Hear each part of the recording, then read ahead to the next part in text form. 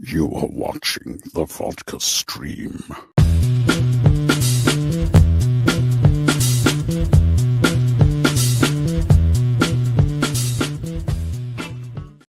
Hey, what's happening, everybody? Welcome to the Vodka stream. It is Friday. Got a little, hey, look at that, making it more neon right here. Why not? Capturing that neon vibe. That's what I'm trying to do right there, guys. Yeah, that won't be like strictly on my I don't know, something I knew I was trying to figure to add to the vibe a little bit. So yeah, why not? And my hair is a mess. I need a haircut, but hey, that doesn't matter. It's Friday. We made it through another week. How's it going out there, guys? Cheers to all of you. All right, cheers.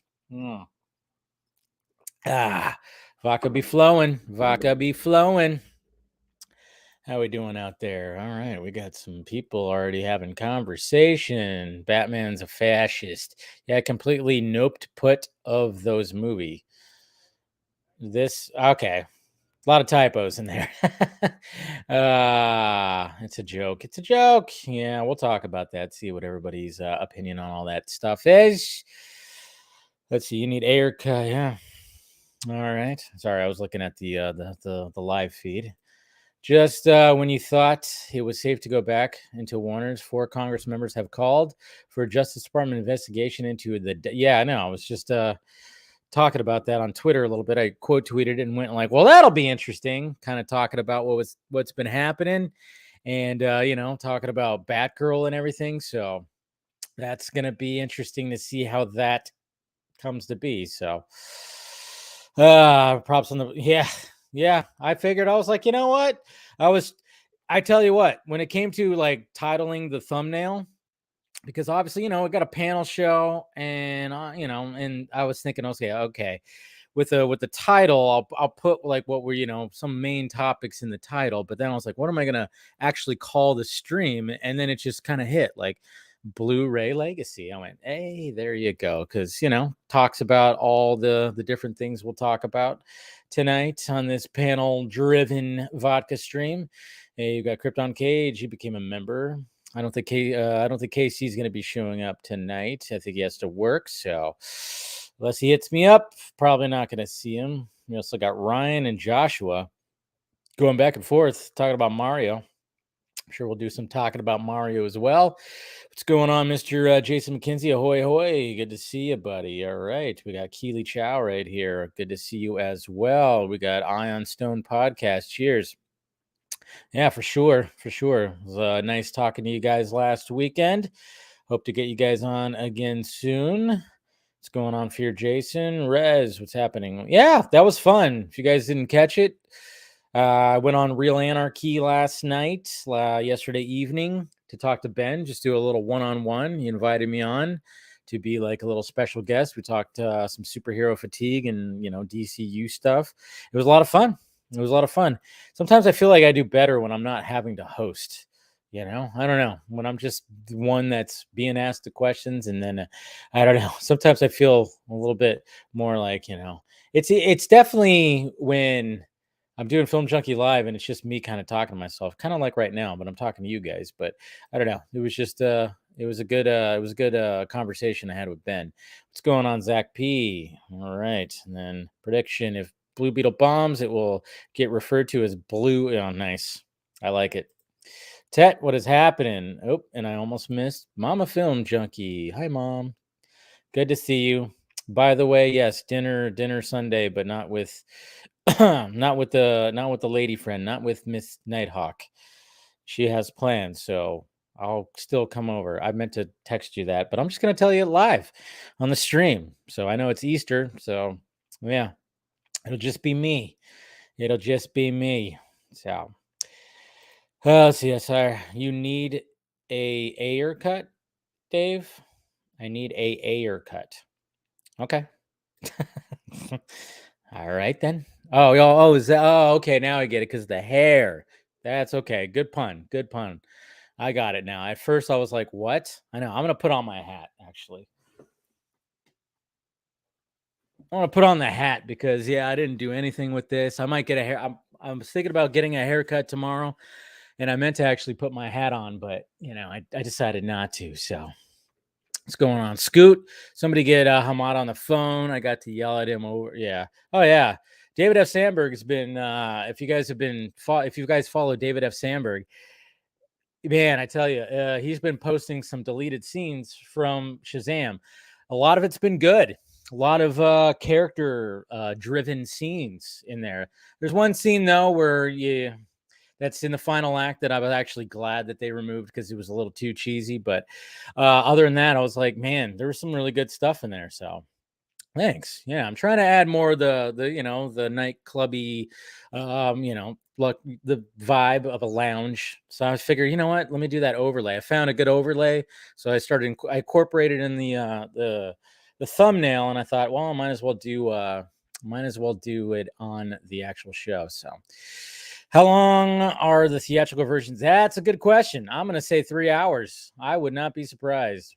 I've heard very much. I've heard that the assembly cut, which is essentially it's part one and part two together, but I heard that thing is super freaking long. So yeah, cannot wait. Hi, Mario Faith Warrior. There you go. How's it going? Hey, Rosemary. Been a while since I've seen you here. Good to see you, Rosemary. Hopefully you're doing good.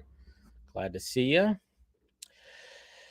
Let's see. We got Shamagic. Good to see you too. Been a little bit too. I always catch your little clips on Instagram and still just scratch my head, man. Good stuff. Blue Beetle, more like Bomb Beetle. Yeah. Ha ha ha ha. Anyways. All right, we got Tyler here too. Okay, good. I'm glad you loved it. That's fine. I didn't love it. I didn't hate it though.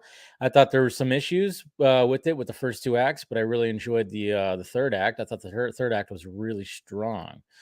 Got ACS here too. What's going on, brother? All right. So yeah, cheers everybody. Hopefully you had a good week. It's definitely, work's been better. Oh man. See, I mean, I'm back to doing like my own thing at work.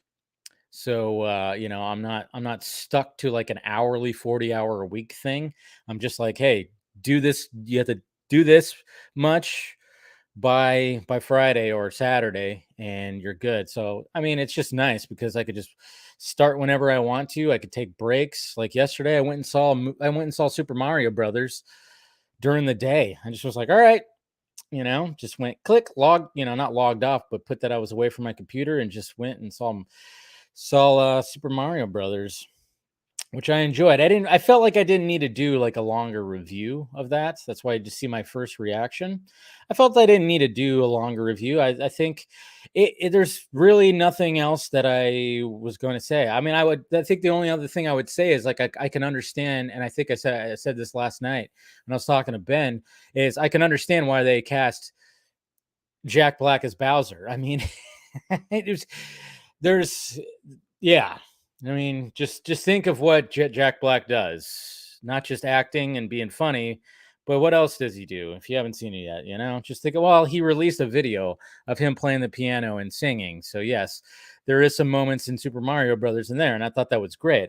I honestly, I don't know what the critics were looking for when it came to Super Mario Brothers, and I'm wondering if just because they hate Chris Pratt, maybe? I don't know. It was just kind of odd.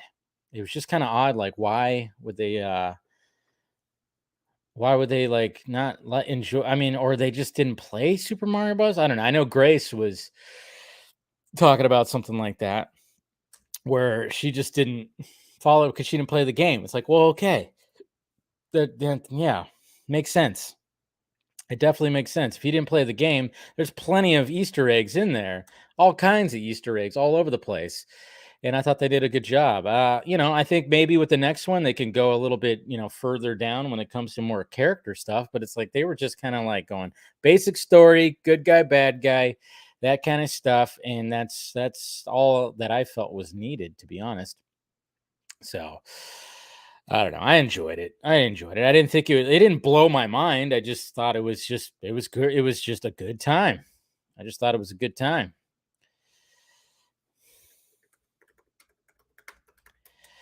Okay, sending out the invites and see who shows up. Let's see. Yeah. Okay. So send out some invites. Oh, let me send up one more. Okay. Oh, not that. What the hell? Come on, laptop. Okay. Anyways. So yeah. I rather enjoyed it. So what's going on? We got Droga, not Draga, Droga. I realized I said that. I've been saying it wrong. So Mr. Axel, good to see you, buddy. Maybe I'm biased. I like Shazam and his family. Yeah, I mean, I like the first one. I really enjoyed the first one. So, you know, I mean, but the second one just, I don't know, it just felt uneven. A lot of uneven stuff. And I think that's part of what David F. Sandberg's kind of doing right now, is showing some of these scenes that got removed that would have made it better. But I didn't hate it though. Like I said, I still enjoyed it, but I really liked the first one. So just woke up. That's right. You're on the other side of the world. No, you smell. Oh, look at that. All right. Whoop. All right. Okay. Got some people that'll be joining in. Let's give them some time. Critics are, yeah, they kind of are, and I'm kind of wondering if that was part of it. I don't know. It's like they keep on going after Chris Pratt, which, yeah, I mean, they still talk about the lie. I saw a tweet today that talked about how he, like, somebody was literally who has a big following, and I think they might be in journalism. So I guess this makes sense because journalism is kind of dead nowadays.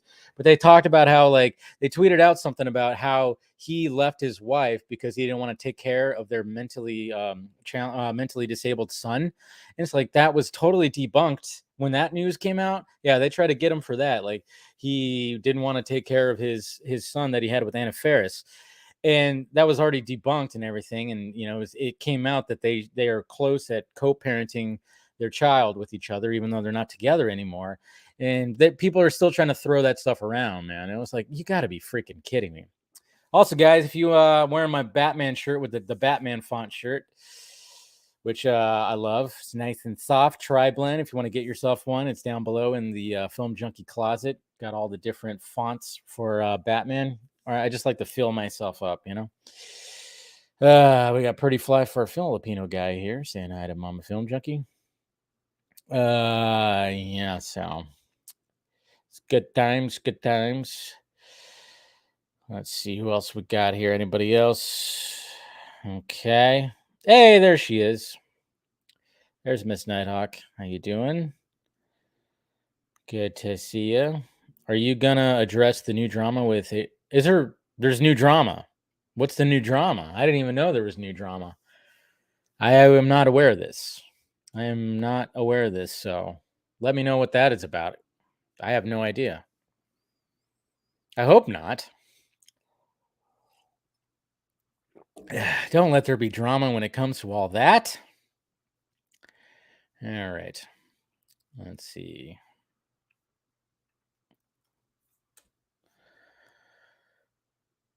Fun, fun, fun. Oh, yeah, look at that. If you're driving home, man, I hope your wife's driving. Just saying. Are you live streaming and driving? How dare you, Ben? Fun, fun, fun. Yeah, there you go. Yeah, glad you saw it. Yeah, like I said, I mean, I don't know what anybody. I don't know anybody was actually wanting about that.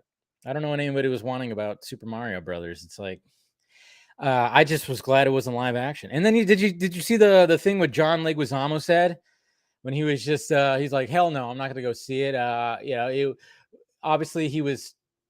I like John Leguizamo, but man, with his recent stuff where obviously when it comes to certain things, I mean, and he shit on the whole concept, the fact that it's not diverse. And I'm like, okay, there we go again with the whole diversity thing.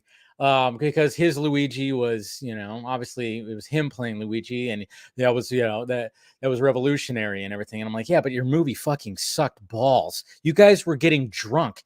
Fun fact: John Leguizamo and Bob Hoskins were getting drunk because they knew how much of a shit sandwich that the movie was. And then all of a sudden he's talking shit about this movie because it's not inclusive enough. And it's like, well, first off, they're Italian. They're supposed to be Italian. I think Charlie Day has Italian descent in him. I'm not sure about Chris Pratt, which is an interesting one. I'm actually surprised that they did. Maybe he does. I don't know. Again, I don't expect when these actors get cast in roles to like put out. I mean, do they have to like do a 23andMe to like make sure they have the right ethnicity like in their background and everything? It's so strange when it comes to that. But yeah, Leguizamo was saying all that. It's like well, oh crap, did I use the wrong one? I think I used the wrong one. Did I might have sent the wrong one. Boop boop boop. Did I might have sent I always never refresh my freaking screen here. I think I did. Let's see here, let me double check. I'm gonna send my invites out again. Hopefully I did not. Let's try this again. Sometimes I forget to refresh my page with the invite, and there we go. Sending the invites. I do this too much. I forget to refresh my page on here. So, anyways, okay, we're good. We should be good now. Boop, boop, boop, boop. All right. Yeah. Okay. I think that's everybody who gets an invite. Mario Brothers was really good. I hope. Let's see. What are we talking about out there now? I just can't unhear. Oh yeah, of course. But it actually kind of worked. I mean, obviously, Seth Rogen. There's nothing that he does to hide his voice. Just talks.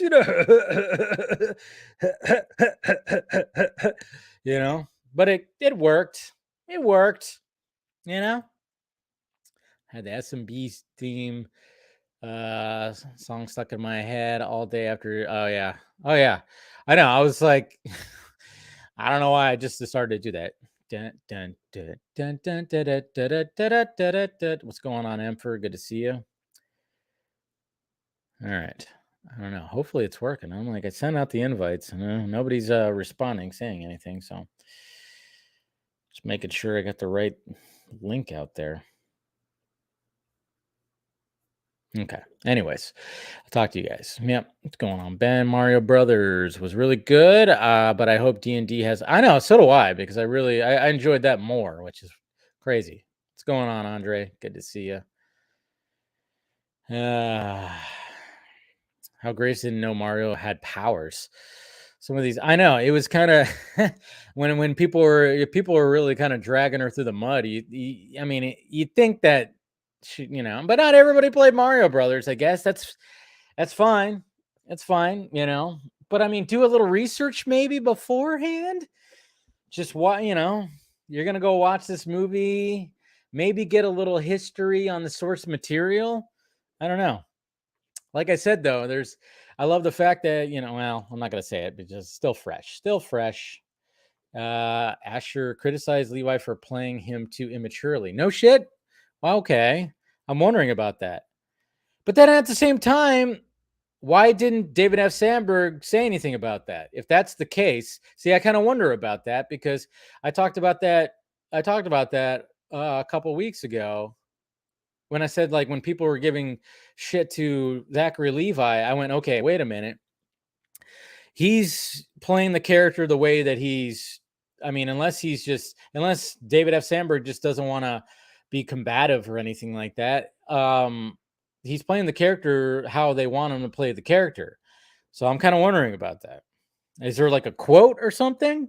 Because that sounds interesting. That just sounds interesting because I think, yeah, that they should tone down the immaturity. I think it does get annoying after a little bit. So I was wondering, didn't they have Daisy? What, Princess Daisy? Or no, not Princess Daisy, Princess Peaches. You're thinking Daisy Ridley? Let's see. Air's a masterpiece, but can obviously. Oh yeah, of course it's not, but it's gonna get a lot of praise, critical praise like crazy, and we're gonna see.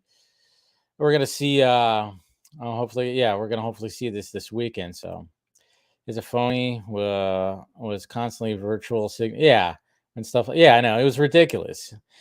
I know he was trying to do all that, and then all of a sudden he just starts shitting on the movie because they didn't cast a Latino to voice Luigi. I mean, I don't know. It was just so dumb. It's just so dumb, and it's like, shut up, dude. Just shut up. I mean, come on. Dave, no, I don't. No, I don't really do that. I have a YouTube channel. I don't feel like I need to do that. I don't know.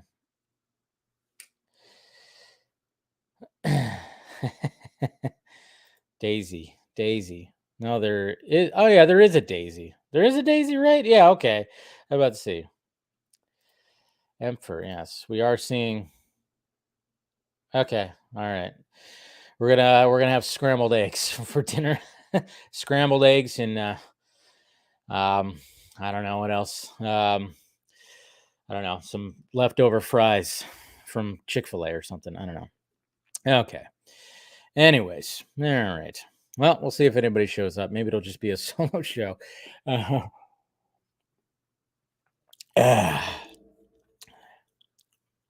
See, now I got the song stuck in my head again too. But yeah, the Star Wars celebration was. I totally forgot the Star Wars celebration was happening, and I wake up to all this news about them talking about a film slate, and it was like, okay, so now we have a film slate for the Star Wars universe. Cool. And then all of a sudden, one of the biggest things was, well, James Mangold's going to be directing one of them, which I thought, cool. And then, of course, everybody's like, okay, James Mangold's supposed to be doing Swamp Thing. Of course, people are talking about that. James Mangold's a pretty busy dude right now because he's got an Indiana Jones movie coming out and he's writing a Star Wars film and a Swamp Thing film. And he reassured people that, yes, he is still going to be taking on Swamp Thing, and so did James Gunn. He tweeted out that, yes, in fact, he's still going to be doing this. So yeah, so that was kind of interesting. And then all of a sudden it was just, oh yeah, we're getting Daisy Ridley coming back to play Rey. And again, it was like, okay, they were never going to stray away from any of that. They weren't gonna stray away from the Skywalker saga, I guess you could say. They're not going to stray away from that. So the trailer's out. What trailer? And you knew they weren't going to do that. You knew they weren't going to do that because it's like, it's always going to be tied to that. But you would have thought they would have waited a little bit longer to bring Rey back. And then it kind of makes you wonder, are they bringing Finn back as well? How much of a role is she going to be playing in this Star Wars film? Probably not as much. She's probably not going to be a main role. I mean, obviously she'll be more of the, like what Han Solo was in Force Awakens or something like that. But I'm still okay with it. I don't hate it. It's just kind of funny because it's like, all right, are they just going to move completely past the whole Skywalker saga now? Or are they going to, what are they going to do? What are they going to do? But it's like, who knows? But they, of course, decided, hey, now we're going to continue on. And just kind of makes you wonder, is like, who from the sequel trilogy, who are they going to bring back in? Are we going to see Oscar Isaac, and are we going to see Boyega as well? So that should be interesting. Mangold's shooting. Yeah, I know. That's another thing. I just read that too on the tweets, that he has a Bob Dylan movie starring Mr. Timothy Chalamet that is back on track. So the dude is freaking busy.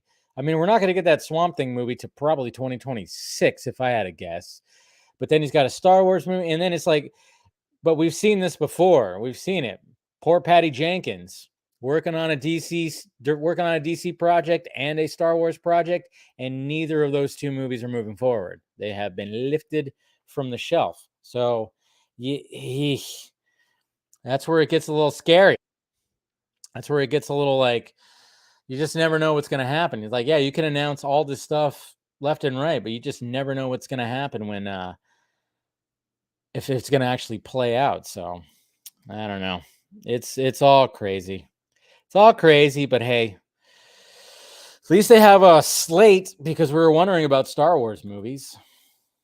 We got plenty of shows, still enjoying the shows on Disney Plus, but man.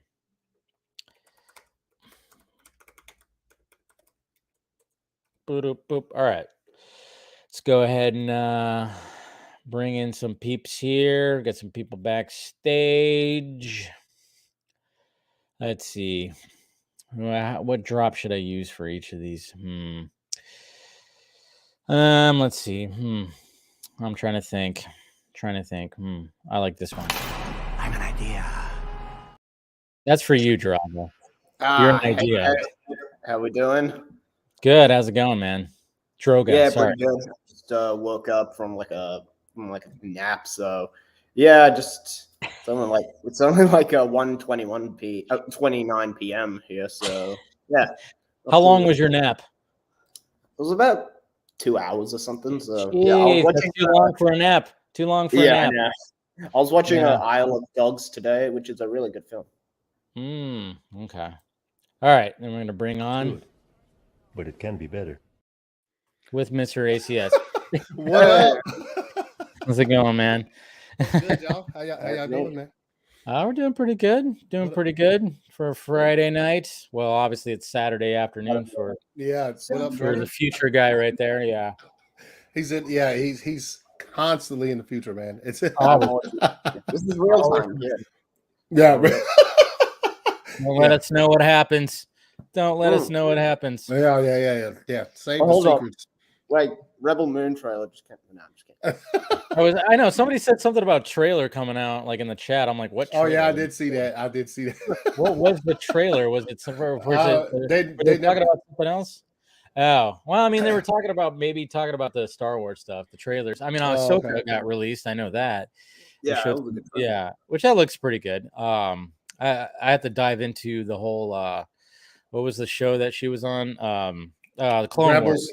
Rebels. Clone Wars. Yeah. Rebels, I still have to finish watching all that to catch up on her lore. So, but I liked her in the episodes that she was in when it came to the Mandalorian or Book of Boba Fett, which one she was in. I always forget. She was in both, right? Yeah. She showed up in both. Mm-hmm. Yeah. How are you guys feeling about what was, with the whole Star Wars celebration, which I completely forgot was happening? Yeah, I forgot that was happening too. Like that just came on short notice for me. I only found out yesterday, And because I remember it was big last year because like the Obi-Wan stuff was happening, Andor was happening, and I think yeah, it was really big last year. I remember. It's like yeah. It's like so many things were there. What about you, Anthony? What were you thinking about the stuff that was released today? Yeah, I was. A lot of stuff got me excited. I tell you what, work was busy today, but I checked my phone, and obviously it's in Europe, so they're ahead of us. They're in the future, just like Droga. So it's like I literally got to work and I just opened up Twitter, and the Nerd Queens they shared the first Ahsoka poster. Yeah. And I was like, oh shit, that's right. They're releasing stuff. And then after that, my phone was just stuff just dropping. I was like, that's right. They're putting out some stuff. So it's always like with that one for it to release that early in the morning, it's wild. But I liked a lot of shit I saw. I did. The Ahsoka trailer. Literally, I was at work watching that shit, and the hair on my arms was standing up. I liked it that much. Like it was dope. It was dope. It just gave me goosebumps. You know what I mean? And it was good. The Rey stuff was incredible for me, just because it's so funny. And I tweeted out about the shit, and probably should have talked as much shit as I did. I was just like, yo, like Lucasfilm pointing and laughing at everybody who hated the way the sequel trilogy ended, you know, with her being Rey Skywalker, whatever. And then they're just like, we care nothing about your complaints. We're going to give her some more movies. And I was just like, yo, that's hilarious. Yeah, but I think I really enjoyed Daisy Ridley in that trilogy. Obviously, look, the sequel trilogy is not perfect by any means whatsoever. But I did. That's one of the takeaways. Once it was done, and once I had time to process that, she was one of the takeaways. I was like, first off, she's just doing what the writers wrote, so it has nothing to do with her as far as she's just doing exactly what the script called for, and giving it a little bit of extra flair, and also they're going to continue with that story, which is it's sort of I don't know if they're sitting there and they were thinking about like the way that the sequel trilogy was like processed by a lot of people. Maybe they're just like, we don't care. We just like Daisy Ridley as Rey, and we're going to continue doing that. But I did like I like the fact that she was back and she was actually there, like showed up on stage. Yeah, it's a good introduction. And got a fire round of applause from everybody at the Star Wars Celebration. And by the way, Star Wars Celebration, those people are there. You know, I some people that I follow who were there who aren't like part of press or whatever, who were just like sharing things. They did say that I saw a couple of times where some of the announcers who were announcing things, whether it be a trailer or whatever, were fucking cold-blooded as far as like toxic fandom. They were just literally like calling people out. I'm not gonna say people individually, but they just called out that sort of thing when they would announce stuff. So especially I think the first time I saw it was when somebody was talking about they're going to let them watch this week's episode of The Mandalorian or episode 7. Yeah. So that we'll get to see it on Wednesday, but they already watched it. Yeah, and they said the presenters there were really just cold kind of to like all that stuff. Well, that's good. Yeah, that's probably how you should be. I mean, be happy about your product no matter what. But yeah, that was. And then look, the I think for me the silver lining and the entire thing was I saw that Indiana Jones. First off, I saw the poster. Oh yeah, I saw the trailer. The poster is absolute classic. You know what I mean? Definitely is. Definitely is. It is. And then I watched the trailer and I was like, man, if the hairs on my arm stood up for the Ahsoka trailer for Indiana Jones, I almost I wanted to go find me a fedora and just put it on my head and nod to everybody because I work in retail, so like there's just nod to everybody who came to the door. It was around with the theme. Yeah. Oh man, Yeah, and look, I know it's as far as the response to the last time we saw Indiana out there, I enjoyed Kingdom of Crystal Skull a lot. So for this one, it's just like, and I heard they're not gonna make any more, which is cool on one hand, but at the same time, you're sort of like, I know he's too like, look, Glenn, he almost died making this one, so it's almost like. And then I saw a picture. Of somebody drew Pedro Pascal with the fedora on. I was like, what is they're leaving money on the table, you know. Ki-Hei Kwan is right there. Pass it over to Short Round. Come on. Yes, it's like dude, right there. Please. He's right there. And I got it that it's a short period of time to sort of plan something like that for something as huge as a Star Wars celebration, but that would have been dope. Yeah, that would have been incredible. That would have been dope. They're leaving money on the table with that. I mean, it's like it's like shoot a freaking scene that they can put. You know, you still have time. You know, they should have shot a scene with them reuniting, and then just do. I mean, he's down for it. He's completely. What would the scene be? Would it be like Short Round? We should talk. Yeah, or something. Yeah, something in that vein. Something in that vein. But we got somebody else joining right now. I will fuck you up. Hi, Saggy. Why? I don't know. I just felt that was fitting. You're gonna fuck me up? Is that what you're saying? No, that's you saying that to people. Yeah, that sounds about right. I mean, okay, see, there you go. It's not me. Anytime that it's you saying that to people, especially in your phone. I imagine you do that when you're reading tweets sometimes. Pretty much. I say it in my head, but I don't say it out loud. Oh, okay. You could say it out loud. I heard you guys talking about Star Wars. Star Wars. Yeah, we're talking a lot of Star Wars. I went on a massive rant today about Star Wars. I was like, it needs to die. They already freaking stopped the Empire. What else? Why is there always some more evil happening? Just end the goddamn series so everyone can stop bitching about it. It always makes a return. Yeah. For real. No one's ever really gone. Right, like everyone dies. Then, like a few movies later, somebody who you thought it was dead comes back to life. Somehow, the Force or something, they farted. I don't know. But, like, somehow. Force fart. Don't do a force fart. You might get more than you wanted. I'm just saying, I'm so, like, I like Star Wars. I just started getting really into Star Wars because I never really liked Star Wars in the beginning because I forgot what I was into when Star Wars was really popping, but I wasn't really big on Star Wars for a while. I know you always laugh when I say Star Wars. Well, yeah, because you say it repeatedly, like you're doing it on purpose. No, it's not. Yes, you are. Yes, you are. No, I'm not doing it on purpose. It's just how I talk. I know, no, but you're saying it repeatedly. So then, for anything, the accent is dope. No, it works. It works. We love it. Star Wars. I'll try not to say Star Wars too much when I'm talking about Star Wars. We're gonna watch some fucking Star Wars, man.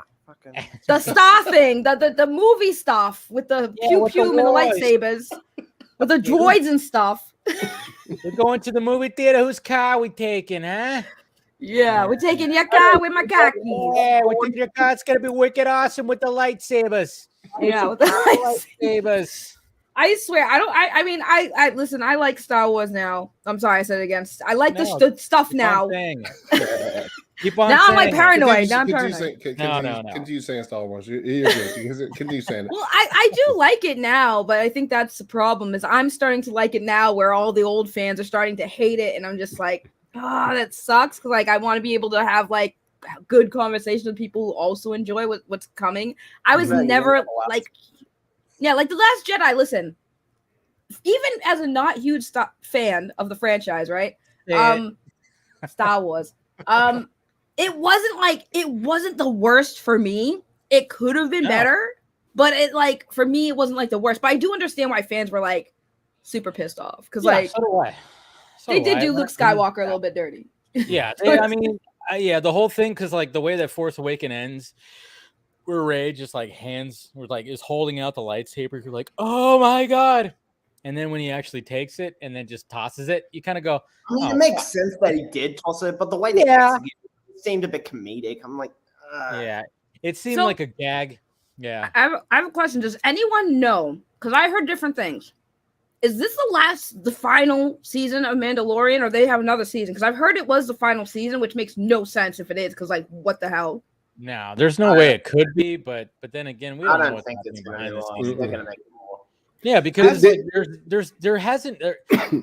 I mean, it's basically it started off with Din trying to get back onto the good graces of the Mandalorian, and of course they had to all leave and leave their planet or whatever the hell, and they're in the cave and everything. And I thought that was a cool aspect of it. I was like, okay, yeah, they're trying to find a new, and then he's trying to get back on the good graces, and he slowly is. But then at the same time, it's like Grogu is like, all right, is he becoming a Mandalorian? He, there was that episode where it's like, okay, you're gonna get your first little piece of, melted Mandalorian steel. Usually, you get it at a discount price, little guy. Yeah. But I'm like, but then there's only 2 episodes left, and I'm like, what else? I mean, there's no way. There's no way that this is the That's last what season. I thought, because I saw people saying that this might be the last season. I'm like, but how? It's like they didn't even get there's 2 episodes left in this season. How could this be the last season? Like, are they just gonna wrap it up? No, I think as far as that goes, I think if you're a fan of all of that, you got a little bit of an inkling of closure, because when they announced several movies today, 2 or 3, but the Dave Filoni Star Wars movie that they announced is supposed to wrap up The Mandalorian. That's right. Yeah. So at some point in time, those series are gonna, I guess, have some kind of cliffhanger finales, and then there's gonna be a movie that's gonna sort of close all of that out, which is dope. I think that's for that dude. Man, that Filoni's a lucky dude, man. He got in good with George Lucas, and he made him like a right-hand man, so to speak. And then when it came to these shows, he was able to write without having anybody fuck with anything he was doing. You know what I mean? Like, he was able to, he was freely able to put that stuff out there. So yeah, I think that's a pretty good idea. We'll see how these series. I don't know if we have to. Obviously we're gonna have to wait for this season of Mando to be over, and then probably another season, and then Ahsoka, which doesn't start until August, and then what was the other one that they were talking about? Acolyte, maybe. Yeah, Acolyte. You got Acolyte too. Yeah, I know that one was announced. I'm talking about the ones he's supposed to be wrapping up with his wait, somebody put it in the end of the. Oh, okay. It's basically Mando, Ahsoka, and the Rebel saga. So. Oh yeah, Rebels. Yeah. Rebels. I still have to watch Rebels. I'm at the point where I was literally I went off about Star Wars, because I was like, guys, the story's over, okay? Luke Skywalker, Han's, their story arc is over. You're never getting that story. They're not going to get a continuation of where they are now. It's Luke's gone. Rest in peace to Carrie, and Harrison Ford's old as hell. I don't want to see Han Solo struggling to get his blaster to shoot some people. See him struggling to whip a motherfucker in June. He is the same. It's the same. It's the same thing pretty much. So that's I did see one particular shot in the trailer, that the Indiana Jones trailer they put out today. I was like, Mangold did come out and say that he doesn't use what's that thing called that they use in Mando, that oh yeah, the volume. Yeah, he's not using that. But that doesn't mean he ain't using some CG, because I saw Indiana Jones leap from one car to another on the trailer, and I was like, that's not Indiana Jones. That's no way. Yeah, I'm sitting there that's not Harrison Ford. Yeah, but I think they're gonna make him look good doing it. But yes, I do get the statement of Harrison Ford is an older guy, and the reason why, besides other reasons that are out of everyone's control for the movie being delayed or whatever, one of the reasons is he almost died on set a couple times. He got broken bones just from. Yeah. You know Yeah, what I it's like mean? Han Solo on the like Nighthawk said with a cane, like you Jawas get off my lawn. What do you guys Yeah. want to see? Han Solo's 401k, how he spends his 401k. Yeah, exactly. How he spends his retirement on a little piece of land. And he cooks the same dinner every night, and or It he's looks at the like it. hospital Looks now. like it. It does look like it. Yeah. That was No. kind of. I was like, oh man. No, but I mean, Well, at He's least going from this to Red Hulk next. So yeah. Oh yeah, that's right. He is. He's General Ross. He's not gonna be. He's not gonna have the mustache. So yeah. Yeah, weird. he's gonna be General Ross. I forgot about that. Yeah. Man, yeah. So the guy, I mean, the guy's not settling down. He's not going to settle No. down for sure. But yeah, I mean, when it comes to Indiana Jones, I mean, obviously, when we see, I mean, we with that first trailer when it was him on the horse and they had that shot, we could totally tell that like he had like a floating face on the horse, and like, oh, that CGI doesn't look good. And I thought they did a good job with this trailer. They show that shot, but they don't show like the full. They show like the shot of him like turning and leaving on the horse. So like, good job, you guys saw people going, yeah, that shot looked like ass, because we could totally tell that was not a finished shot of him on that horse. Yeah. But yeah, the trailer was great. I thought it showed a little bit more of like, okay, the relationship he has with his goddaughter. I was like, all right, cool. Now that makes a little bit more sense. Of course, there was a lot of people that were freaking out over on, a certain side of when it comes to entertainment news and stuff. They were like, they're replacing it with a woman. It's like, no. Relax. It's just a character in Relax. the movie. Obviously, they probably made about 17 videos about it. Calling Disney, doing all that stuff, but or Lucasfilm. But at the same time, it's just like, all right, it's just that it's a goddaughter. Yeah, I mean, it could have been a godson, but we kind of got that. We got Shia LaBeouf last film swinging from vines with monkeys. So I will. It was George of the Jungle. Yeah, it really was. That scene was. I remember people laughing in the movie theater because it was just so ridiculous. It was just so freaking What's ridiculous. weird? Huh? Like, I remember when like hot women in leading roles was like the thing. Like, guys would be like, "Oh my god, Scarlett Johansson, she's so hot," and this, that. Now, when you have a female lead, it's like, "Oh, woman." Like, what? What happened to you guys? So it went from you guys would sexualize women to like, we don't want to see them at all. They're too afraid. I mean, like, but then at the same time, I mean, the last Tomb Raider movie, I was all about Alicia Vikander, like being in that role. I was like, I remember I rewatched it and I made the joke and tweeted out. This was a while ago, and I went, I want to watch the ADR of her just in like the booth and just going, like that, because she has to make those noises when she's like doing her, tomb raiding, and that's part of the game, obviously too. But they emphasize that even in the movie when she's like doing stuff, it's like you hear her making him like that's all ADR, and I'm like, like she's playing tennis. let me see that video, please. Did you ever play the games, Dave? Yeah. I played the game. Yeah. So I did played you? the whole game with the square boobs. Yeah. So you play the new one, which that movie was based off of? No, I didn't play the new one. I didn't play the new one. I was not too happy with that movie because they butchered that story arc. They butchered that storyline. Yeah, they butchered it. Like, it was so much better in the game, and then they cut out all the key components of like what was going on with the ending. And I'm like, wait a minute, that's not what happened. There was this whole big boss fight because the one chick became like they tried to use her to become a god, and I'm like, you just skipped over that whole ending scene. Like, what? Yeah. Well, I mean, when they try to condense it into a movie, it just fucks it all up. It needs to be a series, apparently, Yeah. Who knows? But we got somebody droning right now. There he is. I didn't guess. Well, I'm just so happy that I jumped in time for the Indiana Jones trailer because I have thoughts. Okay. Good timing. Here we go. Yeah, here we go. Yeah, You know what my thoughts are? Dun dun dun dun dun dun dun dun dun dun. Kind of how we're all feeling about it, I think. Okay. The first trailer was solid, but things weren't finished. The music, particularly, like, I'm sorry, John Williams is doing the score for this movie. We know we're going to get like an epic John Williams orchestral score, and it's just so obvious to me they're still using like synthesized like demo stuff, like the score's not done yet, or they haven't quite put it on there.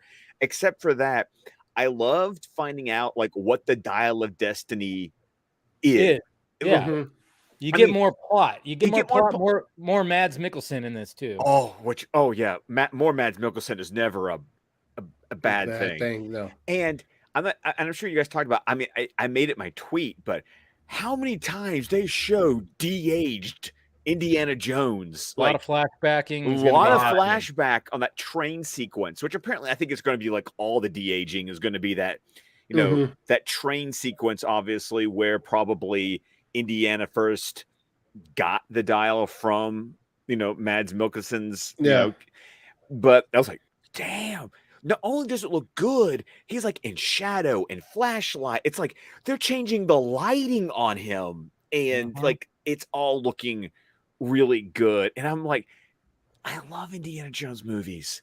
I mean, even a bad Indiana Jones movie is still a good time. Yeah, you know, no, I mean, Crystal Skull is not terrible. It just has. It's not great, but it's not great, but it's not. Yeah, you know, you got Karen I Allen love back. it. You know? And the one I've seen the least is Temple of Doom. I mean, but I really like Temple of Doom. You know? Yeah, and for me, I think I've said this before, but like Raiders is the best. But Last Crusade is my favorite. Yeah, I grew up on so much rewatching The Last Crusade. So when I watch this movie, and I like Phoebe, like I really enjoy Fleabag. I think Fleabag is hilarious. Oh, do yourself a favor. It's only 2 seasons, and they're British seasons, so they're like 5 episodes long or something like that. It's on Amazon. It is so worth watching. It's really she has a cute sexiness to her, like. You know, I don't find her like, oh man, she's so hot. But then I'm like, yeah, but she's kind of cute and funny. You know, when I've seen clips of like Fleabag and stuff, I'm like, yes, there's something like cute about her, kind of sexy, but not. I don't know. It's interesting with her, like. And you would talk about people complaining, like, what do you think Marion was in Raiders? I mean, let's be honest. That's what Marion was not a. All. I mean, yeah, there's some jokes of like when they like they capture her like in Egypt or something, but you know, she wasn't. I mean, the first time we see her, she punches him across the face. Yeah, she's tough. She's tough. She's so tough. And so I don't understand that thing. But for me, someone responded to my tweet like, you know, worried. I'm like, I have no reason to be worried right now. 1, it's a great cast. 2, it's James Mangold. I mean, and just like every great Indiana Jones movie, the Nazis are the bad guys. Yeah. They were like, no, we got to do that. We got to go back to the Nazis thing. But that's what works.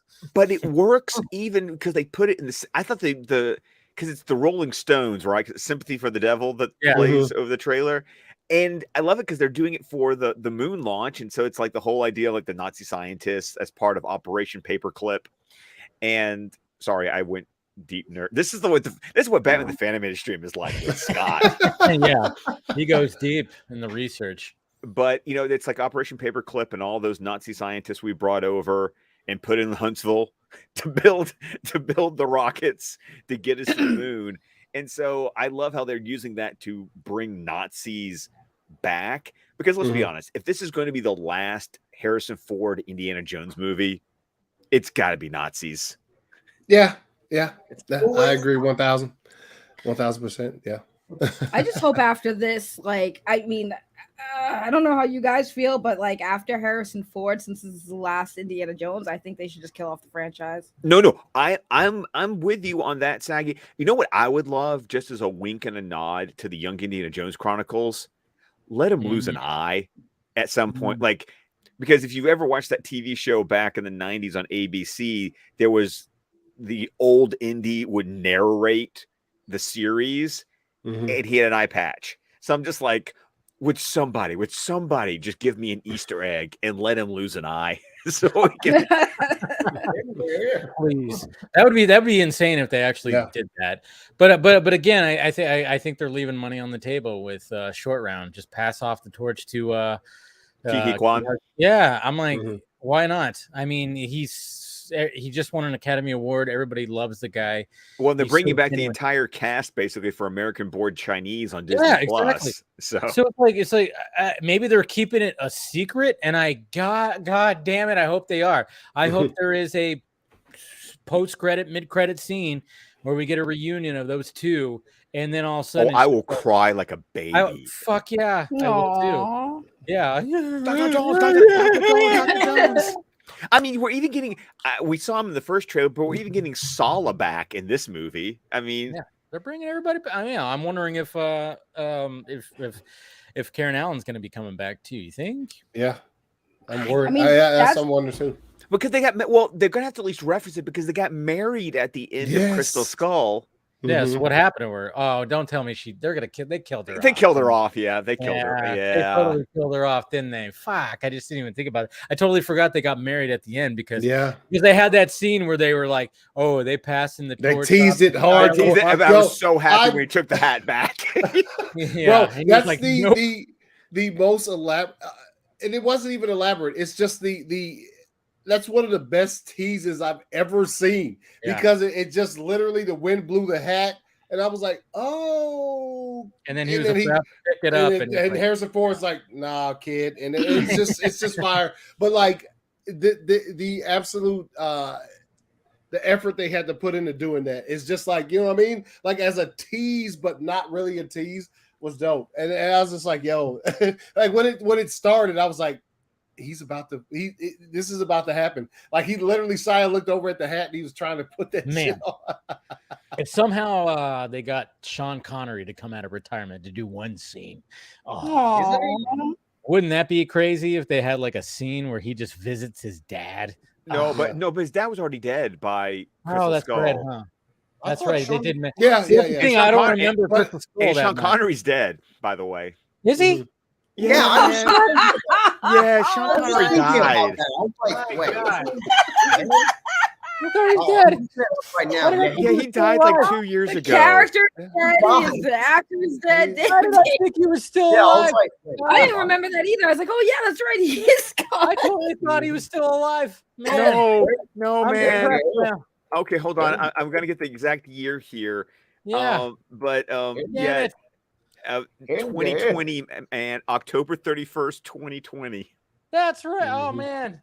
Oh, trust me, that was one of those days that I went, well, my day's screwed. Yeah. Why did I still Oh my god. Oh, by the way, trivia question for everyone. Man. What was Sean Connery's last movie?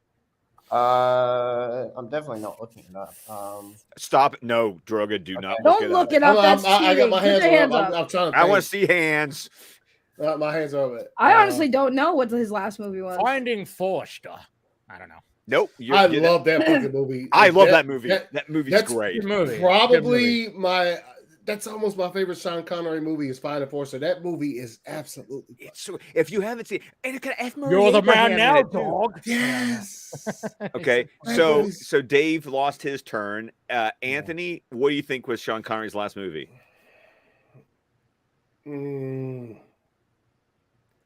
Shit, I don't know, man. Don't ask me. I don't know either. Yeah. And Droga was looking it up, so you. Well, I didn't get. He was in. Nah, I couldn't have been League of Extraordinary Gentlemen. It was League of Extraordinary Gentlemen. It was League. What? Wow, That you was the got last that. movie. Anthony got it. I thought that was too obvious. Well, No. I thought that, but I thought that. No, there's no way. On Wikipedia, it says "Ever to Excel" was his last movie. Okay. 2012. I'm curious about that. Then What is it now? Ever to Excel. Yeah. Dude, No, I but don't if know why. I just blocked that death out. Maybe that was at the beginning of the pandemic. And Yeah, when you were about to say, let's bring Sean Connery out of retirement, I thought you were about to say, let's bring him back from the dead. I was like, wait, what? I don't know why I thought he was still alive, man. yeah, and they already established in Crystal Skull that he was dead. Yeah. that he was dead. That they showed a picture. He was a picture with the guy who was the head of the museum. Brody, yes. Yeah, with the picture with Brody. Like I like how they had him. You know, they put him in like a sort of that frame where it had both of their pictures sort of almost facing each other, but you know, not exactly facing each other. No, that's I remember he's gone, but man, the League of Extraordinary. I remember the movie. I liked the movie, but damn, I didn't know that was his. Well, I'll tell you the truth, Anthony. I enjoyed the movie. I remember enjoying the movie, but when we did a rewatch for Patreon for Squadcast Media, you know how we do all the comic book movies. We rewatched it. It didn't. Even doesn't for hold. me, It doesn't hold. It doesn't hold. It really doesn't hold I up watched for me. it a couple years ago, and I was like, oh, some of it kind of was cool, but I was like, You know one of the best parts of that movie is to me is Dorian Gray. oh yeah. No, but damn. I'm not so, and I'm sure because I hadn't seen it in a while. I'm sure that the VFX do not hold. Probably do not hold. I thought the Invisible Man stuff was, that was VFX. You know what was really great because it was a mixture of CGI and practical was Dr. Jekyll and Mr. Hyde. Yeah. Because Hyde was actual like prosthetics and stuff, so it actually holds up pretty well. It's just the writing doesn't hold up at all. I mean, it's essentially like the Avengers of like these characters. So I mean, and I know that's what they were trying to accomplish when it came to the Dark Universe. After after we watched The Mummy with Tom Cruise, which, oh man, there's just some great scenes in there. But man, they were just like the rest of the time you're going, you have Jake Johnson as your zombie fucking imaginary friend. It's like, what? That whole, I don't know who came up with that concept. First off, why is Jake Johnson like? I mean, I like Jake Johnson. He's a funny dude, but it's just like he's great as Peter Parker in Spider-Verse. Yes, and I love that. He's Peter B. Parker. And I've liked him in a lot of things. He was in Jurassic World. He's in I love the show New Girl. I love that. Oh no, New Girl was my introduction to him. Yeah. Yeah. So he's been around, but it's just the fact that he was like Tom Cruise's partner and keeping up with Tom Cruise. And I was like, bold choice. And then all of a sudden he dies and becomes like a zombie, like imaginary friend. And I was like, what the fuck is this? Like, that's where he started losing it. Huh? It's like cocaine's a hell of a drug. Pretty much. I'm like, yeah. Or psychedelics. Somebody was like tripping on some mushrooms or something like that. Or I don't know. It was just that's where I got lost when I was like, all right, I'm keeping up with this, but I just had a tough time and going because there's like this whole action sequence with Tom Cruise and him, and I'm going, really, Jake Johnson? I'm like, all right. It's a movie I've passed like to this day, still never seen that movie because I've just been like, I don't know. Yeah, I mean, I passed on it too. I did too, Scott. Thank you, Saggy. Yeah. It's just one of those movies. Like, did we need it? Why is this a thing? Like, there's a really cool airplane crash sequence that was badass that they actually released online. It was her and it was him and the girl that's in it. I forgot what her name is, but yeah, they're like the plane is crashing, so they have this sequence, and it is an elaborate, crazy fucking sequence. And I was like, that was the best scene of the whole movie. What is it about bad movies having really great plane crash sequences? Because it's like it's like the one thing we always say about Superman Returns is the plane. The plane scene's amazing. That shit is fire. that plane sequence at the beginning of Superman Returns is incredible, dude. Like they got everything right with that. Even I think I watched it a couple weeks ago, and it still holds up. Oh, it still holds up. Yeah, it looks great, but then the rest of the movie. Yeah. We'll talk about that. Okay, so what did I? So I walked in on Indiana Jones trailer talk, which was fabulous because I'm so excited.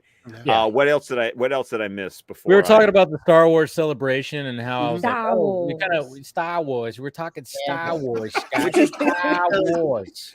When I woke up and I saw there was a trailer for Ahsoka.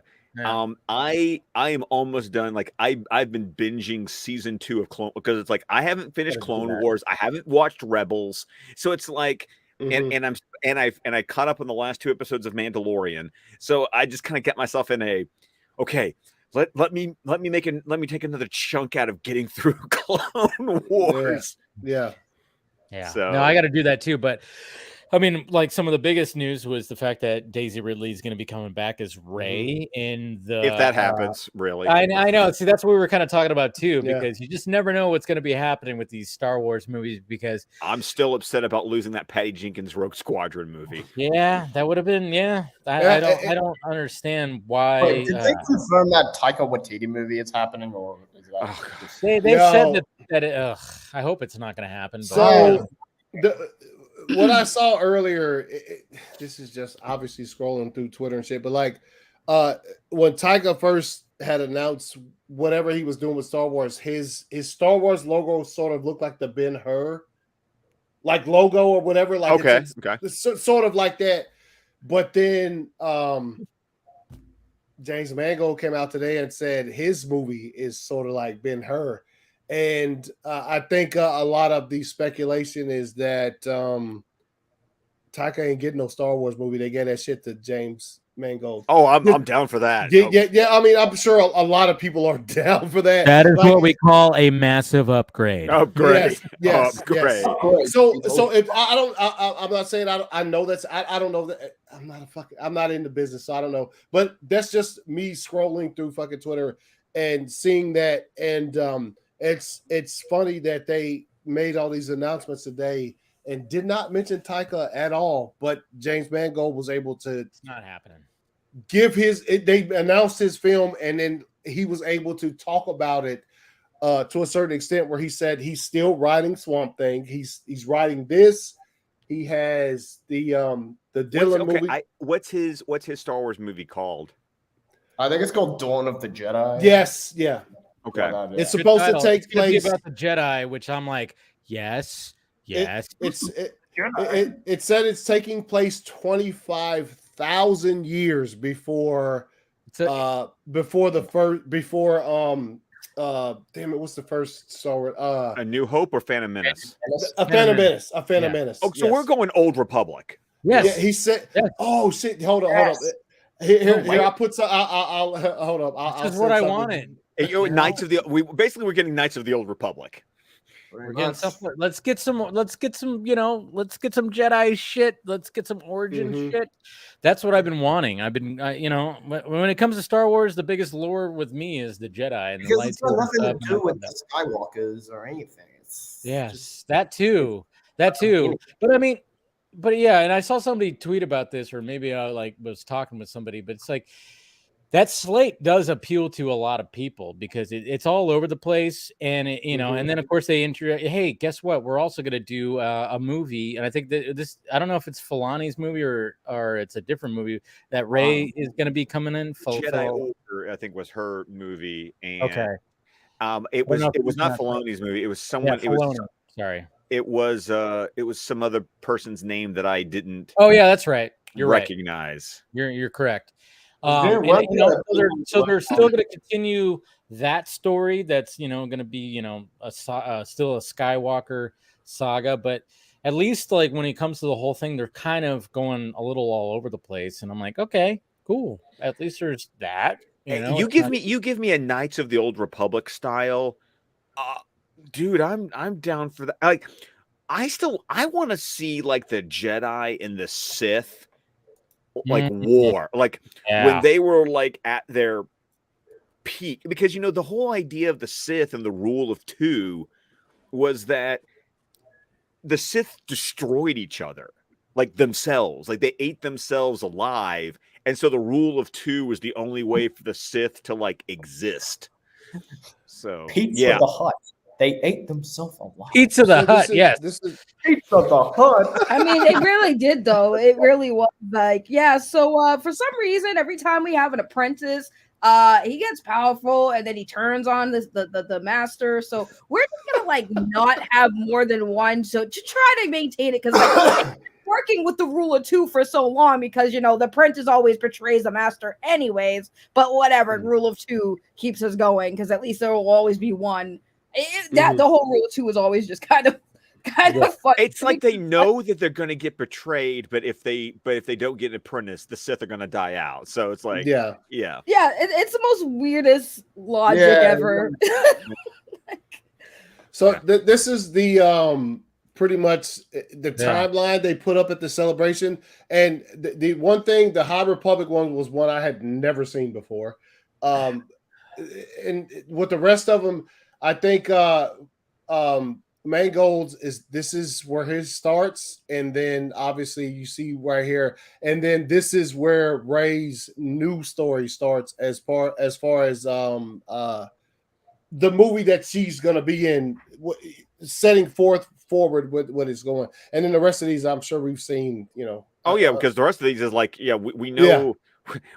If you've watched Star Wars, you know what the rest of these are. Yeah, exactly. So, let me go back because this is this original one says Star Wars timeline: Dawn of the Jedi, Old Republic, High Republic, Fall of the Jedi, Reign of the Empire, Age of the Rebellion, the New Republic, and Rise of the First Order. And at the time that they tweeted this out, they hadn't yet released the one with this last picture here when they announced Rey and she came on stage, or Daisy Ridley and of Rey, she was did her stuff. Yeah. So this is pretty much the direction I guess that they're going in as far as which is fine by me because I'm one of those Star Wars fans that's like I'm the old EU novels, the ones that get decanonized and became the legends, and that's what I always loved because they got to a point where all you needed to do when a new Star Wars novel came out was that you grabbed it and you opened it up, and there was a timeline of every single Star Wars novel and where it related to each book and to the movies. So basically, you bought a new book. And you could literally open it, and the timeline was there to tell you when does this take place. And that's why I love the expanded universe novels so much, was because it was all stories, canon. And then they told like stories that you didn't even need to know. Like one of my favorite stories is about the guy who shot the laser on the Death Star on Alderaan, and he had a pretty tragic backstory. Well, not tragic, but like afterwards he was seen differently upon his peers, and he kind of helped the rebellion by stalling for that, which is what I loved. Like you didn't even have to know that. Yeah, you didn't need to know that, but like they decided to make that a story, which I really loved, and like they made so much. Like, it got a bit ridiculous, like in some places, like there was like a living volcano or something. I don't know. But they weren't all gold. I'm not gonna say that, but boy, did I all volcanoes are living. But I eat them up like popcorn because I was there from.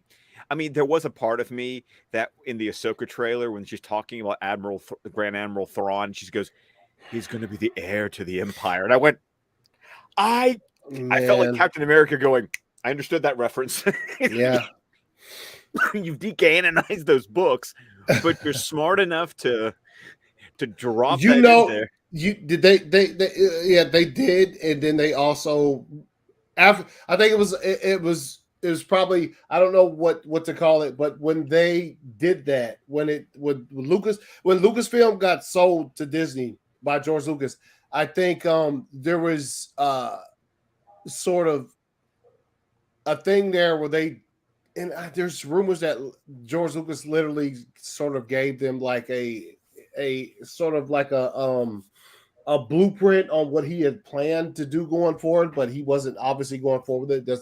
Thus him selling Lucasfilm to them. But I think a lot of the stuff that they said that they weren't going to mess with, they realized like some of this shit's good, man.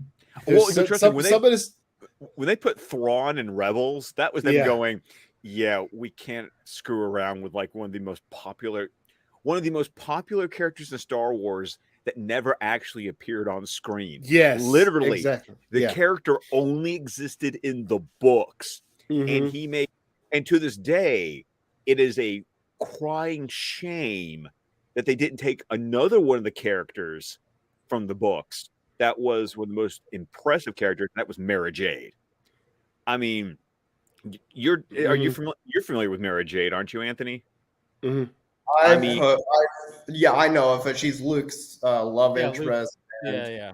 I think she could like end up in this. I think she can be canonized like somewhere like before the Force Awakens, maybe like Kylo Ren killed her or something. I don't know, but she was that was such a cool character. But the thing about like the sequel trilogy and like with Disney in the Disney Star Wars era is just part of the thing that annoys me as an EU fan is like we want to get rid of the EU canon, but we're quasi smart enough to like go, but we like this thing here and we like this thing here, so we're going to like pluck it out of that EU canon and kind of do our own thing with it, which hasn't always.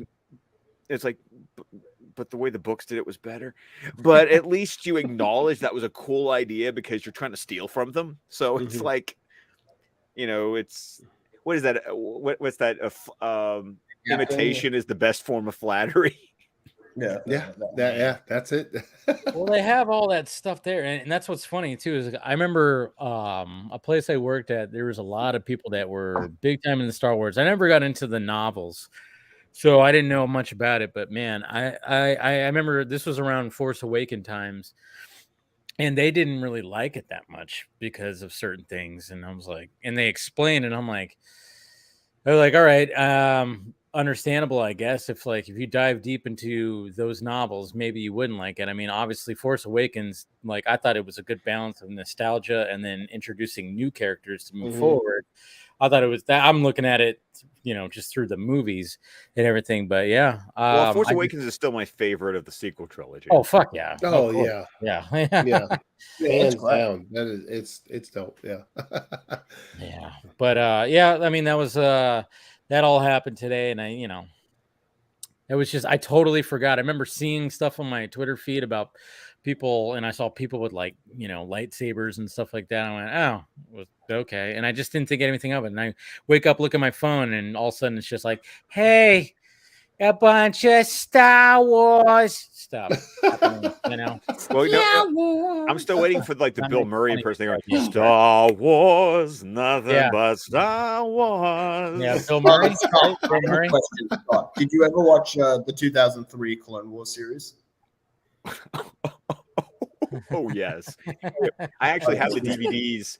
I watched them on Cartoon Network right before Revenge of the Sith came out, and and that's another thing is technically people say those have been decanonized, and yet characters from there show up in the CGI Clone Wars, and it's like if you haven't watched the 2003 Clone Wars, then you don't have the backstory for the Clone Wars proper series. I mean, the coolest thing I loved about that 2003 one you're talking about was they explained the weird Padawan braid and how it's actually part of the initiation rite when you become a Jedi Knight that they cut the braid off.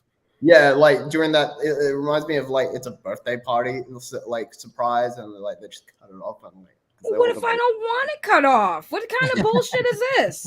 I've grown attached to the damn braid. But you remember, Sag, you remember, Jedis must have no attachments. Yeah. That's why Jedis are dicks. Can I just be honest? Jedis are dicks. That's why they can't send images. You have no one to blame for Anakin turning to the dark side, but your bullshit friggin' Jedi laws. That's literally why he lost his fucking mind. It's Saggy, and that's the point the movie's trying to make. Yeah. The crazy thing is, it's the Jedis are supposed to be the good guys, but they're dicks. Yeah, they are. You can't fall in love or have babies. Otherwise, you can't be a Jedi. I'm sorry, does my force powers just stop working because I'm getting some strange on the side? I didn't know that's how it works. No, I get laid and my powers disappear. But the whole point of them becoming the army and the warriors over the course of the Clone Wars, they're supposed to be peacekeepers, not supposed to be a standing army. So they're monks. They're monks. They're supposed to be monks. Yeah, that's monks during World War II or something. I don't know. So, but it's kind of the point about how the Jedi lost their way, and that's the point they make. I mean, that's kind of the fun. As much as say, my problems with The Last Jedi don't have to do with the Luke parts, but that conversation that Luke has with Yoda's Force Ghost is the whole point is we screwed up. Yeah. The Jedi went away because we messed up big time. We try to be these certain people, but yeah, I do want to see like this just Jedi that is like trying to like, I don't know. I just I don't know.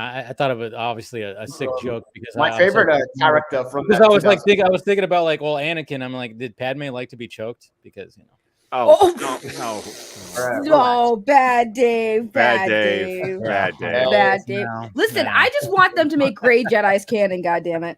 Oh, Make yeah. Grey No, we gotta Jedi's get that. canon. Yeah. Because like Scott, like that character. My favorite character from the 2003 show is that bounty hunter Dirge. I thought he was a badass. Yeah. He's like that scene where he's like killing all those troopers, and then like Obi-Wan just explodes him. That's such a cool scene. Yeah, that particular one is. I'll tell you what, and it's amazing to me how many like Star Wars fans haven't even seen that shit. That's it. The first thing of that I saw was just when it shows Mace Windu in that field with those droids, and it is fucking. I was like, "What? Yeah. Wait a minute! I need to start this from. What is this shit?" That is probably for me the best Star Wars animation that I mean, not the style of animation, but just the show itself. And it's what is it? 7-8 minute episodes every episode. If that. It's a bunch of those, and I too have the DVDs with all of them. That shit is so dope. But you gotta remember 2000. But you gotta remember like 2003 to 2005. Like we're in this world where it's like we're all watching those shorts. I'm playing the Revenge of the Sith video game that came out on like Xbox, like old school Xbox. Right, but like you almost didn't want to play the game because it spoiled the movie. Like the Revenge of the Sith game. I had a PlayStation 2.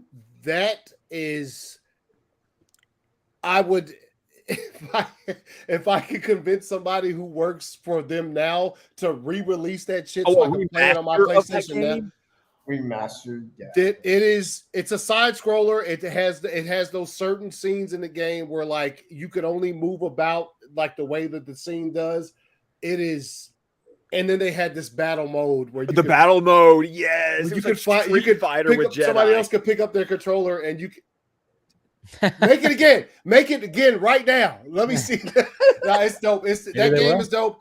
But the animated show that we're talking about is Thank you, Bo. You are so right about this. Yes. Jason Solo was an incredible character. Yeah. That animated series is if you're a Star Wars fan and you haven't watched that, like as it fits into like literally that's like obviously we've seen it happen since then, but at the end of that series was the first time I saw that where like the ships, Anakin and Obi-Wan's ships were flying, and then it just turned into fucking episode 2, like or episode 3, like episode 3, yes. Yeah, I hadn't seen that at that point in time. Like it just turns into it. Like the ship, they're saying we have this mission to go free the Chancellor. And it just turns into episode 3, and then it just and because like at the end of that series, like one of those, I can't remember her name. She dies all the time in Star Wars. It's the same species as but yeah, she gets captured by Grievous and stuff, and then like there's a deleted scene where she does like get killed by Grievous. I'm trying to remember her name. Someone in the chat could look it up, but we got somebody else joining right now. Ray. What her name is Ray! Shakti. It Her name is was Shakti. Yes. I was just thinking about that. Yeah, I thought I said it in time before you pressed the button, but I knew it was Ray. I always know when Ray is coming. I sense his force. She was a well, you know that's just you're my black up, Saggy. I appreciate that. Yeah, anytime, Ray. Anytime, Ray. I got you, homie. But no, that was I wish they hadn't deleted that because that and the Dagobah scene where Yoda like lands on Dagobah like in exile. Those are the two scenes I wish they hadn't cut out.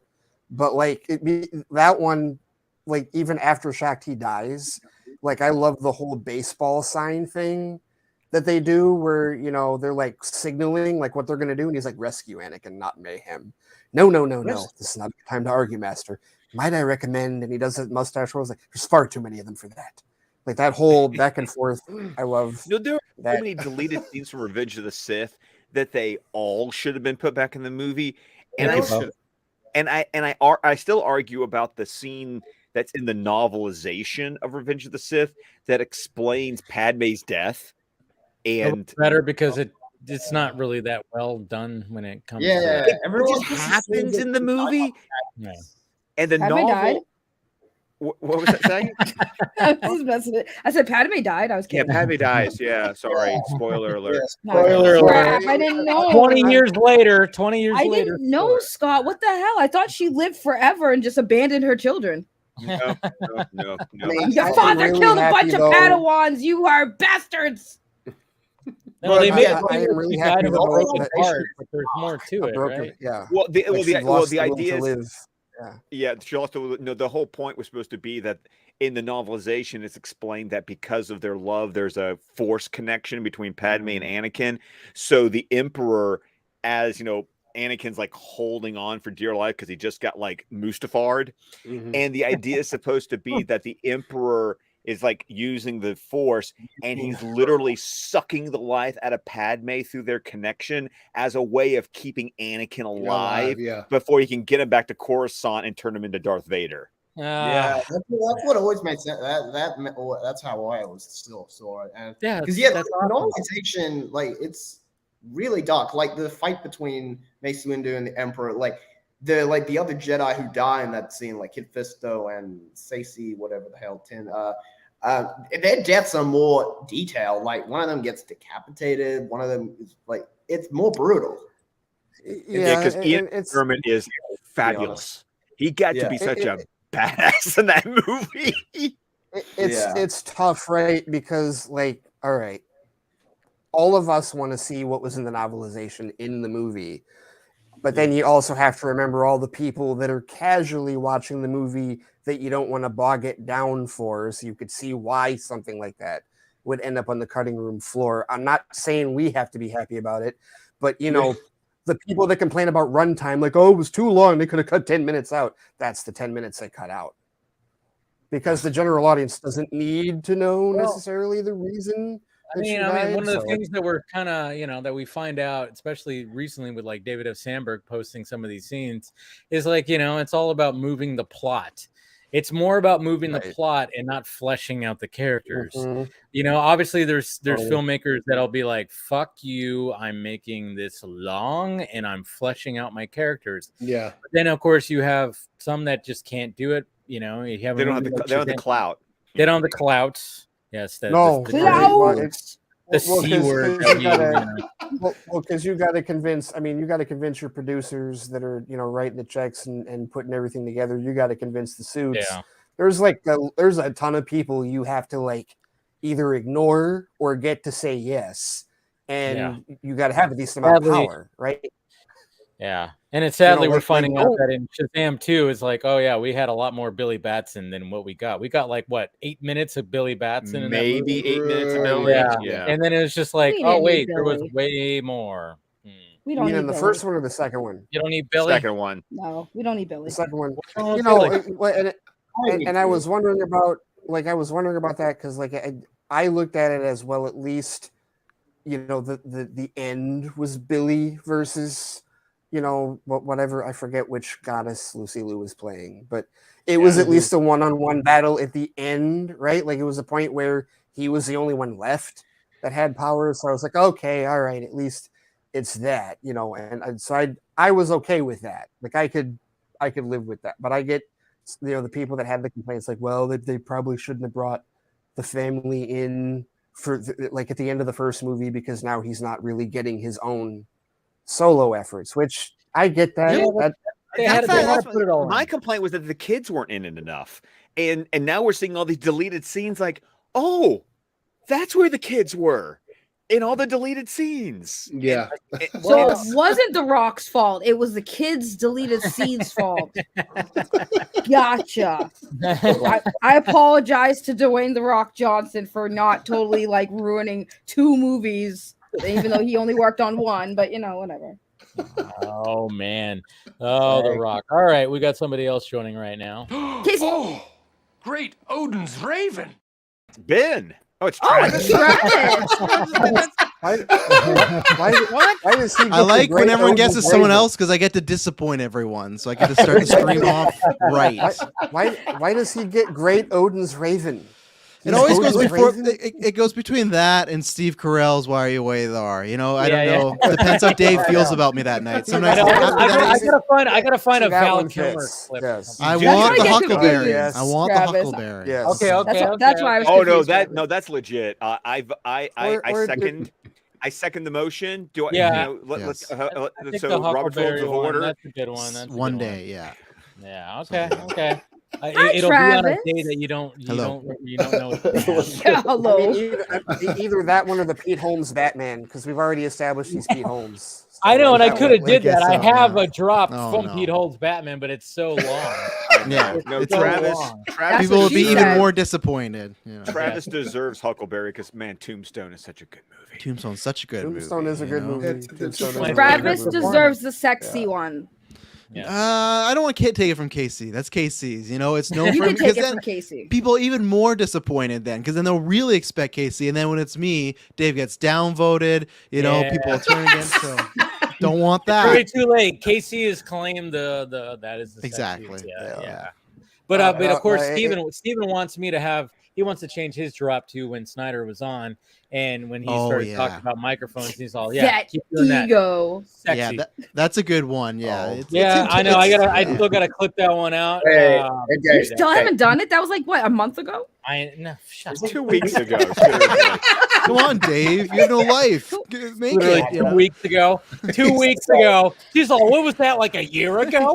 My God. Yeah, it was like a month ago, Dave. What the hell? 2 weeks. Gotta be that one from Bellevue Hill Cops. Where You that sure? one Because guy- it feels like it was a month, Dave. That was No, it was 2 like- Fridays ago. Well, What no, about- I'll what agree about with saying Beverly that Hills it Cop? feels like a month. I was though. there.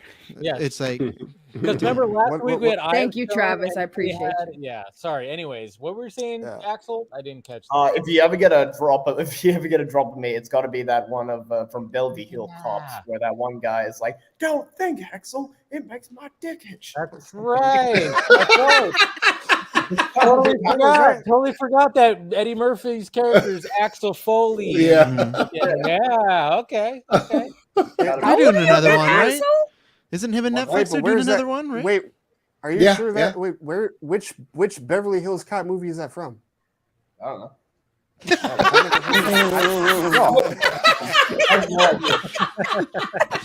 It exists somewhere in the 20 years. In it the exists. canon of Beverly Hills Cop, it is. I'm asking because I love those movies and I don't remember that line. I want to know where that scene is. The movie's on fire. Jujule it. I know you got gotta 3 to jujule it. choose from. Mm. It's Yeah, like, you got Yeah, jujule it. Axel's They're all- looking it up right now. They're all good. I enjoy all of them. Yeah, they are. Seriously, like they're all, and I'm looking forward to the Netflix one. yeah. Yeah. I Yeah. know.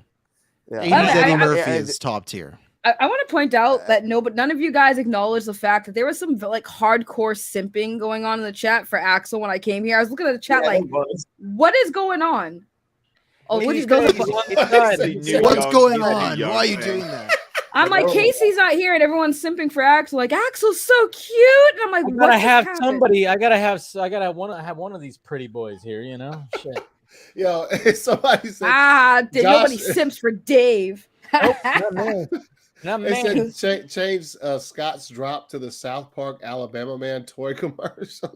I don't even know this. Which episode I is don't this know from? what that I is either. don't know. It's just, But I'm dying to know now. Like, Yeah, might have to like find that one and look it up. That'd be interesting. okay, no, I'm actually doing this right now. Like my Do it. curiosity is like too big. Yeah. Do it. So, But, question: yeah. Okay. Did Go ahead, you Peggy. guys talk about Blue Beetle, or did I? Or, Yeah, or we not haven't yet? done that yet. We're getting to it. Okay, I just wasn't sure if I missed it. Well, we started off with the Star Wars stock. So yeah. Well, I wanted to piggyback off of Anthony's. But when he was talking about the clone that short Clone Wars cartoon, and What the hell is Which that? movie is it from, though? Okay. No, I know what it is. No, he didn't say it. That's Inspector Todd. That's Inspector Todd. Hill. Yeah, that's the second movie. Okay, yeah. All right, there you go. Mystery solved. We did it, Mystery. So I met him. I met him many years ago. Like he was a Detroit council. He was a Detroit city councilman, and I met him like at my elementary school, like many years ago. Before he died, I forget how long ago he passed, but he was like from here. Like he was like part of Detroit City Council. Like he was like literally like those are, you know, like they spend like a day or two filming in Detroit for all those movies.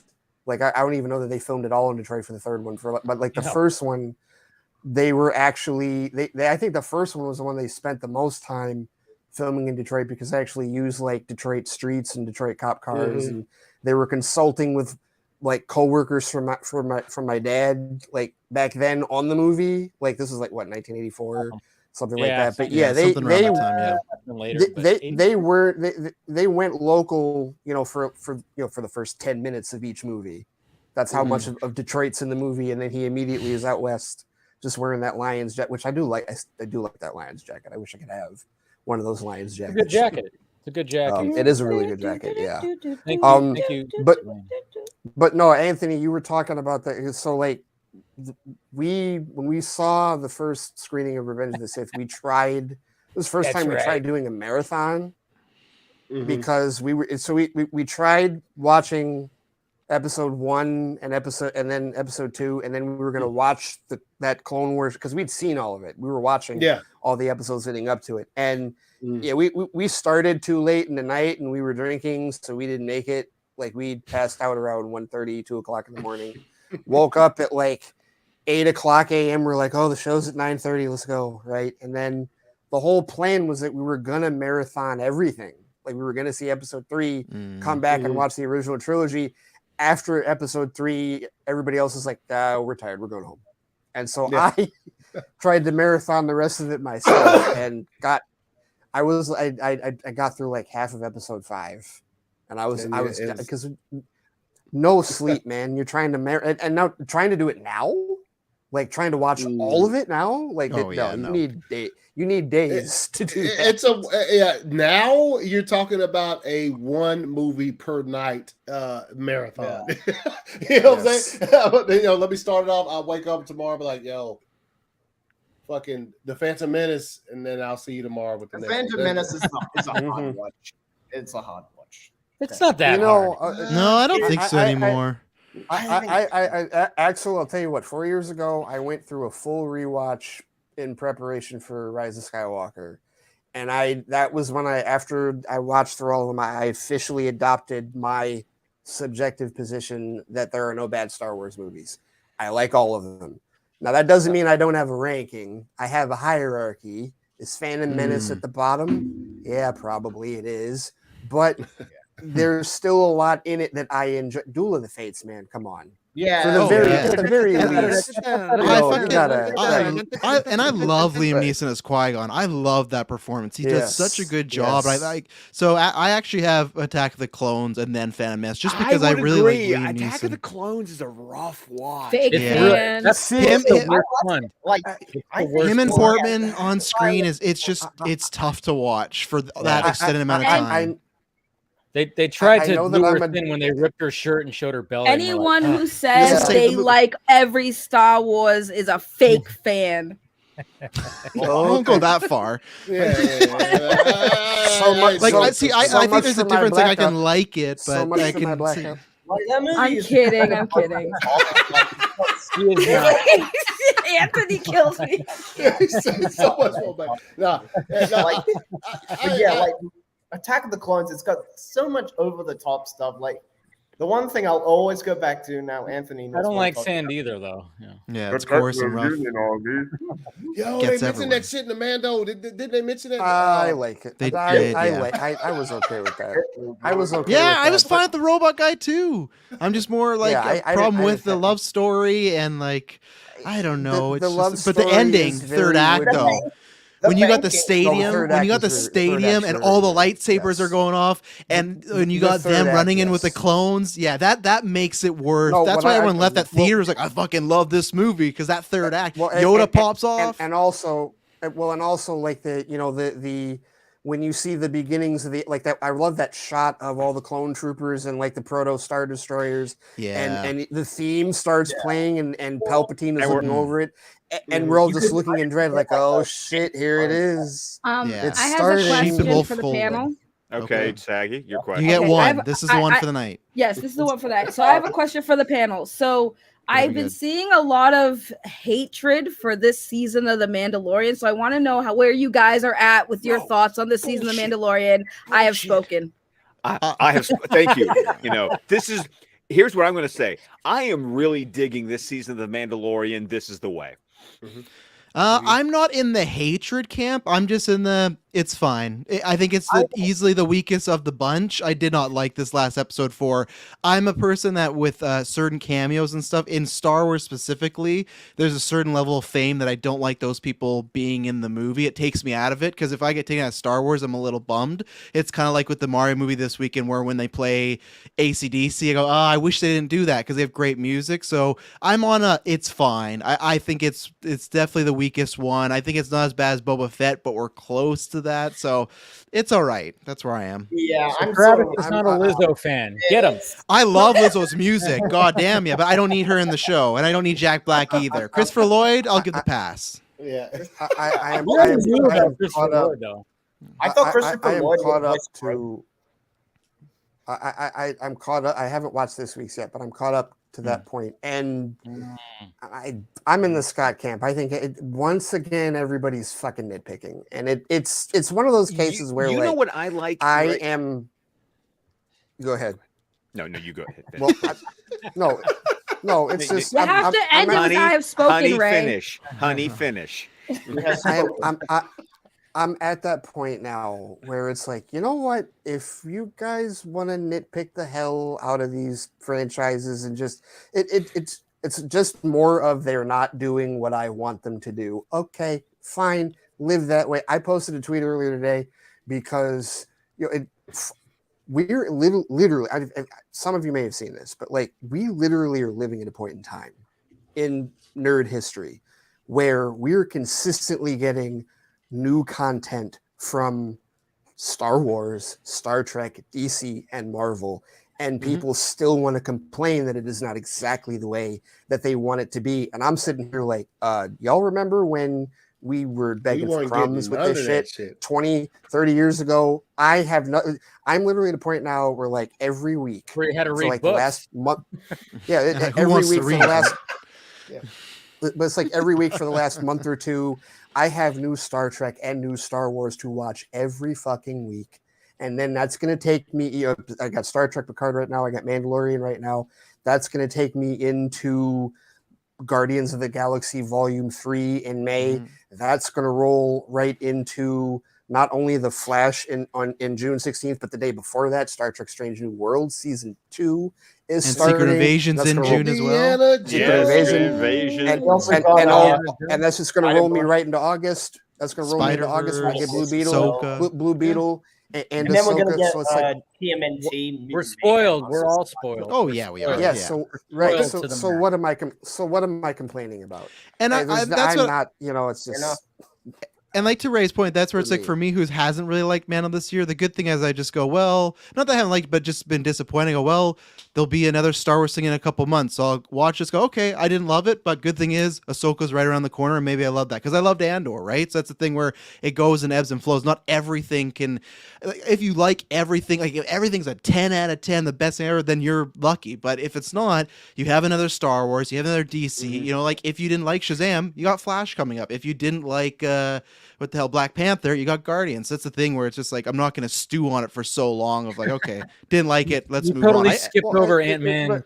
Right. I forgot. No, I didn't mean that as a dig. I legitimately forgot that was the last one. Did. Yeah, you did. Travis throwing and to be shade. clear, it's not even that everything is a 10 out of 10 for me. It's just that no anything like because I have hierarchies. Like if you want to ask me what do I think is the best Disney Plus Star Wars show, I do think Andor is the best out of all of them. But I still like Obi-Wan Kenobi. I still like the Book of Boba Fett. Right? I have a hierarchy, and I'm just at that point where it's like, okay, anything that I don't care for, like any of the issues that I had with the Book of Boba Fett, it's like it's just they're not enough for me to give that much of a shit, truthfully. And for me, I'm enjoying all the Mandalorian, and I don't mean like Mando, like Din Djarin, but I'm loving all the Mandalore. That's what I'm liking too. Like I'm really I have I've been kind of questioning where the season's going, but anytime that they're just having the Mandalorian do the Mandalorian stuff, like when they chased after the dragon bird thing, and and I'm just like, I was like, I really dug that. That shit was fucking awesome, Or as Anthony says, somebody did you see the when they took Navarro back from the Pirates?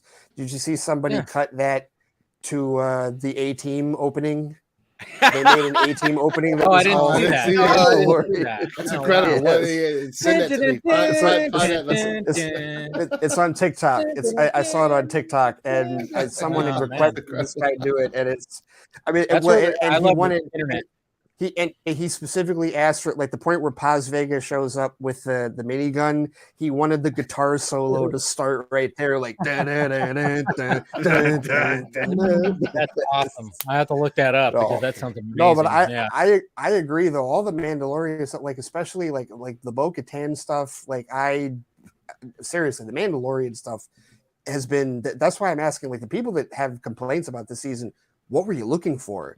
Because we knew that this was going to be about them taking back Mandalore, and it really is about. I think the complaints can be about how it's still executed, though. I think the dialogue is very, very shoddy. I think we're missing a lot of story stuff where each I won't say each, but lots of episodes you get 5 minutes at the beginning, 5 minutes at the end of actual of this Mandalore stuff, and then it's an adventure that sometimes feels very Saturday morning cartoonish. So if you're not into that type of stuff, anytime that Grogu does a flip, I go fuck. Oh, I know. I'm just they should have never brought him back. He's there for no reason. He's there for absolutely no reason. Shut your freaking mouth, Travis. You shut your Grogu. No, I didn't say kill him. I didn't say kill him. He's gonna be in the Rey movie. So they could just brought him back then. Stop this Grogu hate. Grogu is a national treasure. I just think that they definitely ruined a lot of that emotional arc to me at the end of season 2. And I was like, okay, I'm willing to give it a chance. What are they going to do with Grogu? He's nothing. He's just there as to sell more toys. He's learning how to be a Mandalorian, Travis. Have you not been paying attention? 2.5% of the show. The rest of the stuff, he's flipping. I want his armor. And he's touching food. Because he's using his force powers with the flips and showing his progression. Oh, right. He moved a ball this episode so Lizzo could win her game. Fuck. Yeah, that's what he's getting better at his age, Travis. We had to ruin the Mando season 2 finale for that. Travis. Just so Jack Black could be like, I got a picture with Grogu. Look at me. I'm Jack Black. He doesn't have stormtrooper aim, Travis. He's learning how to be a Sure, he could have been learning with Luke. I will fuck you up. I think Luke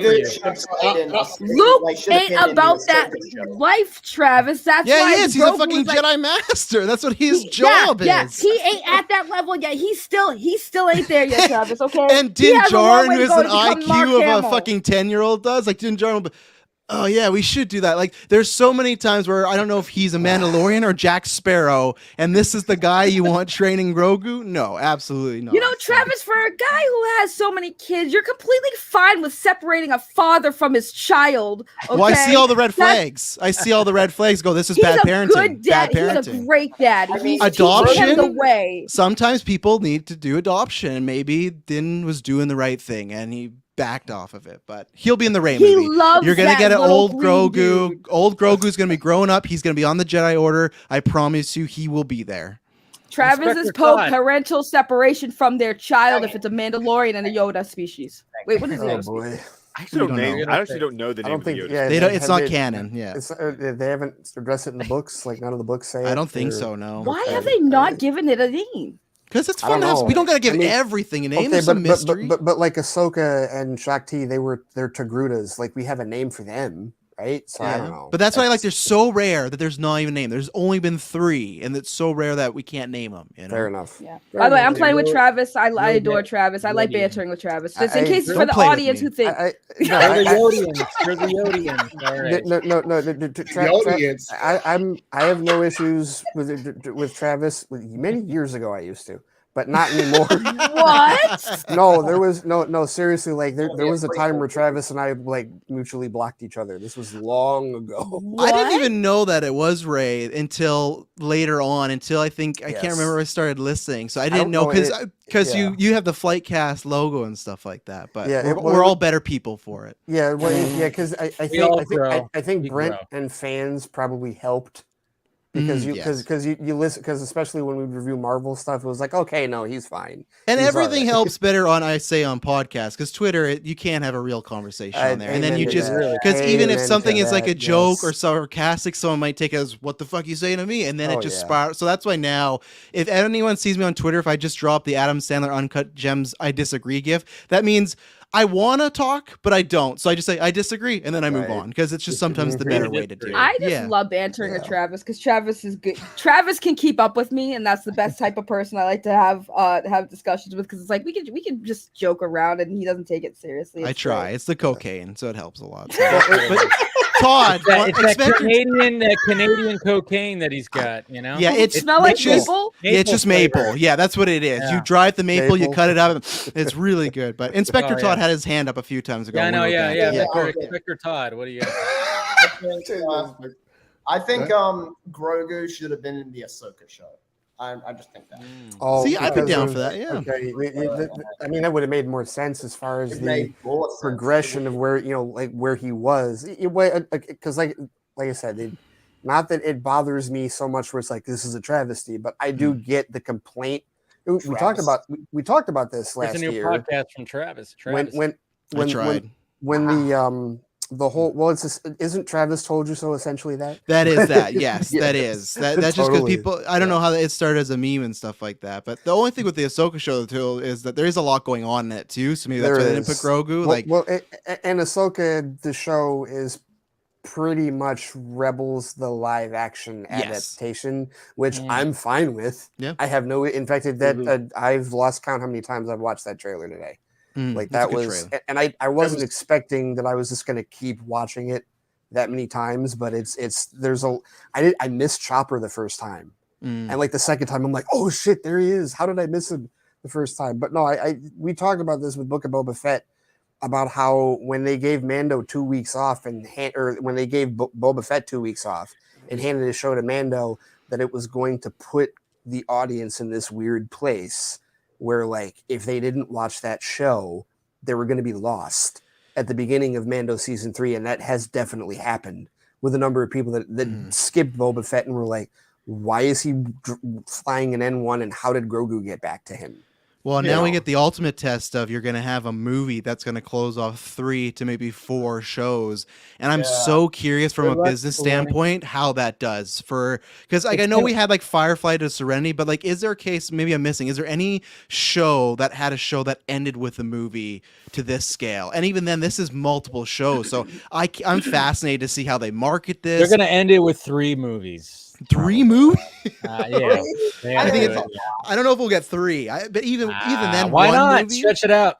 No, Travis, so which movie are you talking? Because I've been following Star Wars Celebration stuff. So which movie and what shows is it ending with? So they announced that they're doing Filoni's directing it, and it's going to end the Mandoverse. They didn't specify if the shows are ending, but just this arc, and it's kind of assumed that Thrawn's going to be the big bad in this movie. So it's going to be Boba Fett, which I don't know if it's going to see, but Boba Fett, Ahsoka, Mando. Skeleton Crew is like iffy. We don't really know where it fits, but at least those 3 shows, they're culminating in a movie, like a theatrical movie, not a Disney Plus one. Style kind of thing. So like literally they're doing their Avengers, but instead of on TV, they're doing it in a movie theatrical that Filoni's directed. So that's why I can't wait, because it's literally, you have to watch all these shows to catch up, and I'm very interested to see how they market, how they do it. So, and I'm excited to see all these characters like Ahsoka on the big screen.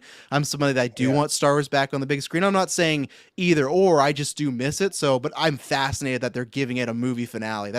I can't wait to see what happens. If it happens, of course, as all usual with everything. I think that will happen for sure. I think so too, because Filoni. Everything's leading to it. But, before we get, we've been talking Star Wars for a little too long. That's an hour, actually. probably about that. But let's talk about some other stuff. Let's get into the DC stuff here. And before we get into the Blue Beetle trailer, I did want to talk a little bit about Superman Legacy, because obviously James Gunn is promoting Guardians of the Galaxy, so naturally he's going to be asked about it. So how are we feeling about some of the quotes that he said at the beginning of the week, where he was just like, obviously when the people who hate James Gunn are just going to be like, it's going to be nothing but dick and fart jokes, man. That's all it is. That's what it does. And then he just goes, well, Superman's not going to be the same tone. It's going to be a little different, which is like, you're a director. You're going to be doing something different. So how are we feeling about some of these quotes that he said about that? I'm going to be honest. You're going to have to read the quotes for me, because I didn't. Essentially, he said that Guardians of the Galaxy is it's not going to be the same vibe. And it's in fact, it's going to be probably completely different. Like, I'm not going to make a Guardians of the Galaxy Superman movie. That's a no-brainer. Yeah. I mean, but it's like my dad says, common sense is uncommon, and you can't ask irrational fans to like put two and two together and realize that, hey, Star-Lord and Gamora and Drax and Rocket Raccoon are not Kal-El, and Krypton and Brainiac and Zod and Lex. It's just not the same thing, and it's. Even the history of the characters, you talk about Superman has been around for well over 80 years, so many different incarnations, so much history, such a different character. And this just goes to me, Dave, it just buys into what I've been saying, is that he understands the pressure. He understands that this is the one he can't miss. This is the one that he must absolutely connect on as much as possible. 4 quadrants. He knows he can't do what he did with Guardians with this, and he doesn't want to do what he did with Guardians with this. He knows this is a different character. He knows this is a different story. So to me, he's just acknowledging what I think a lot of us already knew, or at least should know at this point. It's the biggest challenge of his career. By far. I mean, like by far. He was handed a big challenge with Guardians of the Galaxy, because most of the people went, what? I didn't even know. I remember going, wait, Guardians of the Galaxy, what the fuck is that? And going like, that's a thing? And I didn't know that there was Guardians of the Galaxy, because I didn't grow up on Marvel stuff, and I had no idea what the hell it was. But then you saw that first trailer and you went, well, all right, this is cool. And sure enough, it's pretty damn awesome. So, but of course, this is an entirely different beast. This is fucking Superman. But I did like the fact that he's like, it's not going to be the same vibe. It's not going to be the same, and then, he talked about superhero fatigue as well, which he says, there's fatigue, but not just fatigue in superheroes, but fatigue in just blockbusters, like genre fatigue. His definition of superhero fatigue, which is not the same. His definition is not the same as the one that we see, all the people that are like just expecting every CBM for the rest of the year to bomb because the general audience is tired and they want to watch real cinema, whatever other movies are. No, that's says who. that all the people that want, all the film Twitter elitists who want comic book movies and superhero movies to die a horrible death because they're the bane. That's why he left. He knew this was yeah. But Gunn's description of superhero fatigue is logical. It makes sense because it's less about. It's not that the audience is tired of superheroes. It's the glut of them. Like the breakneck pace that Chapek had Marvel putting him out for the last couple of years, and spreading yourself thin with respect to the care and quality of each one. Like the thing he said about building out the story, and it starts with the story, it starts with the characters. Like that's you need more of those. They need to be more event films than just It's essentially throw this out there, throw that out there. It's essentially going to like a hometown buffet or a Golden Corral and expecting quality fucking food. You're not gonna get that. You're gonna if you go to like a top tier like buffet where you have the chef that's slicing up the meat and he's like he took pride into it and stuff like that. It's essentially just. You want to tell these stories where it's like you fall for these characters, and recently is the fact that with Dungeons and Dragons, I mean, I keep on going back and referencing that because I did not think I was going to enjoy that movie that much. But the fact of the matter is, the characters were written well, the story was written well, it paced well. There's a lot of things that I don't know who saw it here. I've been meaning to get to it, but on my to watch. I would like to see it now after what you and others because you're not the only one that said this. Like so many others have said, like, oh my god, that movie was way better than I thought. I actually do want to see it now. I do want to check it out. Dungeons and Dragons. Oh, that shit was fire. Yeah, see, yeah, it was. I think that the biggest thing that stood out to me was how funny it was, and considering it was just like unforced humor. There's a particular line in there, and I if you haven't seen it, you probably will get it, but. Chris Pine says, I'm pretty sure he has other things up his sleeve. And he's like, the only thing up my sleeve is my arms. And it's literally, I laughed like there was no fucking tomorrow when that shit happened because his character has like, it's sort of like Drax, I guess, in the first Guardians where when they say, damn, what's the line? They say nothing go. This went over your head, and he says, "My reflexes are too quick." Yes, that's exactly the same thing, and it's they're so literal. Yeah, there's a character in here that's very literal, and they comment on it, and it's hilarious. It's funny, funny, and he's a badass character too. And and there was like another scene too that had to do with like these creatures. I'm not going to say what the whole thing was, but then what Chris Pine ends up saying, and I was like, yes, I was like, thank you for saying that because it's like. It's the creatures that walk by look like little brains. You know what I'm talking about? What I've been hearing a lot from like on Facebook is like actual people who like I never played D&D. Yes. I missed both on D&D. I didn't either. I missed that too. Who like play D&D are like, oh no, this movie gets it. And and that's something where I go, whoa. My girlfriend's neighbor, like he was like big on D&D, and like I talked to him last weekend because he saw it, and I was like, and I asked him, I was like, how was it for you? And he went, they did a great job. They captured all the lore, and you don't have to watch that movie knowing the lore because it plays out where you get it. You go, oh, okay, so that's what they give just enough backstory for each character where it's balanced very well, and I'm like, okay, yeah. Okay, now I get it. Like I get where these characters are coming from. I get their powers, what they do, and everything. And then just to add that level of humor that I forgot what the director's name were. Daly and I forgot the other guy's name. It's the game night guys. Jonathan Game Night guys. That was also a phenomenal movie. No, Game Night was great. How is that profitable for Frito Lays? That's still one of the best. Jesse Plemons in that movie. He's only in it for like 15 minutes, but man, he so kills good. it. I need to give that one another watch because I thought it was overhyped personally, but it's all subjective. It's all subjective. I didn't think the whole thing was great, but I just loved Plemons in that movie. His character, he needs more comedy. And you know what, Travis? I'll tell you, there's a thing I've talked with Shonda about this because sometimes there's a thing where like when you see it the first time you see an actor in a thing, it can kind of poison the well for you the next time you see them in anything else. The fact that the first thing I saw him in was Breaking Bad. Screws it up every Good time. Old Todd. He was such a piece of shit in that. Oh my such god! A piece of crap. He deserved a fate even worse than the one.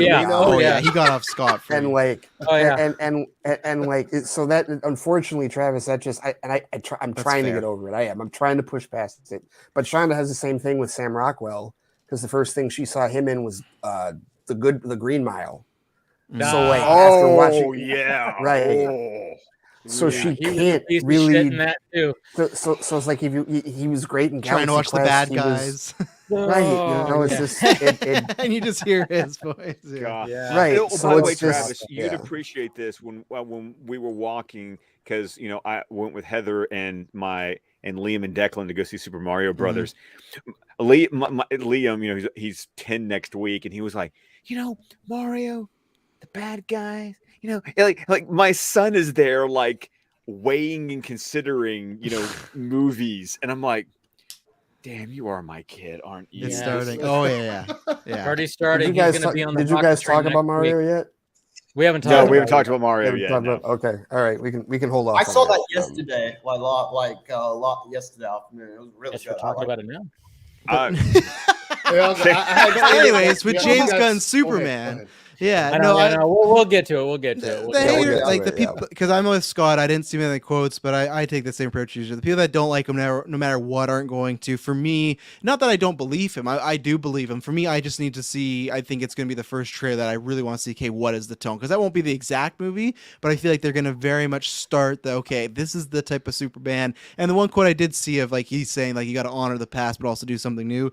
That's the right idea to do. Whatever past you have to honor in Superman, you gotta go out and do something fresh, or you're just gonna get Superman Returns, where it's just kind of you know Superman Redux and stuff. So, and I think James Gunn will do that. I still wonder what I don't want is I don't think Superman's making the fart jokes and everything like that. I don't want any side characters. Like I don't want a kooky weird friend of Clark. Like I don't need that. Like so that you don't need a Darcy. Yeah, I don't need Jimmy Olsen to be Darcy. Yeah, that's what I don't want. And I could see Gunn doing that, but I hope not. So, but I have faith because I love all this stuff. I love both those Guardians movies. I like Suicide Squad. I like Peacemaker. So I know probably at least to some level I'm gonna enjoy it, and I'm excited because I feel like in July is when we'll start getting some casting and stuff. And yeah, I'm excited to see who they get. So Taika Waititi as Jimmy Olsen.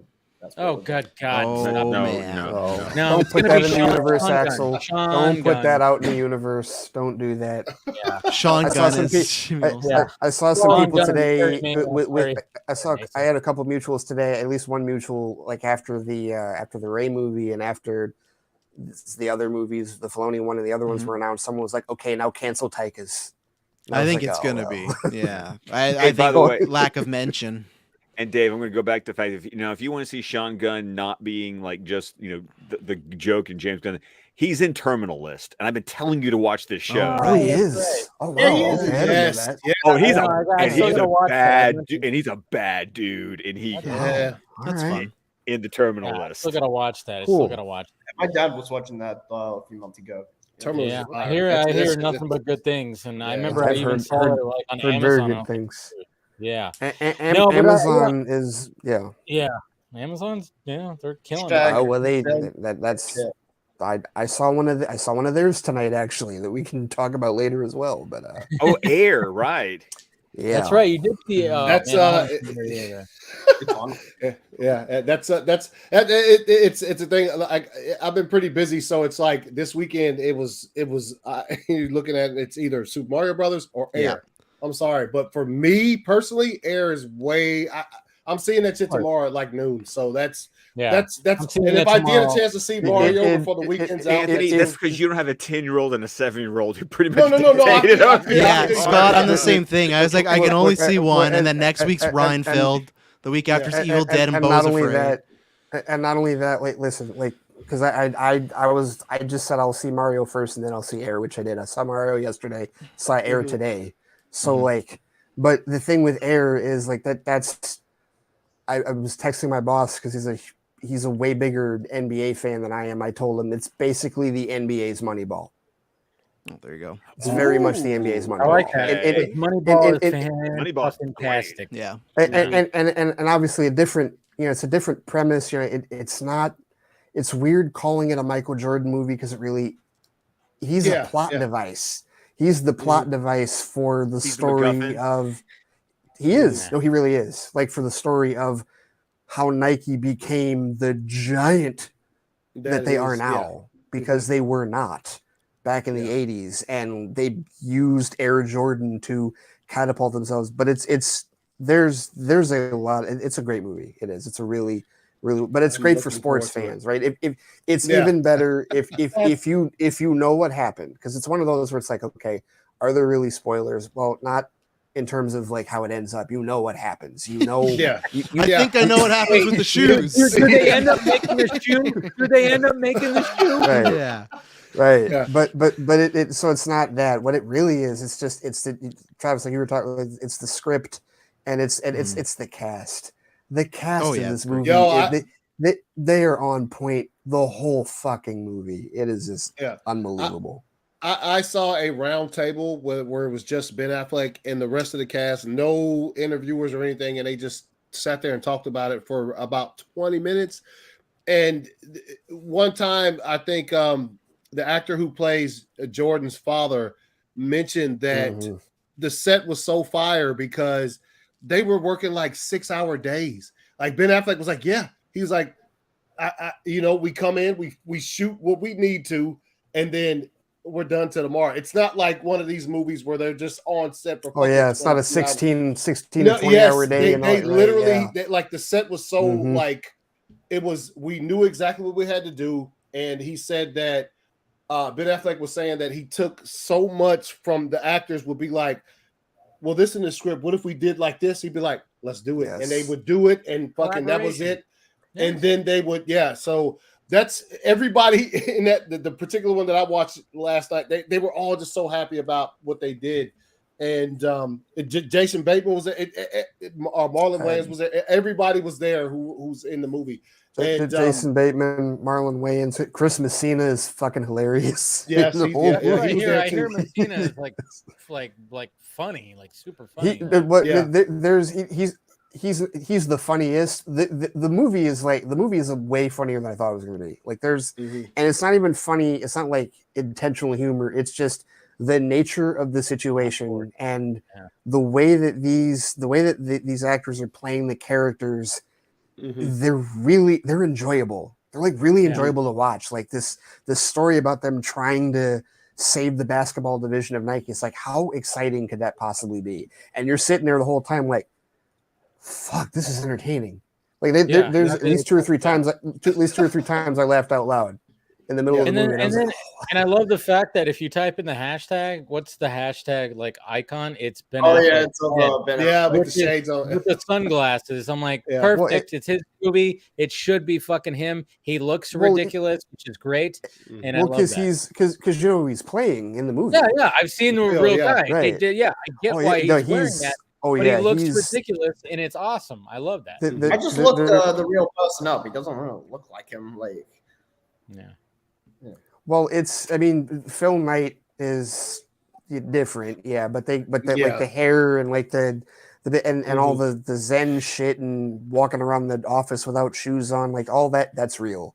All that shit's real. Yeah, Phil Knight was very much like that. So when it comes to like these stories, you have to Hollywoodize them a little bit. And thinking about like The Social Network. I mean, obviously things didn't happen exactly how that was, but that movie was crafted so well. It was Fincher. It was David Fincher, and it was and just the fact of the matter, you get somebody who's talented enough to be like, all right, let's take this story, let's get all the information we have, and then of course we have to you have to Hollywoodize it a little bit. I mean, you're going to take aspects of it, of course, but you just have to have that filmmaker, and that Ben Affleck's that filmmaker, and we're glad that he's behind the camera again, also in front of it with a crazy wig and sunglasses and shit, which is awesome. But yeah, you just gotta. I don't know. I'm looking forward to it. I was totally set on watching it. I totally forgot that Mario came out. If you watched my Monday Film Junkee Live, cheers. I was like, wait, Mario's coming out in June, right? And everybody was like, no. And I'm like, oh shit. It'll be out in 2 days. Yeah. But I think one of the most interesting things that I saw from that, and you probably could just get on YouTube and just look for air like sort of round table, is before Ben Affleck actually had the conversation with Michael Jordan, his mother had 2 lines in the movie. But then as soon as Jordan told Ben Affleck, this is who I want to play my mother, they were like, well, we got to fucking... Yeah, you can't have... There's no way Viola Davis is having 2 lines. And on top of that, I heard that apparently she was doing her own ad-libbing, and like one of the best lines in the movie is an ad-lib. Yeah. Where like she was just a shoe until my son steps in it, like something Yeah. like that. Like it's Yeah. it's so they and you see that, like when you see the movie, you'll see like this is everybody on their A game and everybody like freely, like the chemistry between everyone, like even the more like there's a point, like there's multiple times where Matt Damon's character Sonny is talking to Phil Knight, Ben Affleck's character, and you're just sitting there the whole time like, yeah, y'all have been at this for way too fucking long. You are too good at this. Between the two of you, you know exactly how they're gonna go. But it's also the same, like, you know, like if I mean scenes between Matt Damon and Chris Tucker, scenes between Jason Bateman and Matt Damon, like everybody is just free to be as badass as they are in this movie. And it's like on the surface, it's like how cool, how fun could a movie like this be? It's a hell of a lot more fun than even on the surface the story sounds, because they just all add so much of their A-list to this. Like, can't wait to see it. Can't wait to see it. I know I've built it up a lot, but it's really good. I know like most of us saw Mario, and you know, I enjoyed it. Scott, I didn't get your like exactly your full on. For me, I want to give Travis complete credit, because I was sitting there. I'm on my Letterboxd. Good night. It's a good night. Well, this is what I like to do a lot of times before I plug in my score on Letterboxd on like a new movie. I have a rating in my head, and then I cheat just a little bit, and I do the go to film, and I look at all my friends and what they've reviewed it. And the funny thing was, literally everyone who was on my friends list who had watched the movie had given it the exact same rating, and it matched with what I had in my head. So I was a 3.5 out of 5. It's like, wow, okay. I was a 3.5 out of 5. I agreed perfectly. Travis and I were in sync. Simpatico. Travis, I want you to know I have literally bye. Sorry. Travis, I want you to know that I have been sharing your review with people. Thank you. Because Good. What Travis said was, it's just shy of being magic, but it's amusement park fun and the kids love it. Yeah. Because I'm going to tell you the beauty, and this is what my wife said to me. Almost half the fun of watching the movie was being in a sold out theater with all these kids, and the kids just having the best time, like audibly having the best time. Yeah, my theater yesterday. What was going on also was that like my sons know all the newer Mario games that are like on the Switch, like Odyssey and stuff, like Odyssey and Bowser's Fury and that stuff. So they're loving all those references that they're getting. And then I'm over here going, I remember Donkey Kong 64. I remember Mario 2, Mario 3, you know, and so while the movie is, as a movie, it's fun, it's okay. What was more special was kind of that family aspect of, there was literally something in this movie for all of us. So if I may take a bit of an opposite perspective on that, because I don't have children and I didn't see this movie in a packed theater. I intentionally went at 11 in the morning so that I wouldn't look like the creepy 40-year-old going to see a kid's movie by himself. Are you talking about the Mario movie? Yeah, we're talking about the Mario movie. Right. Hold on. Right. You do understand that, like, Nintendo fan people are like adults too, right? Let me get to that. No one would have judged you. I went at noon on yesterday. I was like, because the thing is, Saggy, that was the demographic that I forgot. And so when I got to the theater, you know, I don't know why this happened. I bought my ticket like a half hour before, and there were only 3 or 4 other tickets sold in the back row, and they were 10 seats away to the left. So why is it that when I got there was a Mario super fan 1 seat away from me with a hat and overalls and all this shit, and he and his loud ass buddy, you know, and they're the type of people that have to laugh incessantly and exuberantly at every damn I hate joke those in the people. movie. I know who you're talking about. Yeah. But I'm gonna tell you what, and this is where I get to play show and tell, okay? Because you need to understand something here. This is my 35th anniversary red and blue Mario Switch that I paid extra from a third-party seller on Amazon to buy this thing. This is how much I fucking love Mario as a franchise. I am a super fan. That little Italian plumber and his brother have been a part of my life for over 30 years. But you didn't wear the overalls. I was literally like tearing up multiple times throughout the movie because that movie hit my childhood in so many ways. All the references, all of the, I'm picking it, and I'm sure there's shit that I missed. And But there's when I so go much back, shit you can catch. there was Like, so much. like, I so caught the much. Duck Hunt. There's a Duck Hunt restaurant in Brooklyn in that. oh, So I the- missed the- the the- duck there's- hunt. Yeah. there's- Oh, there's there's the Duck Hunt. Yeah, I saw it right away. I was like, oh, the pizzeria they're eating at is Punch Out Pizzeria. Punch Yeah, Out oh, Pizzeria. yes, yes, That's Yes, right. but Yeah, but if you look like it, I mean, yeah, there's actually a Duck Hunt restaurant. I forgot what they call it. I think It's they in do like a- French. yeah, it's in Okay. French. Oh, that But one. you Okay, see the yeah. duck. You see the duck in the logo, and I was like, oh. I love that Ray literally went on this like very heartfelt rant, and he's like, I'm a super fan of Mario Brothers, but then like kind of felt like he was throwing a little shade at the other super fans that were in the overalls. Where were your overalls, Ray? Where were your overalls? Why weren't you in the red overalls? You should have been dressed up. Where was your Super hat? fan, where's your hat? So because I I don't love the, cosplay, I'm not a super fan. Yeah, exactly. You're supposed to cosplay if you're a super fan. That's literally part of the rules, Ray. Did you not I get the showed up memo with at a the last mushroom on my meeting? head. It has toad. Yeah. You know. Yeah. Dude, Travis would make a great Toad. Yeah. Like, look how white my skin is. I look like toad. I love the fact that Mario was playing Kid Icarus in his room. Like, Yes. like Yes. my wife Which was broke like, my "Is that a brain for a second because I was like, okay, what's going on here? There's a Nintendo in front of He has a him. Nintendo. The Yeah. fact that he has a Nintendo, yes, I love He's that. playing a But Nintendo. even Yeah. just little stuff, man, like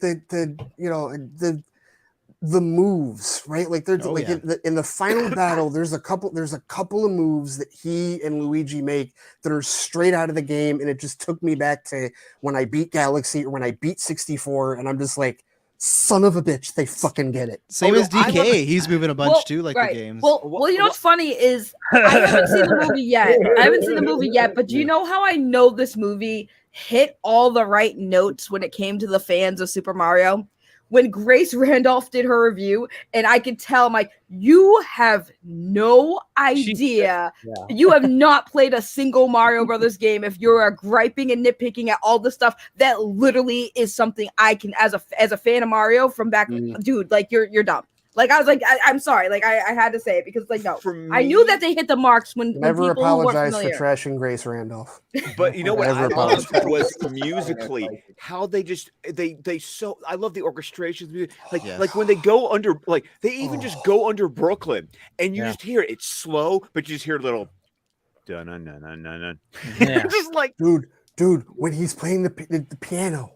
yes, oh my god. Yes. I mean, it was like the music because I remember I had a classmate in college. We would be in a music theory class, and he could literally, his name was John Mark.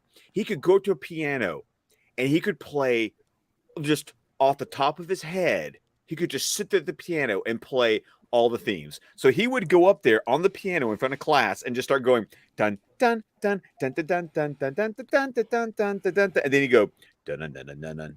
Yeah. Dun, dun, dun, dun, dun, dun. And then he started going dun, dun, dun, dun, dun, dun, dun, dun, dun, dun, dun, dun, dun, dun, dun, dun. And I'm sitting here going, That's awesome. dude, And it's insane you're that talented. Okay, and that one that you just hummed, that last one that you just hummed, The star. yes, there were points like that point in the movie, and then there were other points in the movie where you see things, you know, like when he hits one of the blocks and the leaf comes out, and you're like, I know what that is. I know what it is. Yes. Just, Oh, my kids were so happy with the cat suit during the Donkey Kong fight. Mhm. And for me though, it was also like because it's in the trailer, but the Rainbow Road sequence, and I just hear like I just hear the Mario Kart music playing, and I'm I just love like, how they explained it too. I actually do like the explanation for that in the movie. I like how it, because that was my question. Was like, okay, as far as the story, I mean, look, this isn't an Oscar-winning script. Okay, it's a video game movie. Come on, what are we expecting from it? It's pretty basic. It is. It's really basic. Brother. But read it.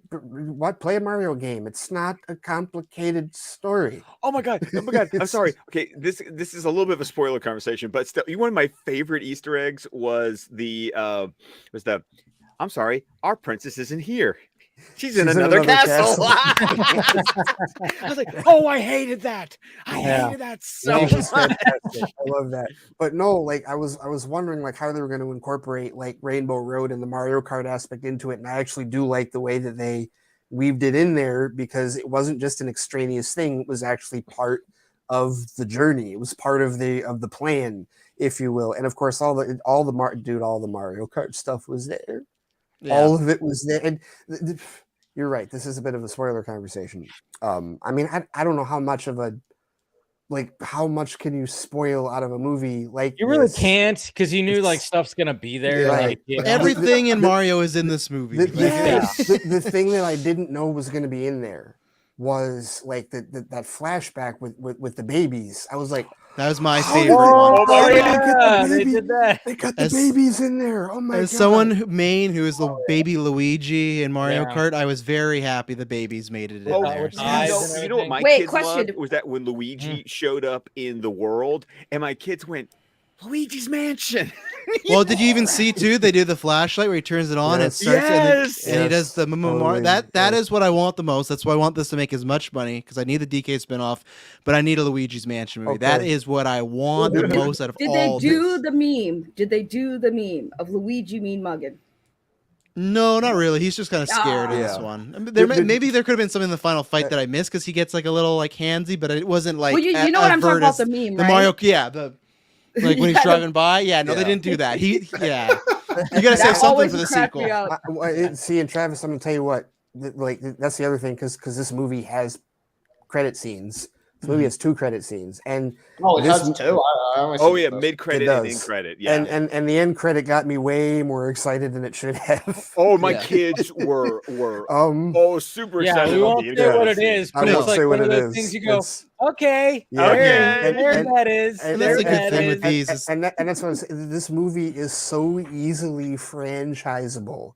If this thing does as well as, I mean, and it's tracking, like they're talking 200 million this weekend. It's gonna kill it. It's killing it. Like if you're talking like close to Minions numbers with this, then we'd prepare for sequels, prepare for spinoffs, and build on that end credit scene. I just love the fact that commercial that they released like around the Super Bowl actually is in the movie, because I'm sitting here going, I grew up, before school watching the Super Mario Brothers Super Show, Lou Albano, and to hear the music, and then the fact that the Princess Peach from the Super Mario Brothers Super Show is the voice of the customer lady in the commercial. So there's there is so much in it, and the fact that they do for all the people who wanted to bitch and moan about Chris Pratt being the voice of Mario, the fact that in the commercial, he's doing the stupid voice,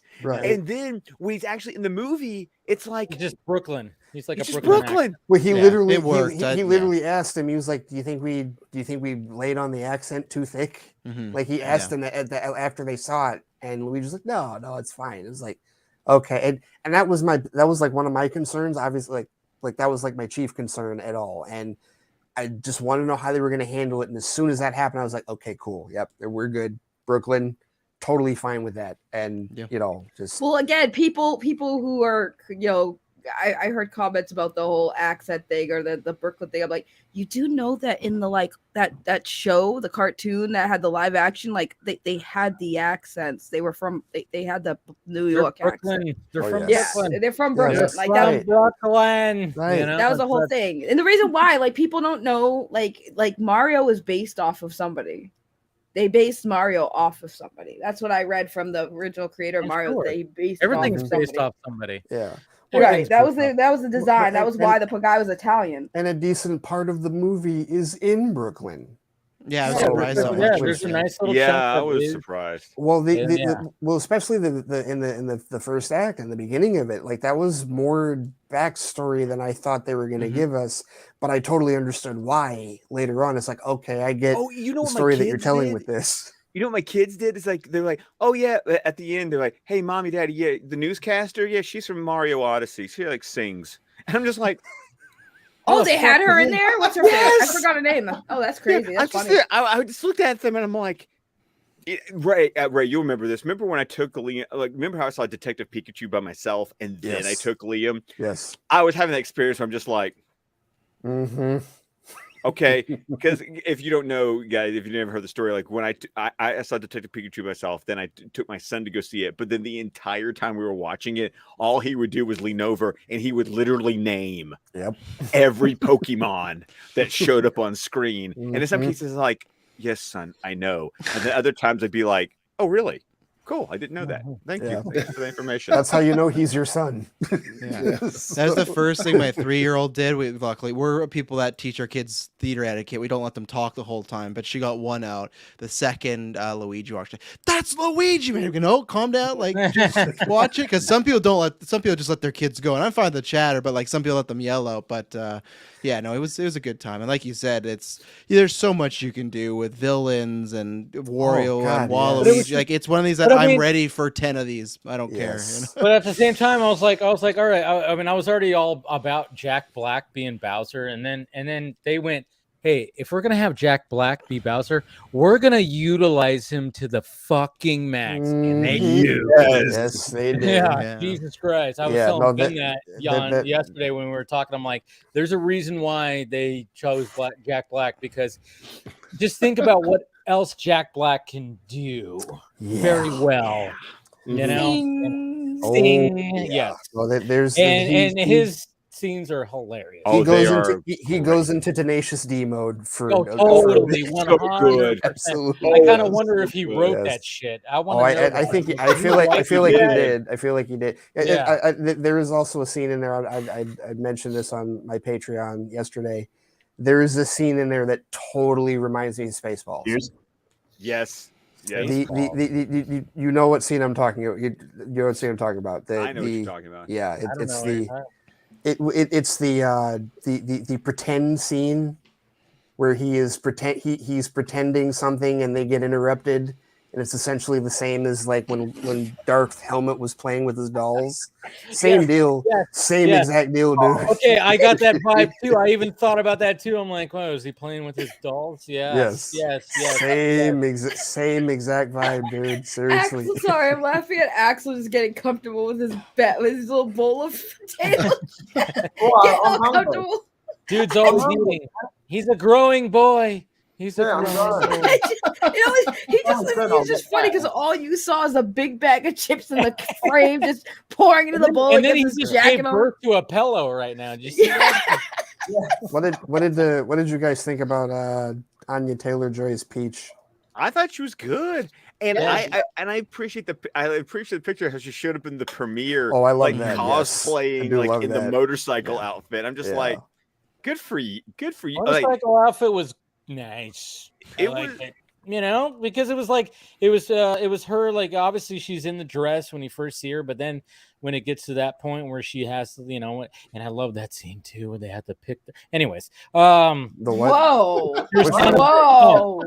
Big Mario Peach sex scene right in the middle. It was a big choice. I'm surprised it got a PG rating. I'm just saying, when they have to pick out certain things for certain things. Oh yes, exactly. Yeah, so you like, you know, but then you know, she gets in that, it's like, yeah, okay, she don't have to be because you know, for a little bit, you're like, yeah, is she gonna fight in that dress? And I'm like, doesn't she get in? She does in Super Mario Brothers 2. I'm just saying, you know. Yeah, she floats with that dress. That dress is great. I love that Easter. Like I saw that happen. I was like, I was Rick Dalton that one. Peach has some real agency. She has some real agency in this movie. Like she's a badass. She's a real badass in the movie, and I really like that. Like that was just the whole and just. There's just so much. The animation looked fucking great. I mean, it was gorgeous. It was gorgeous. I mean, but like I said, if you didn't play the game, you're not going to probably enjoy it that much. Yeah, that's the thing. You're not going to probably enjoy it that much. I never played the game, and Yeah, I so- really liked it. So Okay, so there you go. Well, I think for kids, I think the cool thing about it is like if you have if parents that are like our age, like Scott and Travis, 40s, and yeah. our age, right? Mhm. If they grew up with the games, but their kids Mhm. haven't played them yet, and they take their kids to see it, now their kids are into it. Now their kids are like, hey, let's go home play Super Mario Odyssey or Oh, yeah. whatever. Like that's the hope, right? That it's generational, right? That's why I say like people that. For me, like, because I've seen some people say this on Twitter, like, "Oh, it wasn't designed for our generation; it was designed for the kids." Like, no, it was designed for all it of was us. designed for all of us. We yeah. loved all of us, like those of us that If wanted. you are old enough to have owned a, because it's so weird. It's like, because not only did this come out this week, what came out on Apple TV Plus last Friday? Tetris? Right. The Tetris movie. That I'm Mhm. just here Still haven't going. watched it yet. I still heard need to it. watch it that. was- I hear heard it great was things good. about I it. heard it Yeah, was that's what I good. I keep heard it was hearing. really Everybody good. like has Yes. really talked it up as so. Yeah. I'm gonna watch it here soon, but people have just raved It came out about on it. it came out on March 31st. It was Yeah, just it like did. Yeah. just out of nowhere. It's like, oh, it's available. Okay, Mhm. right? But no, I do totally want to watch that. So yeah, it's like this Nintendo video game movie renaissance that is happening in where's my theaters Legend of and on Zelda streaming. movie? Oh, you're Where's gonna my- get it. Oh, That's that's gonna gonna happen. that's gonna That's come gonna next. happen. Yeah. Yeah, That's gonna I happen. think Donkey Yep. Kong will be because he's in the movie so much. I think that's the next up to bat for like the spin-offs.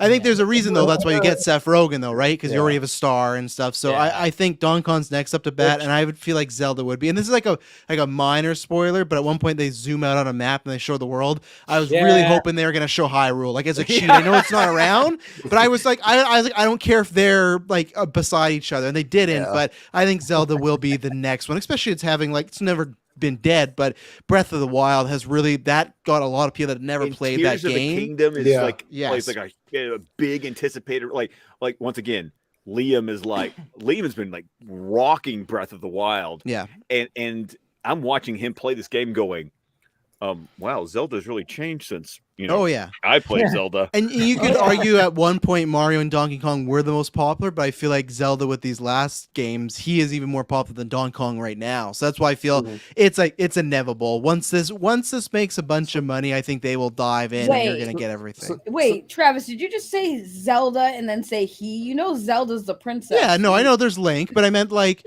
yeah, sorry, I guess I should have said it that way. I just meant the franchise of Zelda will become a movie. I was gonna say, don't I know there's confuse the Link, I know audience. there's Zelda, I know there's Sheik. Yeah. Oh, Shaggy's about to cancel you. So Yeah, are we cancel. thinking? Are we thinking? Because we've for years we've kind of toiled as fans as far as video game adaptations are concerned. Is this a turning point? Well, as okay, far well, as so that's that an interesting goes. point because this is animation, so it's a little Right. easier to have a more leeway to Mhm. try to adapt it to live action. I mean, obviously, I don't we want still live have action. mentioned- No, and Yeah. right, No, and- this is and- the way. and I This is the way. yes. Yeah. I agree with that. I think the Zelda movie follow in the footsteps. Yes, I don't. It- Yeah. Yeah, and- Illumination is kicking ass. And I said Okay. for years that I do wanted the kind of next. want a Zelda movie that's anime. That's kind of Wait. I wish they would do it here's that the thing. way. Here's the thing. Like certain video game adaptations, because like Mario Brothers is gonna be really hard to translate to live action just because of how Oh, I hard watched it that is. movie back in Right. '93. I've already Right. seen that. Like Yes, it's we just know really that. hard. But like with Zelda, you could do it because what is Zelda? It is a fantasy medieval style type of genre. You so could, but can if you do want to it. keep it in this family realm, like if because I don't feel like Nintendo would look at one after that Mario Bros movie in the '90s. They were like, we're not doing that again. The same way happened with Cat in the Hat, right? Dr. Seuss's wife was like,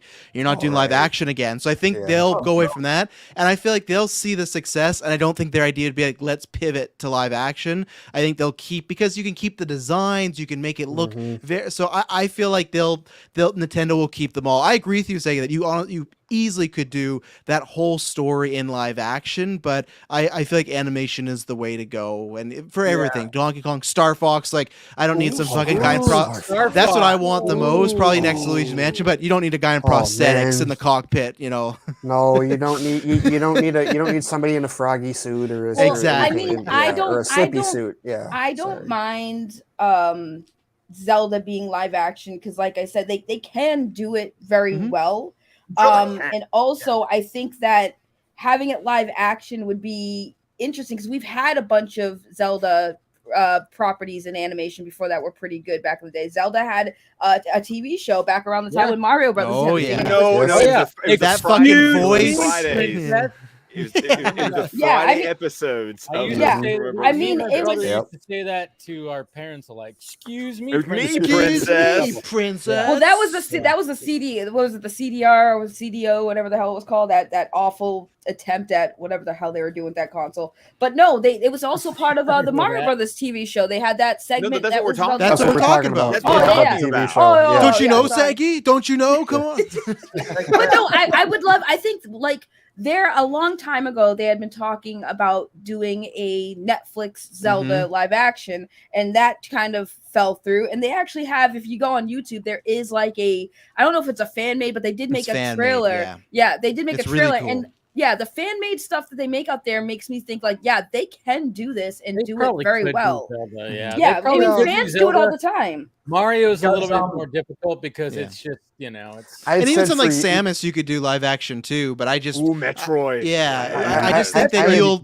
I had you'll look said at this for, and go for animation. years. I had said for Mario, especially after the '93 one, but it's like he was just once Pixar and DreamWorks and Illumination came to play. It's like, okay, that's what I said for years. That's what you need to do. And I for thought it was going to Mario. be Pixar too. Like I know actually Wreck-It Ralph was Disney, but the second I saw Bowser, and I'm like, oh, they're gonna. I was Right. surprised Disney didn't try their best to like They get probably their. did. They maybe did, yeah. Like how Yeah. they did not try to get their teeth into that and add it to Disney World and everything. Because I always thought that after Wreck-It Ralph, like, oh, they're gonna get Mario next. That's gonna be the big thing, and they did. And that's probably a good thing because you get to spread it out. But I thought for sure that was inevitable Oh, that yeah. Disney was gonna go after Nintendo and like Totally. offer them the world. You know? No, I'm with you on that, but no. So yeah, it lends itself to Zelda's one of those where it isn't in between, but like and a number like Star Fox could work that way, or like But they could do both. they could do both.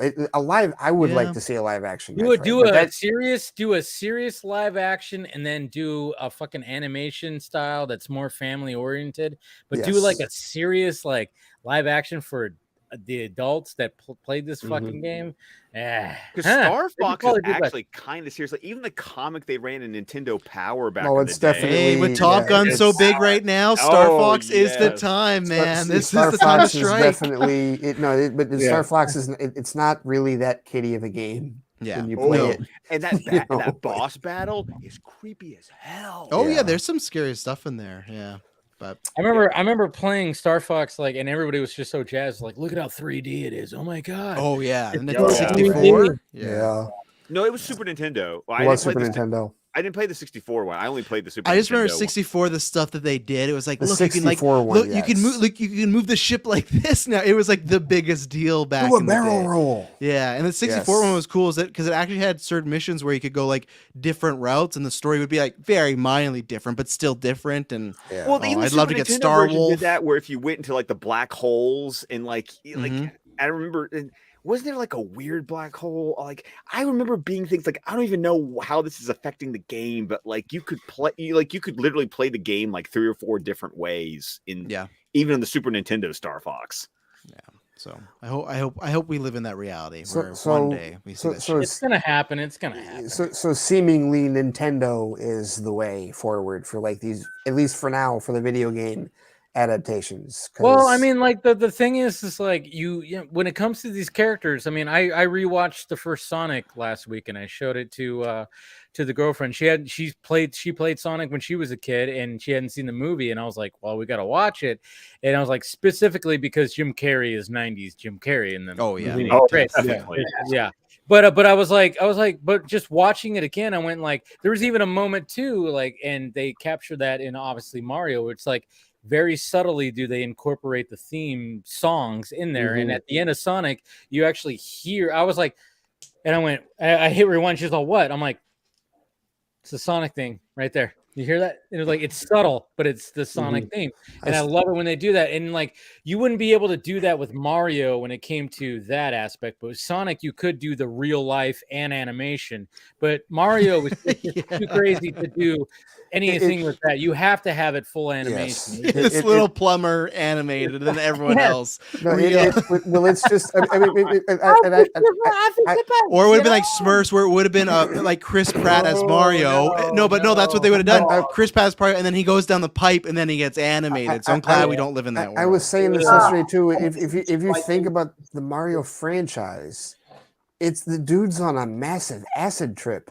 Oh yeah, you just can't portray it. No. Again, they tried and Yeah. subjectively failed. But with the adaptation, the one movie that's not subjective, Mario in the 90s. From a box office perspective, no, objectively it did fail. But like for carrying it forward, though, you can't count out Sony because you had Last of Us this year. That was hit. I cannot wait for I cannot wait for Chad Stahelski to direct Ghost of Tsushima, which I don't know if people play the game, but that's going to be great. I haven't played the game, but it Wait a minute. looks amazing. Hang on, who's doing Gears? Somebody we know is doing Gears. It's the guy who did the Kong movie, that Kong Skull Island, but it's kind of been in development hell for a little while because it was him and Oscar Isaac, but we haven't heard anything in like 3 years. But then also remember Amazon's doing God of War, which I think will also be massive. Yeah. Well, okay. So I feel like yeah, Nintendo's going to get like the family, like a GA audience, and then Sony's going to get like the more mature audience for these adaptions. And then, maybe other people kind of be in between because I don't know. Well, Last of Us for sure. I mean, I haven't watched it, but I've heard glowing reviews of that show.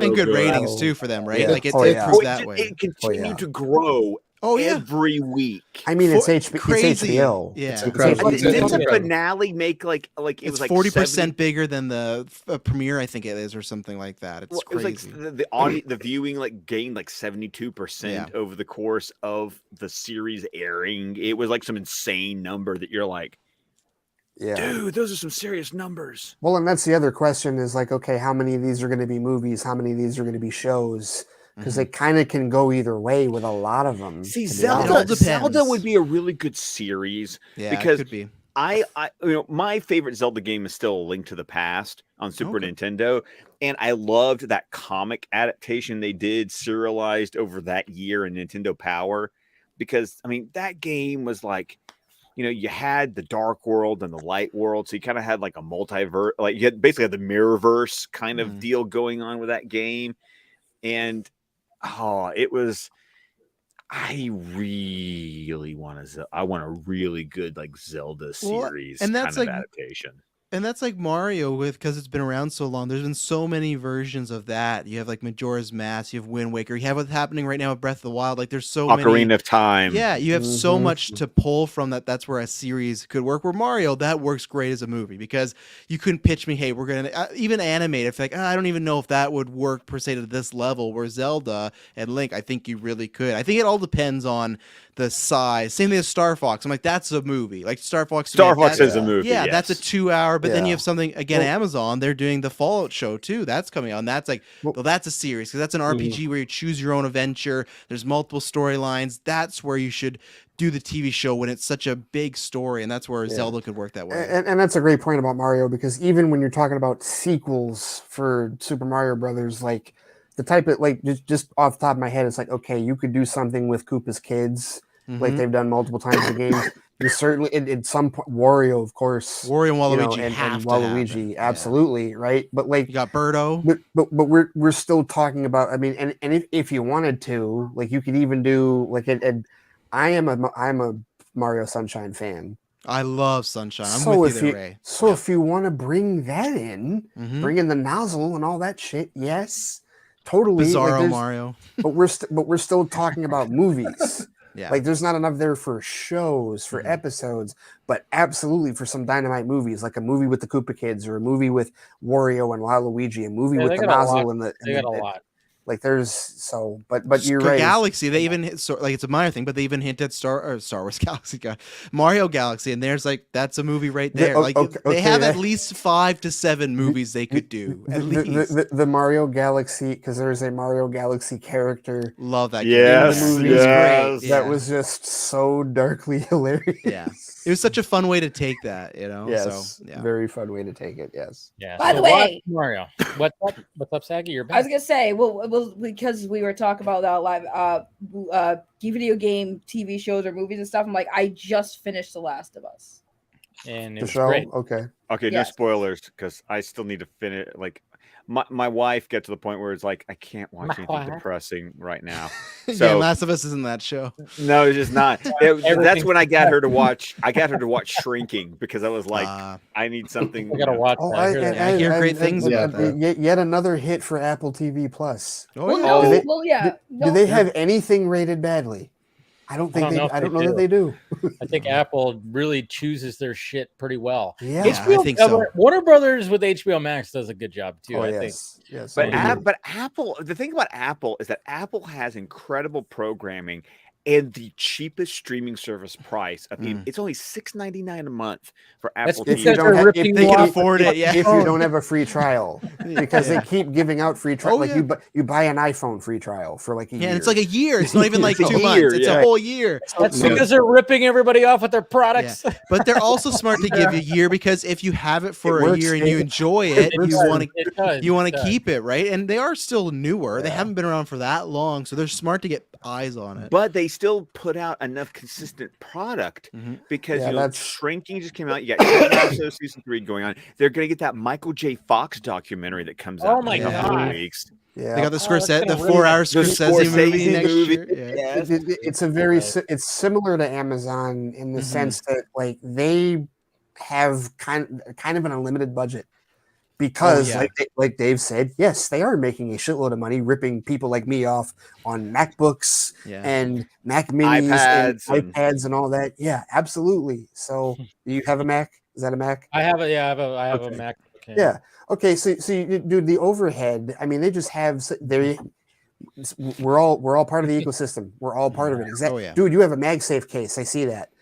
Like, but yeah, you make enough money on the overhead with all your hardware and all that Genius Bar shit. You can go ahead and go for broke on Severance or C or The Morning Show Well, or it's just the same thing Foundation. with it's the same thing with Amazon. Is like they have Amazon to work off Right. of. That's why exactly. they could choose their products and they could pump a bunch of fucking money into it. They're not Yeah. living or dying by the shows. This is Exactly. why. This is why one of them, probably Apple, is gonna buy Disney. I've been Or- saying that Hey, for years. all I know is that on Amazon, I'm going to be happy and sad next week when the final season of The Marvelous Mrs. Maisel comes out. I need to still have watch to that. watch that. I need to Oh, watch you that do at need to all. watch I do, that. I need to That watch shit that. is Oh, so yeah. good. Well, now that it's a final season, it just gives you Yeah. more incentive. But yeah, no, it's and that's why Blue Beetle. that's why we shouldn't sell things to Netflix. Anyways, so yeah. Yes. you Well, know, Apple's. I heard Apple's still trying to make a play for Netflix. So. hey, they There's could. a chance. Apple's got money. They do have They money. do have money. Yeah, let's talk about this Blue Beetle trailer. Let's get to this whole thing right here. I wanna Wait, get there's a Blue everybody- Beetle trailer? Yeah, there's. we'll get I actually Beetle. showed before Super I'm Mario messing with Brothers. That's how the week started. saw it before Super I'm Mario messing with Brothers? y'all. Yeah, I Oh, saw I it. didn't Big see it. I didn't that. I didn't see it, really? I got it before Okay. Super Mario Brothers. I saw the yeah. Flash trailer again, which is great. So Yeah. that's The about it. Flash Hey, trailer let's, looked really let's good on an play the trailer IMAX live. screen. Yeah. When we saw it in front of what did I go see in IMAX last time? Oh, John Wick. John Wick, yeah, because I got John- to see it on yes, the John IMAX Wick, screen yes. because it looked a lot better on the IMAX screen because it was Oh, like I'm the sure. whole. Mhm. It was the whole. Like, no bars. It was the whole thing. Gorgeous on So- IMAX. It is a so- gorgeous trailer on IMAX. Yes. But no, so when I went to go see Mario Brothers, they played the Blue Beetle, and I love it when all my family turns to me and goes, "Is this a real character?" Yes, this This is is a yes, real this- character. this is real. Is this a real character? But once again, Am I because you see the dreaming? DC logo in front of it, suddenly my both my kids and Oh, my yeah. wife just turned to me and like, "Is this real?" Yeah. This, Oh yeah, I've this been is like real. that with like my friends too. They see that, they start looking at me and start asking questions. I'm like, fuck. Yeah, what? What do you want? Yeah. Mhm. Yeah, it's a real thing. Yeah. So Yeah. then you got to go into the lore, be like, it's not Ted Cord, it's Jaime Reyes. No, I don't even go into that. And they're like, "Who's Yeah, Ted yeah, don't Cord?" even Yeah. go. You don't have By to the go way- that far unless you're like looking at the, because there is an Easter egg where you see There is an Ted Easter Ford egg. suits, which I thought was Yeah. cool. Well, But- and also you see the Beetle, the The Beetle. Yeah. Beetle ship. The Yeah. Beetle Yeah. ship, yeah. Yes. By the way, I just want to say, Saggy was right. Uh Because Saggy said a long time ago, it was an ongoing gag, especially if you guys watch the Poindexter Lounge. It was an ongoing gag that I had said they're gonna make a live action Blue Beetle movie. It's gonna save the DC. Now I know it's not gonna save the DCU, but I made the joke where it was like I made it into the cult of Blue Beetle. I even remember Wayne T. Carr. I asked Wayne T. Carr on the live stream. I said, Wayne T. Carr, are you supportive of the Blue Beetle cult?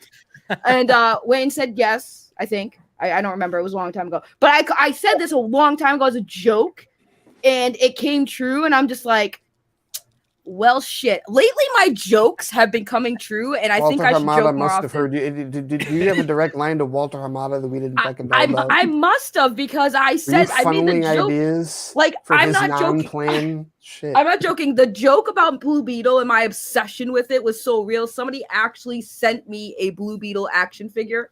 Like it was the craziest thing. But when I saw the trailer, I was like, please let this be good, because then if my joke would have been even more funny if the movie was actually decent. And the trailer was like, okay, I can get on board with this. I was gonna say, is there anything in the trailer that leads you to believe otherwise? I mean, because I didn't see anything. I didn't see anything that led me to believe otherwise. Right. So well, far. that's the thing with Blue Beetle, and why I was always like making a joke about it is because, number one, a lot of fans, like I would say casual fans, not like the hardcore fans of DC, but like casual DC fans, have no freaking idea who Blue Beetle is. Like Scott said, his family's looking at him like, is this a real thing? Like that's usually the general consensus when it comes to talking about Blue Beetle. And this is and this is that line between hardcore fan and general audience, is like if you played Injustice 2 or you watched the second season of Young Justice. Which I did. Right. I the second. Or you watch Star Kid. Thank you, Star Kid. Yes, we're talking about on Geek First, and I saw like, oh, we got to remake a Star Kid. Anybody remember that? Yeah. It's from the from Jurassic Park. I had a VHS that was 3D. When you changed it, it would be like him and then the alien, him and the alien. It was crazy. Right, but that's the thing is like with Blue Beetle, a lot of people they're not familiar with his character, and that's why I thought it was funny when people were like talk about Blue Beetle. I'm like, you do understand like I Googled it, obviously, because like I didn't know much about Blue Beetle outside the stuff you just mentioned. But like I Googled Blue Beetle, and believe it or not, Blue Beetle has a very significance in the DCU. Like he has ties to the Green Lantern Corps. Yes. So like and with the Green Lantern Corps, like the that project coming out, there's a possibility to bring Blue Beetle into that version. So it's like, it's interesting that people didn't know who Blue Beetle was, because he has a lot of ties. He has ties to Batman, close ties to Batman as well. So it's interesting that they're making this movie. Right. Yes, he's fascist. Okay. All right. Oh my God. We're not going to get to that point yet. We're not going to get to that point yet. All right. We're not going to get to that point yet. That's at the end of the trailer. But let's kind of go around the horn. Anthony, you've been kind of quiet. What did you think of the Blue Beetle trailer? Yeah, I thought it was pretty dope, man. I enjoyed it quite a bit. I thought it was fire. I thought it looked good. I think when it comes to that particular character, first and foremost, the suit has to be fire, and it was. And look, I understand like what as far as that character goes with the, like family means and stuff, but first and foremost, the suit had to sell anyone. And I said this on Four Nerds last night. I think that thing releases a movie comes out a couple months before Halloween. That probably will be the biggest Halloween costume this year, especially when like young Hispanic kids like get to see it and actually say, "Oh shit, he looks like me," and he's fucking, And I think that's gonna be a big selling point as far as Halloween costumes and shit when it comes to that part of the year. I like the dynamic. I liked there's nothing in the trailer that I didn't like. As far as the comment at the end, relax. We don't even know what the context is for that period. Thank you. It could literally be. It's George Lopez. It's George fucking Lopez. That's number one. It's George Lopez. It's old man humor. It's old man humor. It's George Lopez. That's all it is. He's gonna say that shit. And it could be in that particular scene, there could be a point where every single member of his family says a superhero is whatever. They're just. It's like it's literally like. No, Anthony. Anthony, I was offended. Okay, I was offended. do we damn not it. forget that line in Batman v Superman where the guy goes, "There's a new kind of angry in him." See? There's a new kind of mean in him. Was He's Batman angry and acting he is a little hunting. off his cuff in Batman vs Superman? Yes. Yeah. So I attempted to fucking react to. I waited all day to watch the trailer on my show on Oh Monday. yeah, and I you told me about that. Yeah, I messaged Dave. I said, "Hey man, I'll just Be let you know careful. they knocked me. They knocked me offline for watching it or whatever." But I didn't notice that they had knocked me off until afterwards. But that particular thing was like the most talked about part. I'm like, what? It's literally The one-liner at the end. It's George Lopez, and that if you don't know who George Lopez is, never watched any of his comedy, that's George Lopez. He has a show on right now where he says shit like that on NBC. Yes. And number two, again, you don't know the context. They just throw that in there. And some of the lines, obviously, like with all superhero trailers, like certain you'll hear a voiceover, and then the next word they'll speak will sound like it's not even in the same sentence, because that's just how they throw these trailers together. So that was the one thing I was like, y'all are really. This fire trailer where you got to see Blue Beetle in action. He fucking made a sword out of his shit. It was dope. But that's relax. Because we're fucking spoiled. So since Anthony jumped the gun while he was talking, I literally just Googled Batman fascist, and the whole Batman fascist argument, as far back from what I can see just by looking at it real quick, dates back to 2016. Where people were actually, I'm sure it goes back farther than that. Well, I'm sure it goes back farther than that, but I'm saying it's like I even said, I'm pretty sure this is not the first time I've heard someone refer to Batman as a fascist. So why are you guys bitching? No, when Phil made that joke, when Phil made that joke on Twitter, I literally said, "Calm down, Alan Moore," because, and then I loved it because Chris Balga went, "I understood that reference." Yeah. But overall, I thought it was great. I can't wait till it comes out. It looked good. I liked. It was sort of I don't want to say refreshing, but it was a good trailer, a good first look at this film that I'm sure when those set pictures came out like last year or whatever they did, that you saw the suit on set and you were like, that looks fire. That's a suit. That's a Blue Beetle. Yes. And so wait till we see it with visual effects applied to it and things of that nature. Oh, it looks great, yeah. It looks good, and I have zero complaints about that trailer, man, at all. And that it left me like, okay, all right. Well, I'll see you guys in August when it comes out. By the way, I see a comment that I love about this whole fascist comment, and this is the best response. So somebody asked on Reddit, they said, is Batman a fascist? And the best response I saw says, depends who's writing it. And I was like, that's really good. I'm like, yeah, that's pretty much what it boils down to. It's all about interpretation, folks. And one more thing, I hope that whoever we know who's in charge, but whoever is running things, I hope you do not take that fucking line out of the movie because of the backlash. Do not. I swear to God, if I see that movie and that line is not in the movie, I will be upset to a certain Anthony, degree. if it makes you feel better, it's not Dwayne "The Rock" Johnson, so it'll stay in the movie. Hey, man. Hey, Dwayne buckles under the pressure, man. He's like, oh, the fans are angry at me. Let me do. I'll be the first to tell you, he fucked up a lot of shit when it came to his stuff. But watching that trailer, because we know that oh my God, I'm blanking. Help me out here. Susan Sarandon. Thank you. Yeah. Susan Sarandon. Wow. Travis, there you go, Travis. I was about to say, who did you like? I'm like, who is he Travis even talking about? Travis. You guys that was creepy as shit, Travis. We talked before the show. Very weird. I know what they're gonna say. They finish each other. That was very strange. Travis, when did our relationship become like this? I don't know. 2023 is a different era for us, I guess. It really is. I think it was where I positioned you guys in the panel. I mean, he's essentially your crotch. Right yeah, exactly. God, so that's what it is. Taking all his knowledge from the crotch. Well, but they do say that men think with down yes, there. That's true. Yeah, that's what I was alluding to. Boy. That's what I was alluding to. So I think they've Give me your knowledge. There's an image. There's an No, image. that's not an image. That is Travis's not an mouth image. wide open. Yeah, that was. But That's for you, Susan chat. Sarandon Somebody is clip that out. as Victoria Cord, and I think they've said that she's like the big bad. But I'm really hoping that there's like an alternate, or maybe they're waiting for maybe a possible sequel that like. Who's the other dude? Who's that other dude that was like, you know, Sort of like Craven. There's a yeah, like a Right, like a Craven, like a Latino Craven. Seriously, like that's He's what like, he I don't looked know like. who that was. Yeah. hold on. I'm gonna see. You guys keep talking. I'm gonna look this up. Wait, actually. Craven wasn't Latino?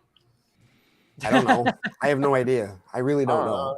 I know he's not in the Aaron Taylor Johnson movie, but like I have no idea. Like I thought Craven was Latino. he might be. Great question. Oh no, he's Russian. I think Craven's Russian. Russian? Craven's Russian. Yeah. Is he Russian? Right. Sergey. Yeah, his name is. Yeah, Oh. Aaron Taylor Johnson. But yeah, because Scott, I was Yeah. kind of looking for the same thing as you in the trailer. I'm like, okay, she might be the mastermind, but there's got to be like muscle that he's got to Yeah, fight, I think so. right? Yeah. You know, Or something. I don't know. See, I don't even know who Blue Beetle's rogues are if he has any. Like, I have no clue. I found from Comic Vine. I found like the top 15. Oh yeah, I searched that up too. Yeah, I think she'll be like a kingpin type. It might be looking at here. You know, Devil Dog might be an option. Devil Dog. Devil Dog. Okay, specifically an enemy. Specifically, an enemy of Jaime. As much as I love Susan Sarandon, I don't want to see her put a scarab on, bro. Like, I don't know if that... Well, she was because she was the second choice because wasn't the original Sharon Stone? I think it was Sharon Stone. I remember hearing those rumors, and she's gonna play the same character she did in the Catwoman movie. Yeah, right. That was the joke. Yeah, that was the joke. That they were connected. She's like doing LensCrafter commercials now. Did you guys see those? She is. I have seen those. You're right. I know. I remember. I remember watching the commercial. I'm like, wow, that woman looked like Sharon Stone. And then we like started going, is that Sharon Stone? No, that happened to me shit. when I was watching the second season, The Flight Attendant, and she's in that, and I went, "Oh, she is." I haven't watched the second season yet. I haven't seen that either. I have not watched it either. She plays Kaylee Cuoco's mom. Of course she does. Ooh, Yeah. okay. But there's a scene where you go, that kind of looks like Sharon Stone, and then I watch the credits and go in. I'm kind of. It is Sharon Stone. No, Okay. but she doesn't do a bunch. So that's why I feel like I always forget what kind of she looks like. She'll pop up in some things, but she's not someone that's like in a bunch of stuff. Career, you got to go back to 90s. You got to go back to 90s and early 2000s because I mean, obviously, like Casino. Oh, she was the hottest thing. She's everything. Specialist. Instinct, She was. Sliver. The 90s was her heyday. She did so much back then, for sure. And then she did Catwoman, like we said. Yeah. But hashtag sexist Travis. Did you what did you think of the Blue Beetle trailer? I thought it looked like CGI. No, he's good. No, he's not frozen. Uh-oh. Is he No, frozen on your end? He's frozen on my end. Oh, no. Saying he's frozen too. She hasn't moved in hours. You got to reboot your computer. No, I prefer it this way. Yeah. You guys can't see me eating my cookies. I saw them. Yeah, so the Blue Beetle trailer looked pretty cool. I had a problem with like the music. I just want to. I just thought that was a bit. What? Have you not heard that song? Get out of here! You guys are so uncultured. I'm with saying that I like the music. Swine. What music was that? I don't know what the music didn't bother me at all, but I didn't know who it was either. I just want rock. That's a banger. What's wrong with you? Okay. Uncultured swine. I was all right with it. But yeah, I thought the trailer looked pretty cool. It did look a bit too safe for my liking, as in like, I don't know, like just as a superhero movie, it just kind of looked a bit too safe. Like we didn't really like, and that's. Yeah. Well, like safe in what way? Like you mean in terms safe of as in we've seen this sort of stuff before in trailers, like the cutting up the bus thing that was like we saw that in Doctor Strange and I think and technically Shang-Chi. Yeah, Shang-Chi. Yeah. Yeah. Oh yeah, and like I'm just like, can we get something new? I mean, like the city where they're at looks really cool. There's like that view of the city where it's like glowing with neon lights. I like that it's what is it called? Palmyra? Yes. Yeah, I do like that because I know that's from the comics. So yeah. And Big Belly Burger. Big Belly yeah, Burger. yeah, Big Belly. Yes, they did a Big Belly Burger. Yes. Yeah, Big Belly Burger, and I remember that was an Easter egg in DC Super Pets, right? That was in the city, wasn't it? Sounds familiar. I'm pretty sure that I saw You that did in the Zack Snyder's Justice League as well. I'm pretty sure. Was Big Belly in Zack Snyder's Justice? Yes, that's what the truck driver is Oh, driving. yes, you're right. You're right. Yes, Right. right. Yeah, Yes. the guy driving the Yes. Gardner Fox truck. You know, there was. Oh, right. Yeah, Right. yeah. Yes. Zach's good at those Totally, Easter yeah. eggs. Let's have them on. What? No. Well, I kind of want to piggyback on what Anthony was saying with respect to.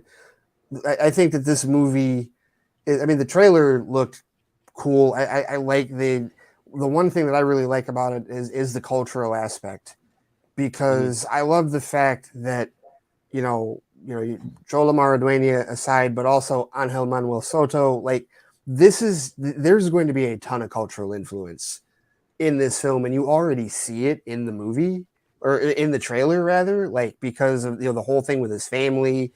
And I like the scene where like he's clearly just a concierge or a valet or whatever, and they're like cheering for him from the van or whatever. Like just that there is potentially He's getting a job. There's potentially going to be like a heart and like a cultural like relevance with this film that I think is going to help carry it with the general audience and carry it in terms of like the genuine nature of the story, the genuine nature of the characters. And you could just tell when like a director and a screenwriter, because they talked before, like it was the second Fandom, I think they had a panel where it was like them and Cholo were talking about like all the how they were, they're all Latino and like they're all, this is like a very emotional, these are a lot of emotional stakes for them. You bring somebody like George Lopez in, he's a name that is going to have relevance in that regard. And to me, I've always looked at this movie, Dave, I've said this, this is in the same category, Black Panther, Shang-Chi and the Legend of the Ten Rings. Here it is, Blue Beetle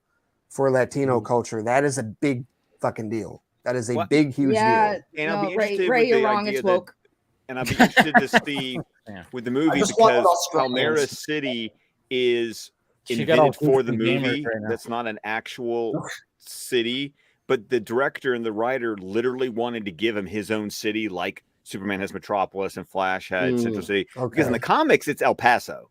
Oh, it's El Paso? Oh, it's El Paso in the comics. That's right. Yeah. So, so what I'm curious about is, since Palmyra is a fictional city, but it's literally created for the movie, I will be interested to see like what's the analogy, because like we all go, Metropolis is New York, Gotham is Chicago. Say, yeah. No, it's supposed to be in Jersey. Yeah. So all right. No, because Star City is Seattle. Coast City is like San Diego. Central City is Kansas City, Kansas, because Keystone City is Kansas City, Missouri. It's because they're okay. What about Happy Harbor and jumps? Happy Harbor is like, because Happy Harbor is Rhode Island, so I think it's probably like Providence. Something Where's Canada? Like... Where's Canada? I know. I love it how Travis like, what is that? And then it's like, you live in Australia, you don't know anything, and then he's like Googling, like, what is that? What is Kansas? What's Canada? Yeah. Well, a place where nice people live, Free healthcare. We got that. Superhero, and it'll all be good. Alpha Flight. We got Alpha Flight. You have Alpha Flight. We do have Wolverine, technically. We do have Wolverine. Yeah, because still, as much as X-Men Origins Wolverine is a terrible movie, my favorite line is, "Aren't you ready to serve your country?" And he's like, "I'm Canadian." That was great. That was a great line in that movie. Yeah, I like that movie. Sorry, I was going to say, like, Travis, what did you think of the overall trailer of Blue Beetle? I like the trailer. I think it's like, to me, above average. I think what I'm looking forward to is the action. I love that moment at the end where he's in the hall fighting all the guys, and it's red. I like that. Power I Rangers. love the sword thing. That looks Power great. Ranger.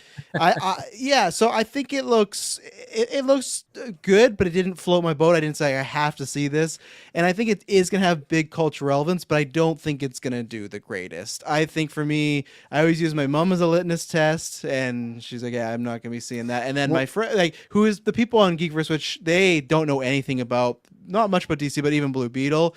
With them, they're not in the general audience, but all of them were like, yeah, I don't need to be on this review. Like, unfortunately, the people that I've talked to in my real life, not in the podcasting thing, I count them as my real life because I knew them before we started podcast.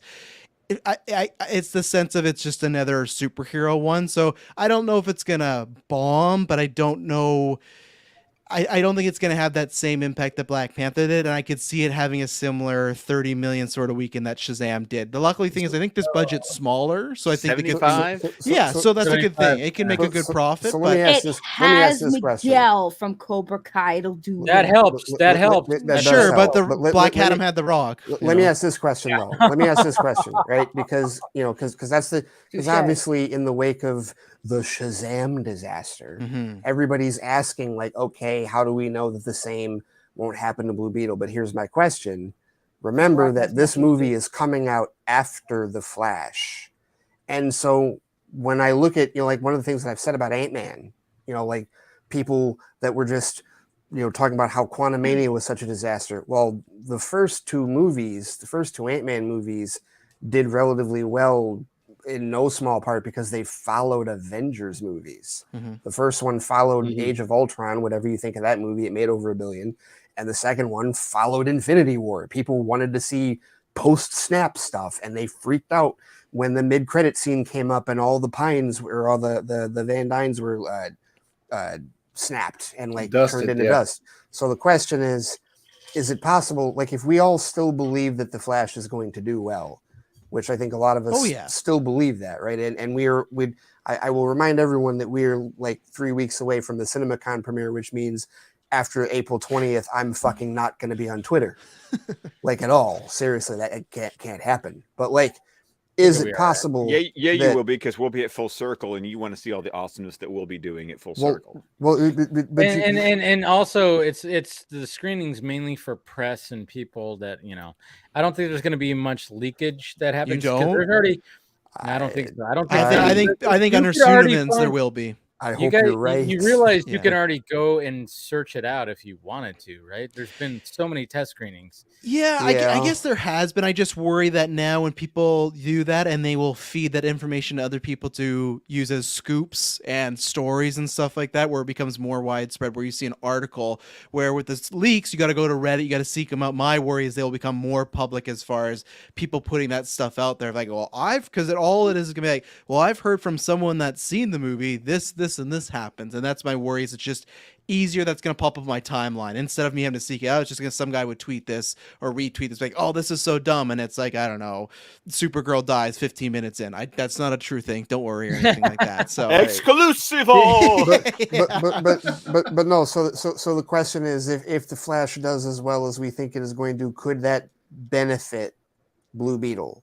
Can Blue Beetle sustain that, or is Blue Beetle still too much of an unknown character, similar to Shazam, that it won't be able to capitalize off of that? Yeah, because Ray, to your point, like my kids know who Shazam is. Yeah, my kids don't know who Blue Beetle is. Right. And the thing is, with Ant-Man, you brought up after the first one. No, the first one. They saw the DC Lego movies.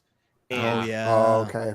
All right. So it seems like it's really going to come down to how it's marketed. And that's a tall order, And August is a little lighter too. If you look at the schedule, it's not as packed as even like what March was for Shazam. So I don't think it's dead in the water. I still think it could make a profit. I just don't. You're going to clear Marvel. Marvel will be done till November at that point. Exactly. Like after Guardians. I know Shazam always gets the shit end of the stick when it comes to that. Yeah. No, but I think what will help it is, like you said, having Maridueña, having him there, and Cobra Kai. When does the new Cobra Kai season come out?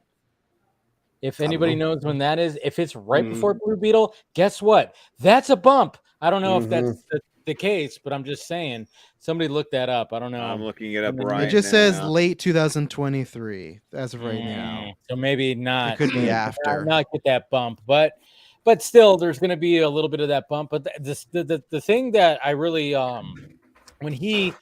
when the scarab like attaches to his face and we see that scene is not fully like, oh, it's just all of a sudden he just changes into it. There's like a whole thing where like the legs come out of his back. Yeah. It's all crazy. He's burning his clothes off his body. Have you guys ever seen the Guyver?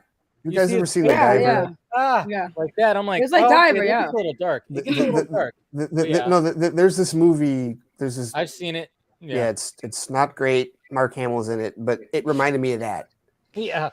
That was the only reason I watched it when I was a kid, because Mark Hamill was on the cover, and he has fucking nothing to do with the movie, really. But like, he's just there. That's true. He's just there. He's not the title character at all. But like, that's where he had blonde hair, right? It is Beach blonde hair. Yeah. Yes, he had beach. Oh blonde hair, yeah, I've totally, seen that picture. Yeah. I love Guyver though. That one was a classic. Well, I think it's a guilty pleasure watch. It's a B movie. Yeah. It is. It's absolutely. It's a like B movie. it's so bad it's good in my Yes, opinion. but what he's talking about in terms of like Jaime, it looks like whatever the scarab is doing to him hurts.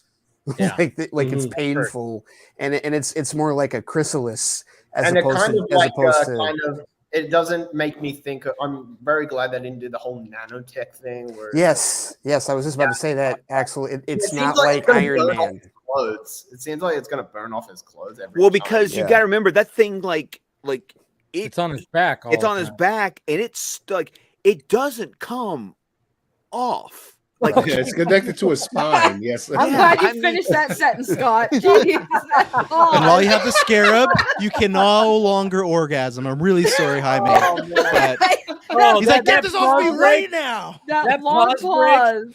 That pause break was so like it was like yes. They're giving him all the things. Scott going with this. Enhanced strength, reflexes, incredible power. You can't orgasm. You can't. Wait, go back. What is that? My jaw literally dropped. I was like, what is Scott saying? He doesn't say dirty things. What is happening? But then also, but what I am looking for, it's an allegory for teen angst and sexual frustration. You know, but I thought it was interesting. I thought it was interesting for the scarab that it has a female voice, which is not how I'm used to hearing the scarab. It's woke. I saw some people.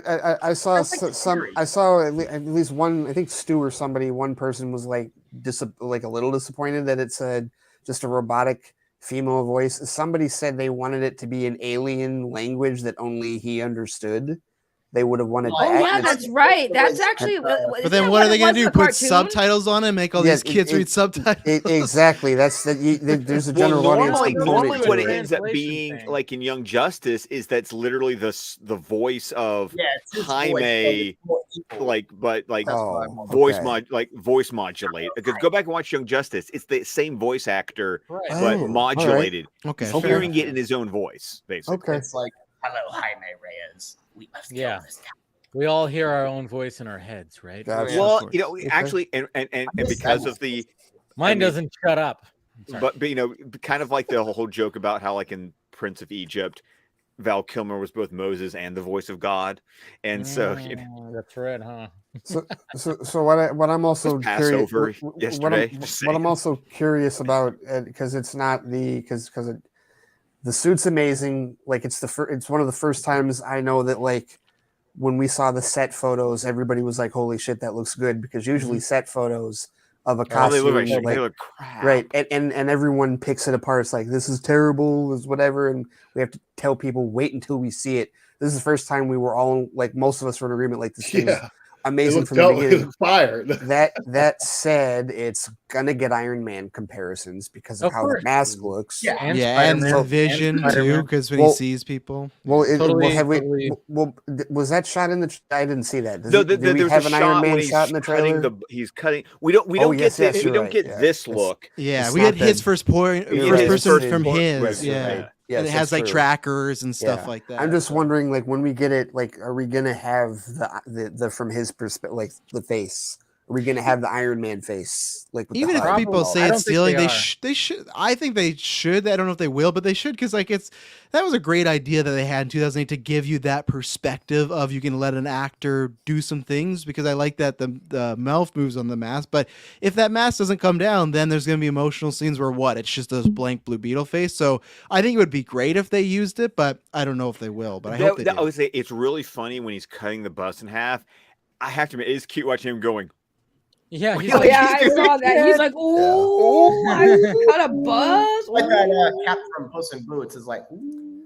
yeah. Right. Yeah. I laughed at that too when he did that. I was like, that would literally be me. I'd be like, "Oh shit!" I'd be like, oh, sorry. I don't think it's going to be like I don't want to like I'm not going to wish. I mean, I'm not wishing failure for it, but I don't think it's going to be Fury of the Gods level. But I don't think it's going to be that. I think it's going to be at least better than that. Do I think it will be on the level of the other culturally significant comic book movies I've talked about? No, I don't. Not money wise. I mean, and Shang-Chi, of course, that's the tough one. The stupid pandemic killed that. Yeah, because we'll never know what it would have done. It was gonna do. I still did contend it would have done. regardless. It did. Yeah, of course. But it would have been good to see, like, within a regular day, like, what would it have pulled? Yeah, you know, and exactly. stuff, So, but It would have came.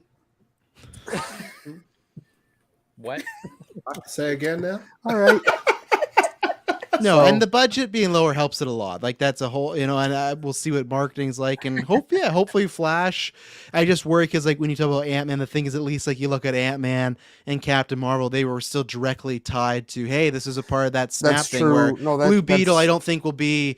I guarantee there'll still be some people that have no idea Blue Beetle's a DC movie and it's anything to do with the Flash. Batman line is in the trailer. Yes, exactly. And even in the case of the first Ant-Man movie, like, even though it wasn't necessarily like directly connected to Age of Ultron, that opening scene, you still saw why am I forgetting her name?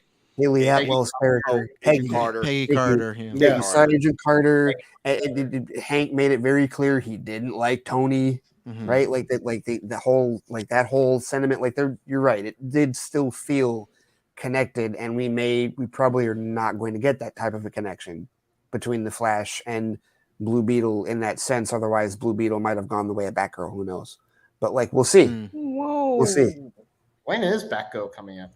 Oh yeah, there's a whole legal thing that's happening right now. But not for a while. Dave, that's not going to go anywhere. I know. We don't need to get into that because no, it's not. Like, all right. No, but one of the things that going back is like the fact that I appreciated that the mouth moved on the mask. When he was talking, I was like, oh, I didn't think the mouth was going to move. I thought it was just going to be like, okay. And, he's fully covered. But I love the fact that the mouth moved. And I'm like, all right, little detail that I thought, cool.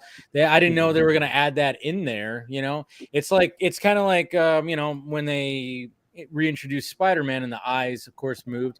Same with Deadpool, eyes moved. Like the whole man, now they're adding detail to like these masks where they can do that now. The technology's there, obviously, and I love the fact, that was one of the things that I was like, oh, I love, like, when he's talking, you see the mouth move, and I'm like, cool. I mean, it's just little details like that. I thought, because I did not think that was going to be the case, but there we are.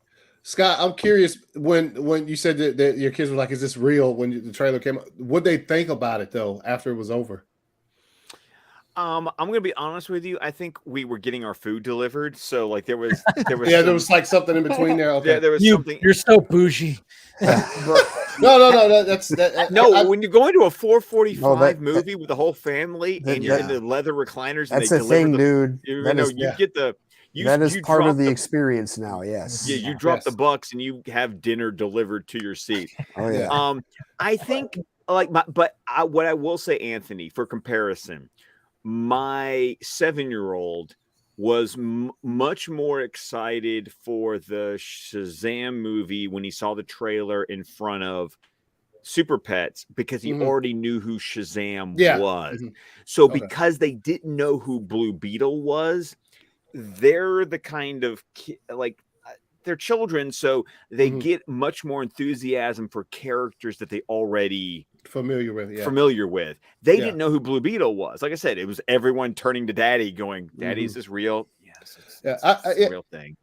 So I asked that just to like when we're talking about how much we like think that this movie's gonna like how successful it's gonna be. They're gonna have to if it's one of those situations because once kids actually see Blue Beetle in action, I think they're gonna fall in love with it. But they have to see him in action first to fall in love with just because look Blue Beetle's fire, dude. Like it's a cool character just from the trailer. What he was doing there, I mean, just for me was dope. So I think, their advertising and shit.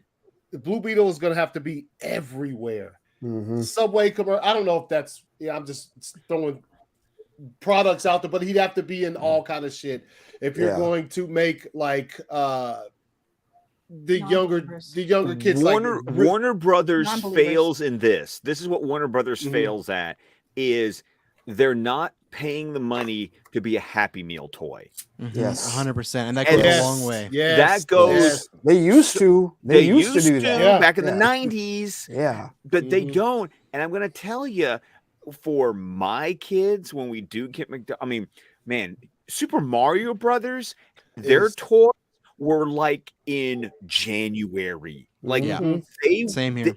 They loaded it up like 3 months in advance to get that ball rolling, and it was all Mario, like, and it was all of them in Mario Karts. Like it was pretty much like that was the fun thing. So what Warner Brothers has not been doing at all for as far back as I can remember. It's the 90s, honestly. It's the early 2000s. But they're not getting that marketing if they're trying to get the kids. Like, I don't even think they did anything for Super Pets. And so it's like, if you want to build up that hype like you're talking about, you've got to do this cross-promotional, merchandising, marketing, and honestly, it's got to be. If it's not McDonald's, well, you know what they're if it's doing not McDonald's, it's gotta be good. But Axel, are we keeping you awake? Oh, hey, he's awake. You just like you took like a fucking 7-second nap right now. Yeah, because you guys know what Lego is. Yes. No, I don't know. What is this thing? What is this thing called? Every Lego? parent has at least stepped on one of those in their lives. Want me to grab my collection? Travis just dipped. He's like, I don't know what Legos are. Like they need to because what they've done with it's always Batman now. Ever since that Lego Batman movie, it's always just been Batman. That's why I like this. There was no Shazam. Well, Scott, I was going to say, Scott, they have been doing one thing as far as I don't really consider it marketing because everybody does this with Fortnite, but they've been doing stuff with Fortnite. There's a lot of DC characters that are skins on Fortnite. See, but my kids, Fortnite's not a thing for them right now. There was a Black Adam Fortnite. Yeah, unfortunately. Well, also Dwayne the Rock Johnson actually has a character that's him in Fortnite. That's not even anyways. And I've said this, like when talking about the whole superhero fatigue thing, I have said that when it comes to the audience, what it really is I've said it's not fatigue; it's that they're making more discerning choices about what they're going to spend money to see at the theater and what they're going to wait to see on either Disney Plus or HBO Max. Yeah, you don't want to know how much we spent to go see Mario. Right. Yesterday. Exactly. Like now, that was dang. Yeah. Now I think it's funny. I believe you. I spent $9. I spent $9. I wish I spent $9. I spent 15, but no, Dave, I know you appreciate this because you and I we've been talking. We were beat when this is going to be an HBO Max movie. We were like championing that. We said it was a good thing, and I think I get a kick out of the fact that now at the end of the trailer it says filmed in IMAX. Yes. Oh yeah. Right? Yeah. Oh yeah, it does. Yeah. So the question is like, all right, Zaslav and this new, all right, schmooze the exhibitors, get back in the theatrical graces and all that. Okay, this was originally an HBO Max movie that you've now slated for theaters. Is this going to pay off for you? Are you going to be able to make it enough of an event film for the general audience to say, hey, let us spend how much did you spend, Scott? Do I want to admit how much I spent? Go ahead. Go ahead. We spent about $101 just on concessions. Okay. That's not even the tickets. The tickets. All right. This is why I don't have kids. That's what I'm saying. It's like Same. you have to convince the general audience, you have to convince the families to spend that money on it. And will they do it for the Flash? Yeah, for Michael Keaton, probably. They will. Will they do it for Joel Maraduena and George Lopez? Don't know. George Lopez. Don't know. Well, I'll say I this. worry about George Lopez's character being annoying. I'm like, is he going to be annoying? His character's going to be funny. Or that. That's what I'm wondering. I'm like, he looks ridiculous because he's got like, the long, that beard, man. That beard. The black nail polish. Yeah, he looks ridiculous, but I'm like, all right, is he going to be way too over the top where I'm like, anytime he's on screen, I'm going to be annoyed? Or is he going to crack me up anytime he's on screen? I want him to be the superhero conspiracy theorist. I laughed when I saw him scream, it's on your face! I want the Batman as a fascist line to be like part of his character. Like he just has these theories like Superman is this. Superman is this and Wonder Woman is that. Somebody had a good theory about that, is that they think that George Lopez's character is like against authority figures, which would make sense why we'd call Batman fascist, because if you're a person who's against authority figures, you're going to obviously think a vigilante is a fascist. But I will say with the marketing, I had this idea, which I thought, if WB's hurting for money so badly and they want to win back fans, you can kill two birds with one stone. Have the fans more involved with marketing. All the movements these fans have been pushing out there, all that energy to push good, like actual marketing, and have perks for them. I remember. So you want to sell it to Netflix? Well, no, I'm saying that when I used to be part of the Power Ranger fandom, I ran what was called an online street team.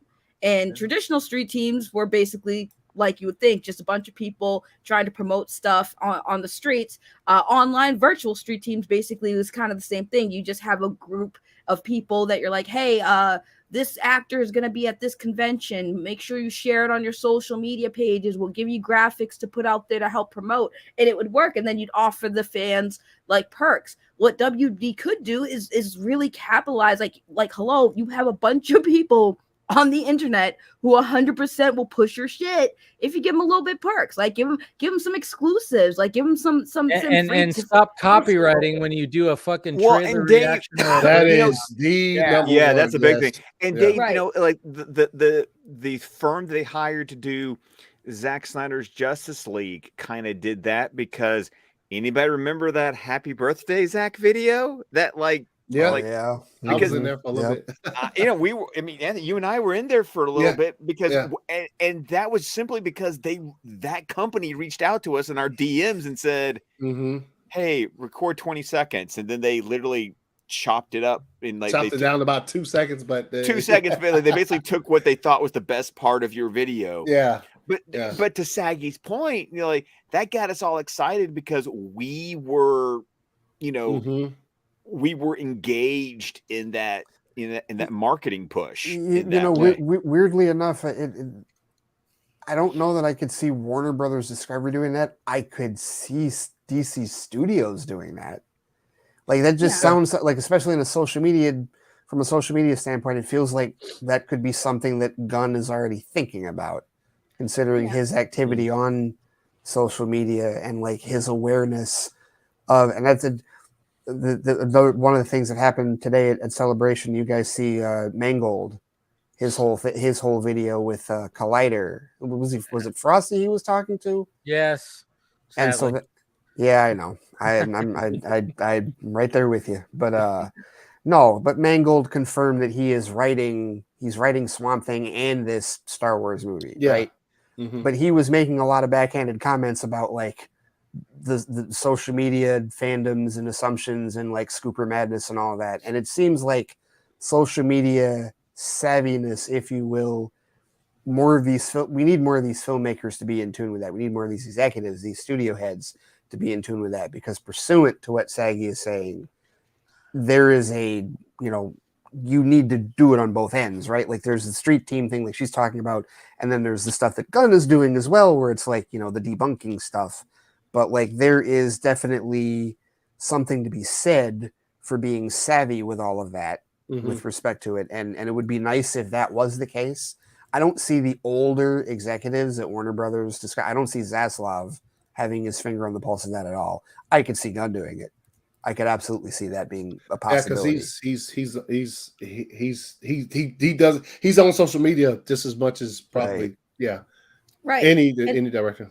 Right. And that's why I'm saying, like, you have all these able bodies who you can win back by just making them feel actually included. Because I think that with this whole division, this whole fighting with DC Studios, like, you know what would make them feel like better is having the option to be more included into what you're doing outside of just answering questions. Because I mean, it's like give them a little bit of bone, because like I said, there's a bunch of fans who want to be excited. Give them a reason to be excited. Make them feel included. You know, have like an ambassador program or something where you get some certain fans at certain levels. You know, you give them VIP perks or whatever. Like, again, street teams were fun because it made the fans feel included. It made them feel in the know. It made them feel special.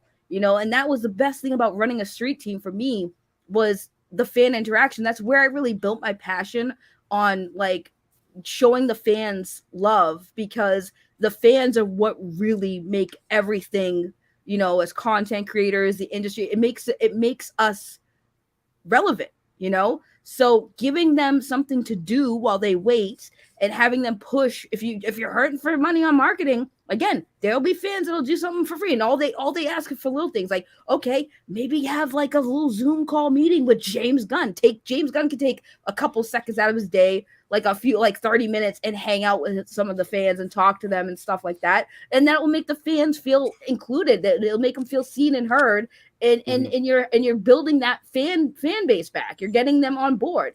So it would be cool if they really are, when we talk about marketing, like, yeah, you have able bodies. They will do it for you. Look at the stuff that they've been doing when they can just put that energy towards something that actually might help, you know? Just food for thought. Food for thought right there. No, it's a crazy thing, but I know, Scott, you need to go. And Anthony, I know we're probably going to wrap this up pretty soon too, you know, so. Yeah, wrap it up so you don't come. Yeah. Sorry, Scott, we'll never live that down. Oh no, just add it to the list of things that have happened on the Vodka stream. It was just the randomest pause. Like, I know. It's we're children. Effect. It's called rhetorical effect. Yeah, but a bad word to do that on.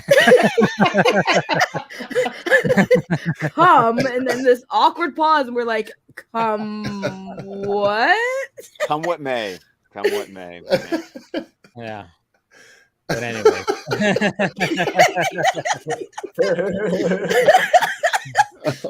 Scott's great. I love when Scott is funny without trying to be funny. That's the best kind of funny, right? I mean, seriously. Yeah. Yes. I love it when a joke lands, but I love it when it's even funnier when it doesn't. Yeah. Anyways, I know, Scott, you got to go. I got to go. So, of course, you can find me on Twitter at ScottDC27. You can find my podcast at DC Squadcast, where podcasts can be found. We're on Vero, Facebook, YouTube, with the entire network of shows at squadcastmedia.com.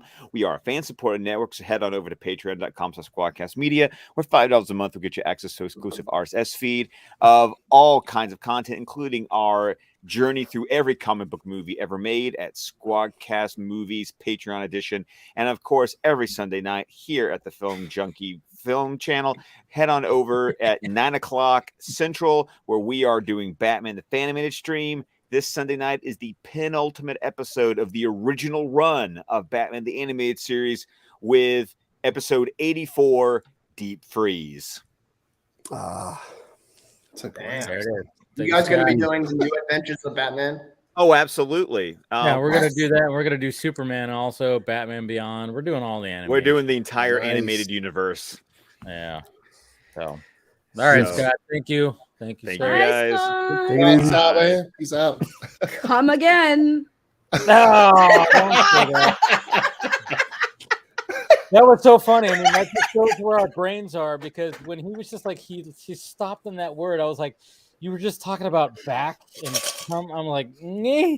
We all Yeah. just expose how very immature we are. Yeah, pretty much. Yeah. Pretty much. I thought I was the only immature one. Speaking of immature, Hey, Oh what's my going God. on? Sorry, I cannot be. Oh man, hey, have you guys talked about the Mandalorian yet? Oh, we've talked about all Where the kinds hell of did stuff. Axel just go? Axel just bounced off. Axel went down under. I love how you show up and Anthony's leaving. Like, what the hell? We have two of the four nerds here. I know it is late on his end. I just got off work. I got stuck we're at work actually gonna too. probably wrap this up pretty soon. Oh, nice! I'm so glad I decided to show up. Well, And I wasn't even going to do it because I got home later than I normally do, and I was like, you know what? It's late. I'm not going to jump on. And then I was like, oh, fuck it. I was. I was gonna ask though, because like I mean, there were other trailers that did release, even some today. One thing I wanted to say before we stopped talking about Blue Beetle was like the fact that it was 75 million, and things looked that good when it came to visual effects and stuff like that. I'm like, whoa! And then I'm kind of going like, man, Batgirl was 90 million. Like, so what was going on in there that required it? I mean, obviously you have more star power with Michael Keaton. I really think that. I mean, I really just think the story was going to break everything. Like, I really don't. I don't think it was. I know 90 million, and they keep harping the cost of it, but I just think that they were breaking too much of continuity with whatever the Flash was going to do and whatever they're going to do in the future. I just think that was ultimately what the death knell was. I don't think it really had much to do with money. I think it had a lot to do with the story itself and the way it played out with, with J.K. Simmons as Commissioner Gordon. I think it just, it didn't make any sense continuity wise. And they were just like, you know what? And besides, having Batman older than Jim Gordon never made sense to me. Yeah, I'm sure they're good actors. Good actors. Probably going to get explained. Yeah, but wow, Keaton is older than Simmons, isn't he? Yes. Yeah. Wow, He's that is 71 crazy. years old. Yeah. He doesn't look it. He does not How look they would explain that? How would they explain that?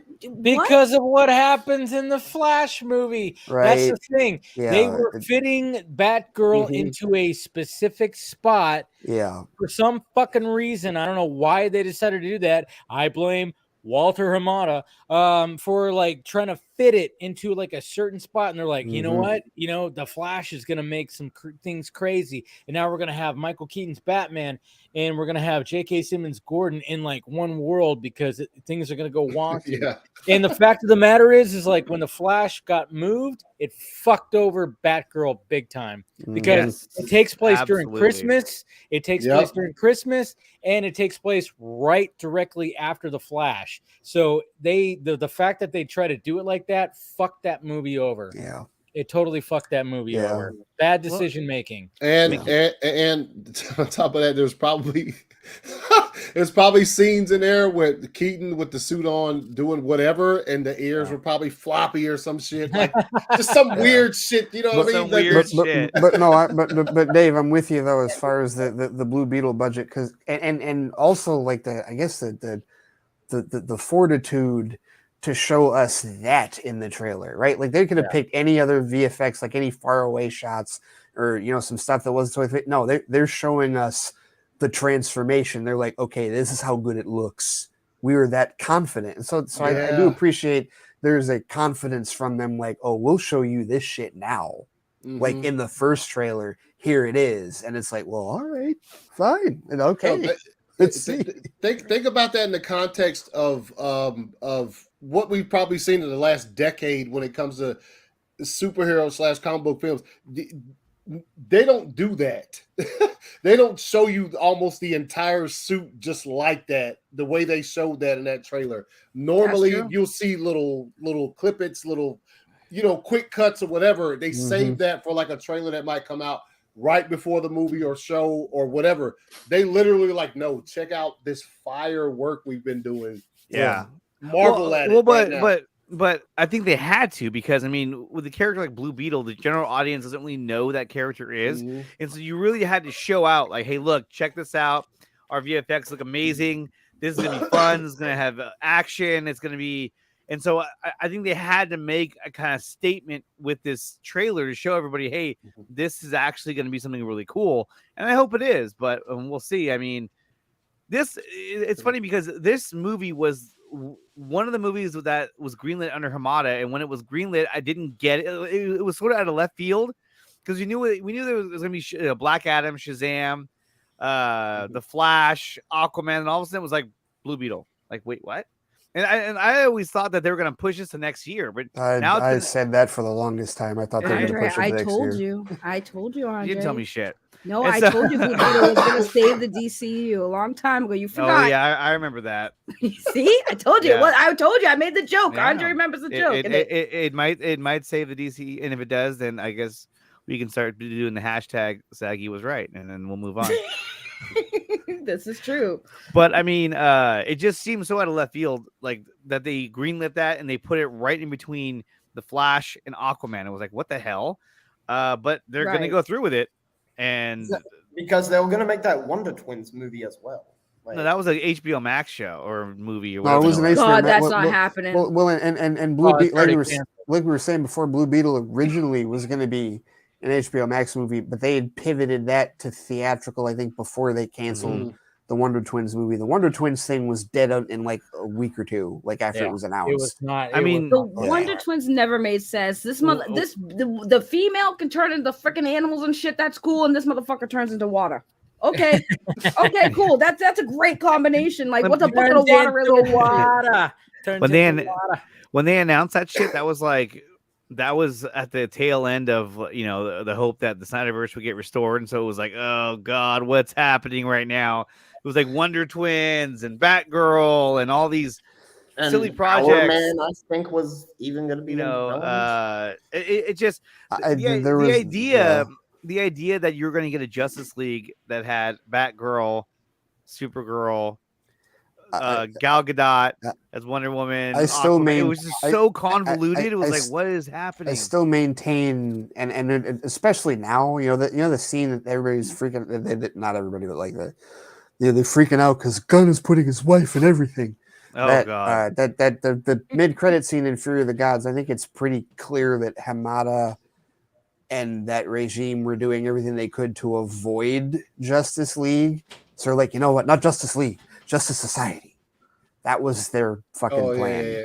Like this. So we were never gonna get another Justice League movie under that regime. I think we will now. Depending on how the DCU succeeds going forward, there would be another one of those. But we were never gonna get that again under the old regime. I mean, the whole concept that. Or the story that, The Rock or $7, what is it, like rejected or denied them the cameo of Hawkman and Cyclone at the end of Shazam. I mean, did they identify that it was those two? Was those two in particular? Levi said that. Yeah. Oh, Yeah. shit, Travis is back. Oh shit. Oh shit! I didn't even notice. I just realized Travis was back. I'm so used to that. Sometimes I just turn the camera off and watch. He's a that one guy in the group chat who never says anything. Right. Well, and even before that came out, like Sandberg had even said in an interview, he had said it already in an interview that but he didn't say it was because The Rock had done anything. He said it didn't work out, and that Jennifer Holland and the dude who plays Economist came like it was emergency.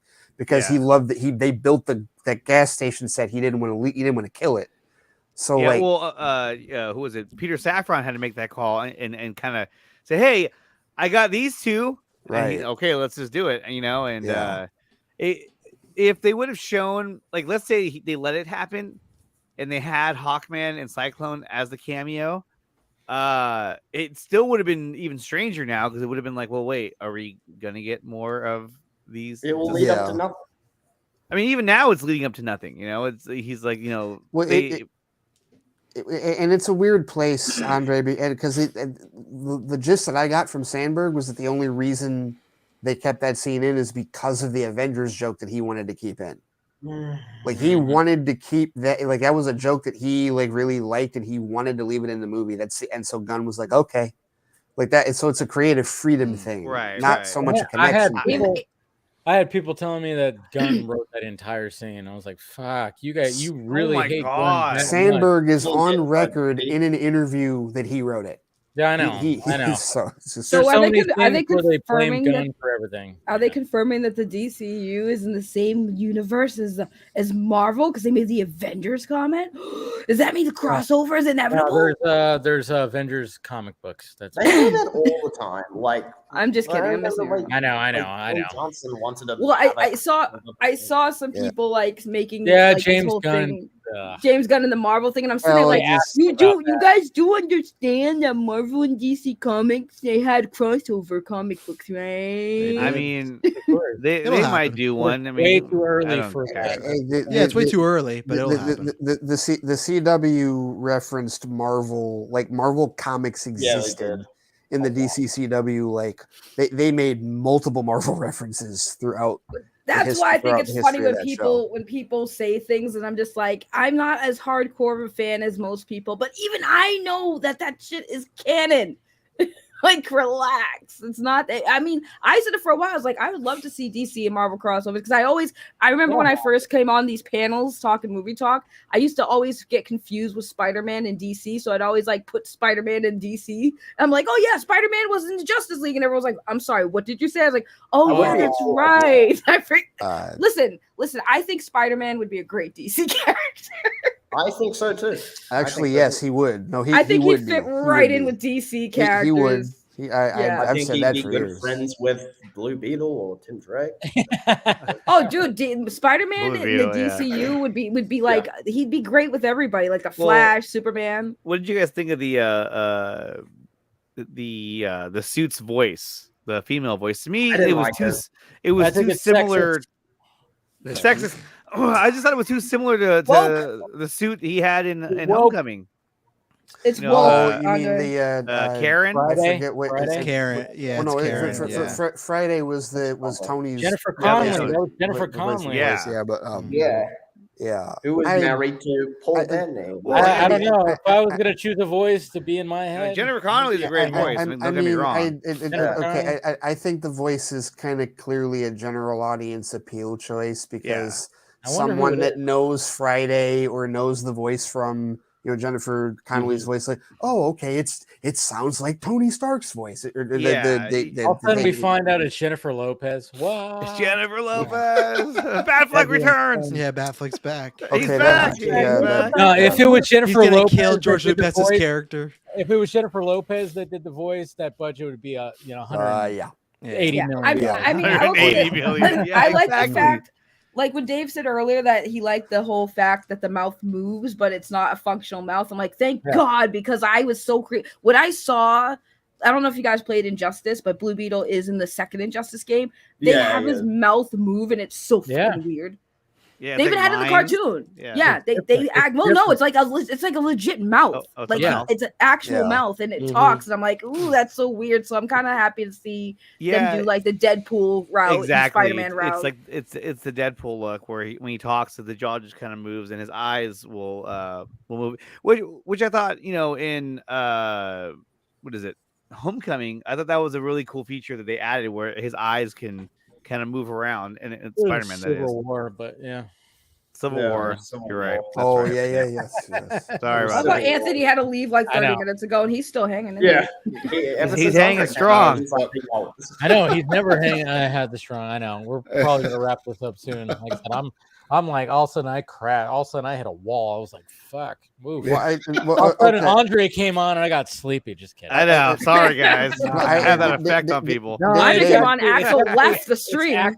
It's Axel's fault because he was like leaning in his chair, like closing his eyes. And it's daytime for him. Like I know. It's the middle of the day. Dude, how much sleep do you need? How much sleep do you need, dude? It's almost It's 3 a Saturday It's almost for you. 3 in the Saturday morning afternoon. here. It's almost 3 in the morning. You're in the future. Give me the winning lottery tickets, Axel. It's only midnight over here on the West Coast, Best Coast. Oh, it's 3 o'clock for me. Dave, I did want to ask you. Well, okay, did anybody? Because there were new trailers that came out today, and of course, I think we got the Barbie trailer, we got the Spider-Man the trailer, Barbie trailer, the Barbie trailer. Yeah, and you know what? The Barbie trailer, Barbie. I agree with what Dave said. The foot the thing that was great. cool, and then the rest of it was kind of like, all right. Oh, Yeah. I loved it. Cinema incoming. Fudge asked for a Barbie movie though. Someone did, Saggy. It exists, so someone did. That's what do you mean? Who asked for a Barbie movie? That's one of the most popular brands in the world. That's an easy live action Barbie movie. Yes, the fact that it hasn't been done yet is crazy. That movie's gonna do gangbusters. I want to know. Listen, they need to start taking the blow away from these executives when they're in the friggin' meeting rooms. Like, what kind of movie you want to make? You want to make a Barbie movie? Because there's a statistic of brands that sell very high, and Barbie's on there. Wait a minute. You're just now saying that about executives. In terms of the movie ideas now, do we want to go back like 3 or 4 decades? No, I said they need to take it away. I'm saying they need to take it away. It's been too much. But at the same time, look at this cast that got involved with this. That's what intrigues me. And I'm like, fuck, there's so many people in here. That I'm like, they signed up. was in it. The next Doctor is in it. Like Trudy Gatwa, who's going to play the next Doctor in Doctor Who, is in the fucking movie. Like what? See, that's the thing. There's so many different people. There's so many different people. I'm totally gonna smoke pot and watch that movie because I feel like I'm not gonna be able to watch. What you got to do. I know. But I thought it was like like when it came to the teaser trailer, I thought it was great that they did like an homage to 2001: A Space Odyssey. I thought that was great. But then in the beginning of this is like the fact that when she steps out of her high heels, her feet are still in the high heel position, which I thought was hilarious. I love that everybody. I thought that was pretty funny too. I love that everybody got what that was. Yes, because every Barbie was like that. Or like that, yeah. They're all in the high heel position, so they like. So I'm like, but then like I said, the rest of the trailer, I was kind of, all right. Okay. I love how Travis was like, "Shut up, Saggy. I have daughters. You shut your whore mouth." No, they won't be seeing this movie. I'm not taking my 5-year-old daughter to the one where the joke is you want to beat each other off. No, I'm talking about like you're gonna have girls. Oh shit, that was a joke. Yeah, you're gonna have women though that grew up with Barbies now that are in their 30s and 40s. They're good. And because they're being it to me, it looks like. Has anyone ever seen Top Secret with Val Kilmer? Yes. I don't think it's going to be that exact parody, but that's the type of humor they're doing in this, where they're in a real world, but all of them are doing funny things that are not funny to them, but only to us. And for me, it's just the director. I trust Greta. I loved Lady Bird. I love Little Women. Greta Gerwig, exactly. And not to mention, I mean, it's Margot Robbie. She's goddamn fucking gorgeous. Need we say more? I mean, Margot Robbie is a live action Barbie, so I get it. Yeah. Remember, guys, Amy Schumer was attached to this movie for a bit. Really? Wait, I'm sorry. What did you say? Yes. Well, because the original pitch of the movie, because was originally going to be Barbie in this movie. Because Saggy, the original pitch of the movie was that there was all the Barbies. It's kind of like this, but then they all decided to like cast her out because she wasn't good looking enough to be Barbie. So it was going to be like a body empowerment. And I'm not joking. That's why she was in there, because that was the original pitch, that they were going to cast her out because she wasn't Barbie enough. And it was that's what the idea was. Anything that woman is attached to dies. I swear to God. Like, the only time Amy Schumer was ever funny was when she did the comedy roast on Comedy Central. That was it. And after that, for some reason, this bitch thought she was funnier than she was. Like, no, bitch, you were funny in one thing. That should have been your thing. You should have stuck with that. Then you decided to be a fucking actor. You shouldn't have quit your goddamn day job. That's all I'm saying. I think the highest rated thing she's been in the last couple of years. I think the highest rated thing she's been in the last couple of years is the Oscars, and that's only because of the slap. That's right. She did host last year. She did. To defend her, I'm pretty sure nobody remembered her hosting last year. No, I didn't. I didn't even know she was hosting. It was a traumatic experience for her. She says she still has nightmares. I bet. When she first got big in the comedy scene, she had some funny, specials, but then she just fell off bad. I like Trainwreck. I was gonna say, and Trainwreck was a big. Trainwreck was the last thing that I enjoyed. That was the first. That was the only. Yeah, that put her on the map though in movies. After that, anything that she was in, I was like, this sucks. And then Amy No, here's it. Somebody said Dane Cook. Dane Cook stayed funny for a while. Amy Schumer fell off so fast. Like I said, Dane Cook got old though. Dane Cook did, but he was still fucking funny in a lot of things he did. I mean, a little. He went a little further than she did, and he doesn't annoy me nearly as much as she does. So yeah, I'll grant she's that.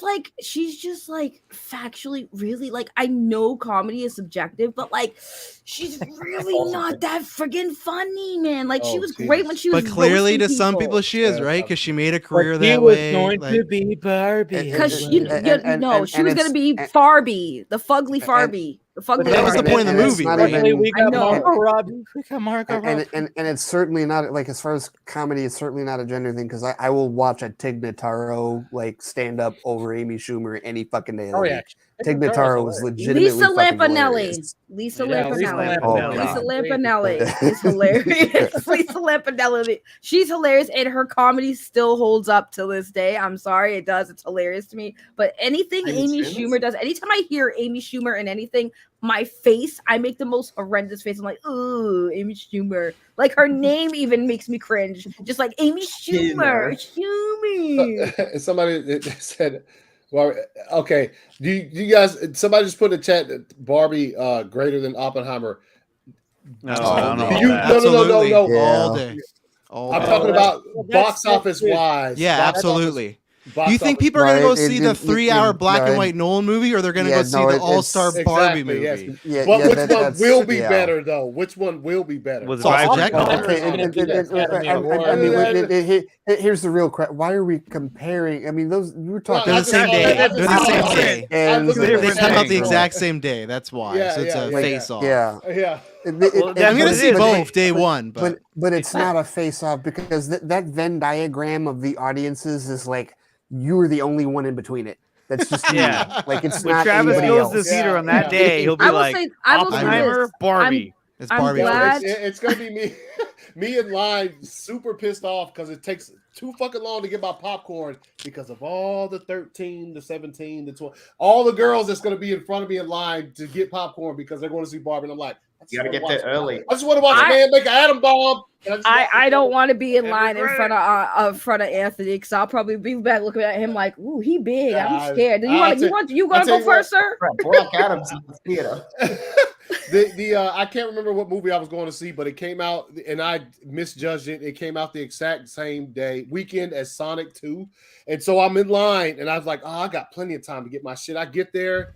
Holy fucking shit. There is like 45 to 50 kids in line in front of me with their parents. Like like every third or fourth kid, there was like a parent and getting drinks and shit for the kids. And I was like, damn it.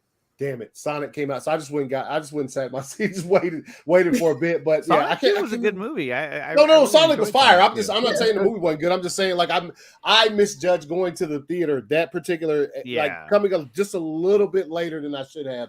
And I was like, oh shit, fucking Sonic opened this weekend. I never would have ever thought that Idris Elba would voice Knuckles the Echidna. And he did a good job. It's dope.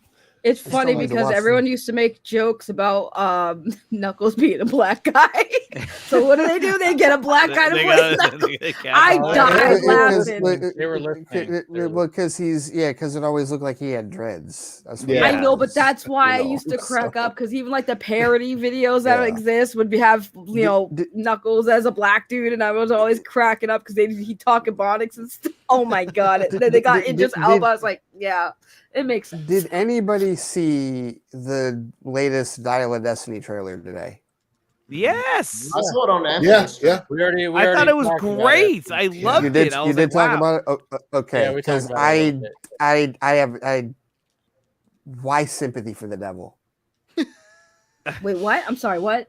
I thought it was I enjoyed it. Yeah, you didn't like the fact that you used the Rolling Stones song. No, I like the Stones. I like that song, but it's not Indiana Jones. No, it's not. I think you know what? When I talked about it earlier, I think I said I don't. The song, okay, but the trailer besides that was. Oh no, the trailer was the trailer itself was fine. The song, I'm like, It has the potential. That song has the potential to come across very corny, based on how it's used. They also used it in Studio Squad, which didn't make any sense because he says, because Amanda Waller. No. That I think that. But he says, "I'm a man," and it's like Amanda Waller. I gotta watch this trailer. Okay, but still, sympathy. What the hell is that? What the hell was that? Is it Amanda Waller? Right. No, hang on. That's It sounded like the popo was at your door. Open, FBI, open up. Kathleen Kennedy just showed up. You talking shit about my trailer? Right? You're gonna Kathleen see it Kennedy's here. like, I'm sorry, what did you say? I'm gonna whoop that ass. Rolling Stones are classic. They're better than the Beatles. That was hilarious. It's Mick That was Jagger pretty at the fun. Dude, door. it sounded like Popo. Like, FBI, open up. Jeez. Mick Jagger's at the door. Mick Jagger's at the door. And here I was going like, how we gotta like end this soon. I'm like crashing right now. That's the way to end it. That's the way That's the way to end it. The Popo shows up. It goes right. Hey, we'll leave him a message in the private chat. Right when they knocked, you should have ended the stream right there. Like, oh, like, shit. well, that's Oh, it. yeah. Find out next week who's behind the door. I sent Rey Beyonce to be like, please make him stop. Yeah, he just started talking about Indiana Jones. He's going to be there for an hour. Go. Oh, yeah, Dave, I gotta show you something after the stream. It's really fun. Oh boy, it's a video. No, but I am getting tired. DC movies. It's really. That's Dave's way of saying, "Shut up, listen to the stream." Get ready to drop your links. I don't know what it is. I think it's because I woke up earlier than I usually do today. Because you're getting old. I'm gonna bounce, y'all. Where can they find you, ACS? Anthony, where can we find you? Let's go around the horn, dude. Let's go around the horn. Where you have to find us? You find me on at 2279ACS @_net for Twitter and on YouTube and things. Search for the ACS Universe. Dave, as always, I appreciate the invitation. Anytime, man. This is always fun, man. It's always fun. Yeah. Thanks for coming on. All right. ACS, do that. All right. Take it easy, my friend. Peace out, y'all. All right. We'll go just gonna go around the horn and each one of us leave one by one. Go to Saggy. We'll go to Saggy. Yeah, you can find me over at ACS on Twitter. ACS, that's me. I'm gangster. I'm about that life. I like popcorn, but not when little kids are in front of me, man. I'm telling you, no, I'm just playing. I'm just playing. I love Anthony. Anthony's great. But hi. I'm actually gonna promote. Hi, Saggy Melons. I do drama on YouTube. Saggy Melons with a Z. Don't type with the S because you will find some things that you might be interested in. I don't know, but just for safekeeping. Yeah, I Z get that at the one. end. Yeah, a lot of people have, and I think it's funny. Associate Saggy Melons with titties. That was hilarious. You said that. Oh my god. That is true, though. It's so true. Like I had somebody today. I was arguing on Twitter. They said they called me long titties or something. Like, oh, Miss Long Titties. I'm like, oh my god, y'all are so unoriginal. But yeah, Saggy Melons, not the boobs. On the drama. Unfortunately. Yeah, on the drama. I'm the drama. That's your tagline. Not the boobs, the drama. Not the boobs, the drama. That's gonna be on a t-shirt. Not the boobs, the drama. Yeah. But yeah, that's my promotion. Thank you. Welcome back, Ray. Hi. Everything Why okay? do you look like you're in trouble?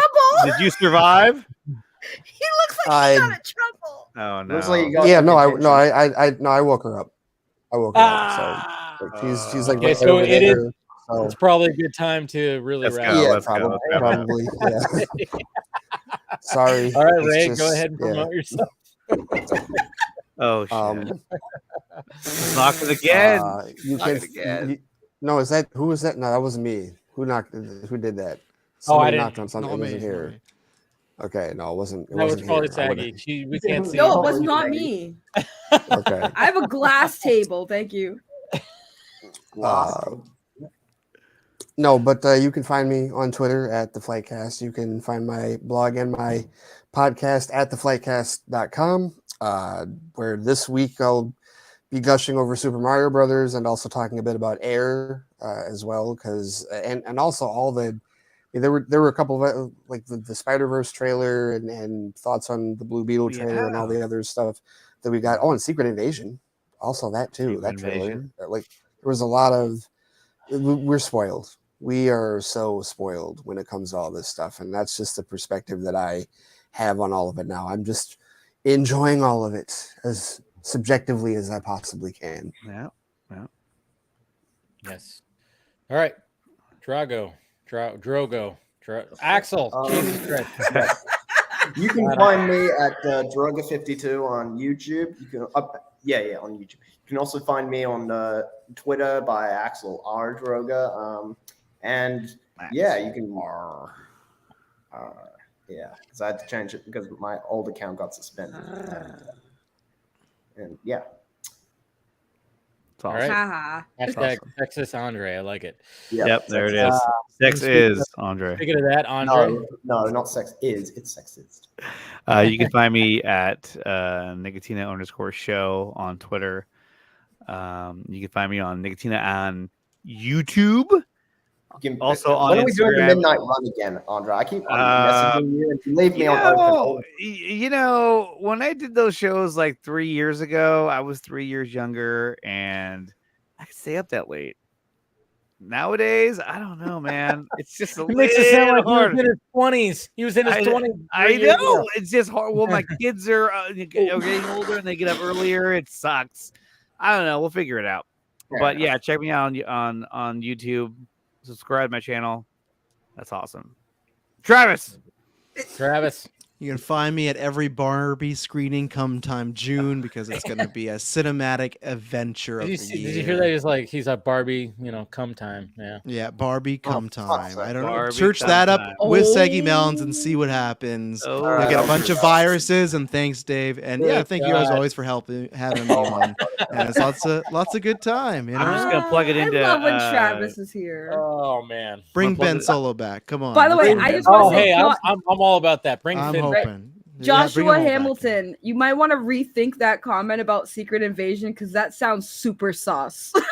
Secret Invasion is the title of my autobiographical short story of my sex life. Wow. God. Yeah. That sounds super sauce. Don't lead with that on the Tinder profile. Don't it lead that. sounds like you're the R word. Not there's 2 R words out there, but the R word that's really, really bad. The one that's hey, bad. Baby. Baby, you want me to come over and secretly invade you? I'm gonna invade you like that blue beetle. Yeah. Simple Jack. Joshua creeping in windows tonight. We better end it. We're gonna get canceled, all of us. Oh my God. Everyone, the Joker has joined us for the end of the show. Arthur Fleck is here. No, that sounded more Leto Joker. Yeah, it did. Yeah. I have an idea. You got no beef? You got no beef? Are you okay? Are you okay? In the show.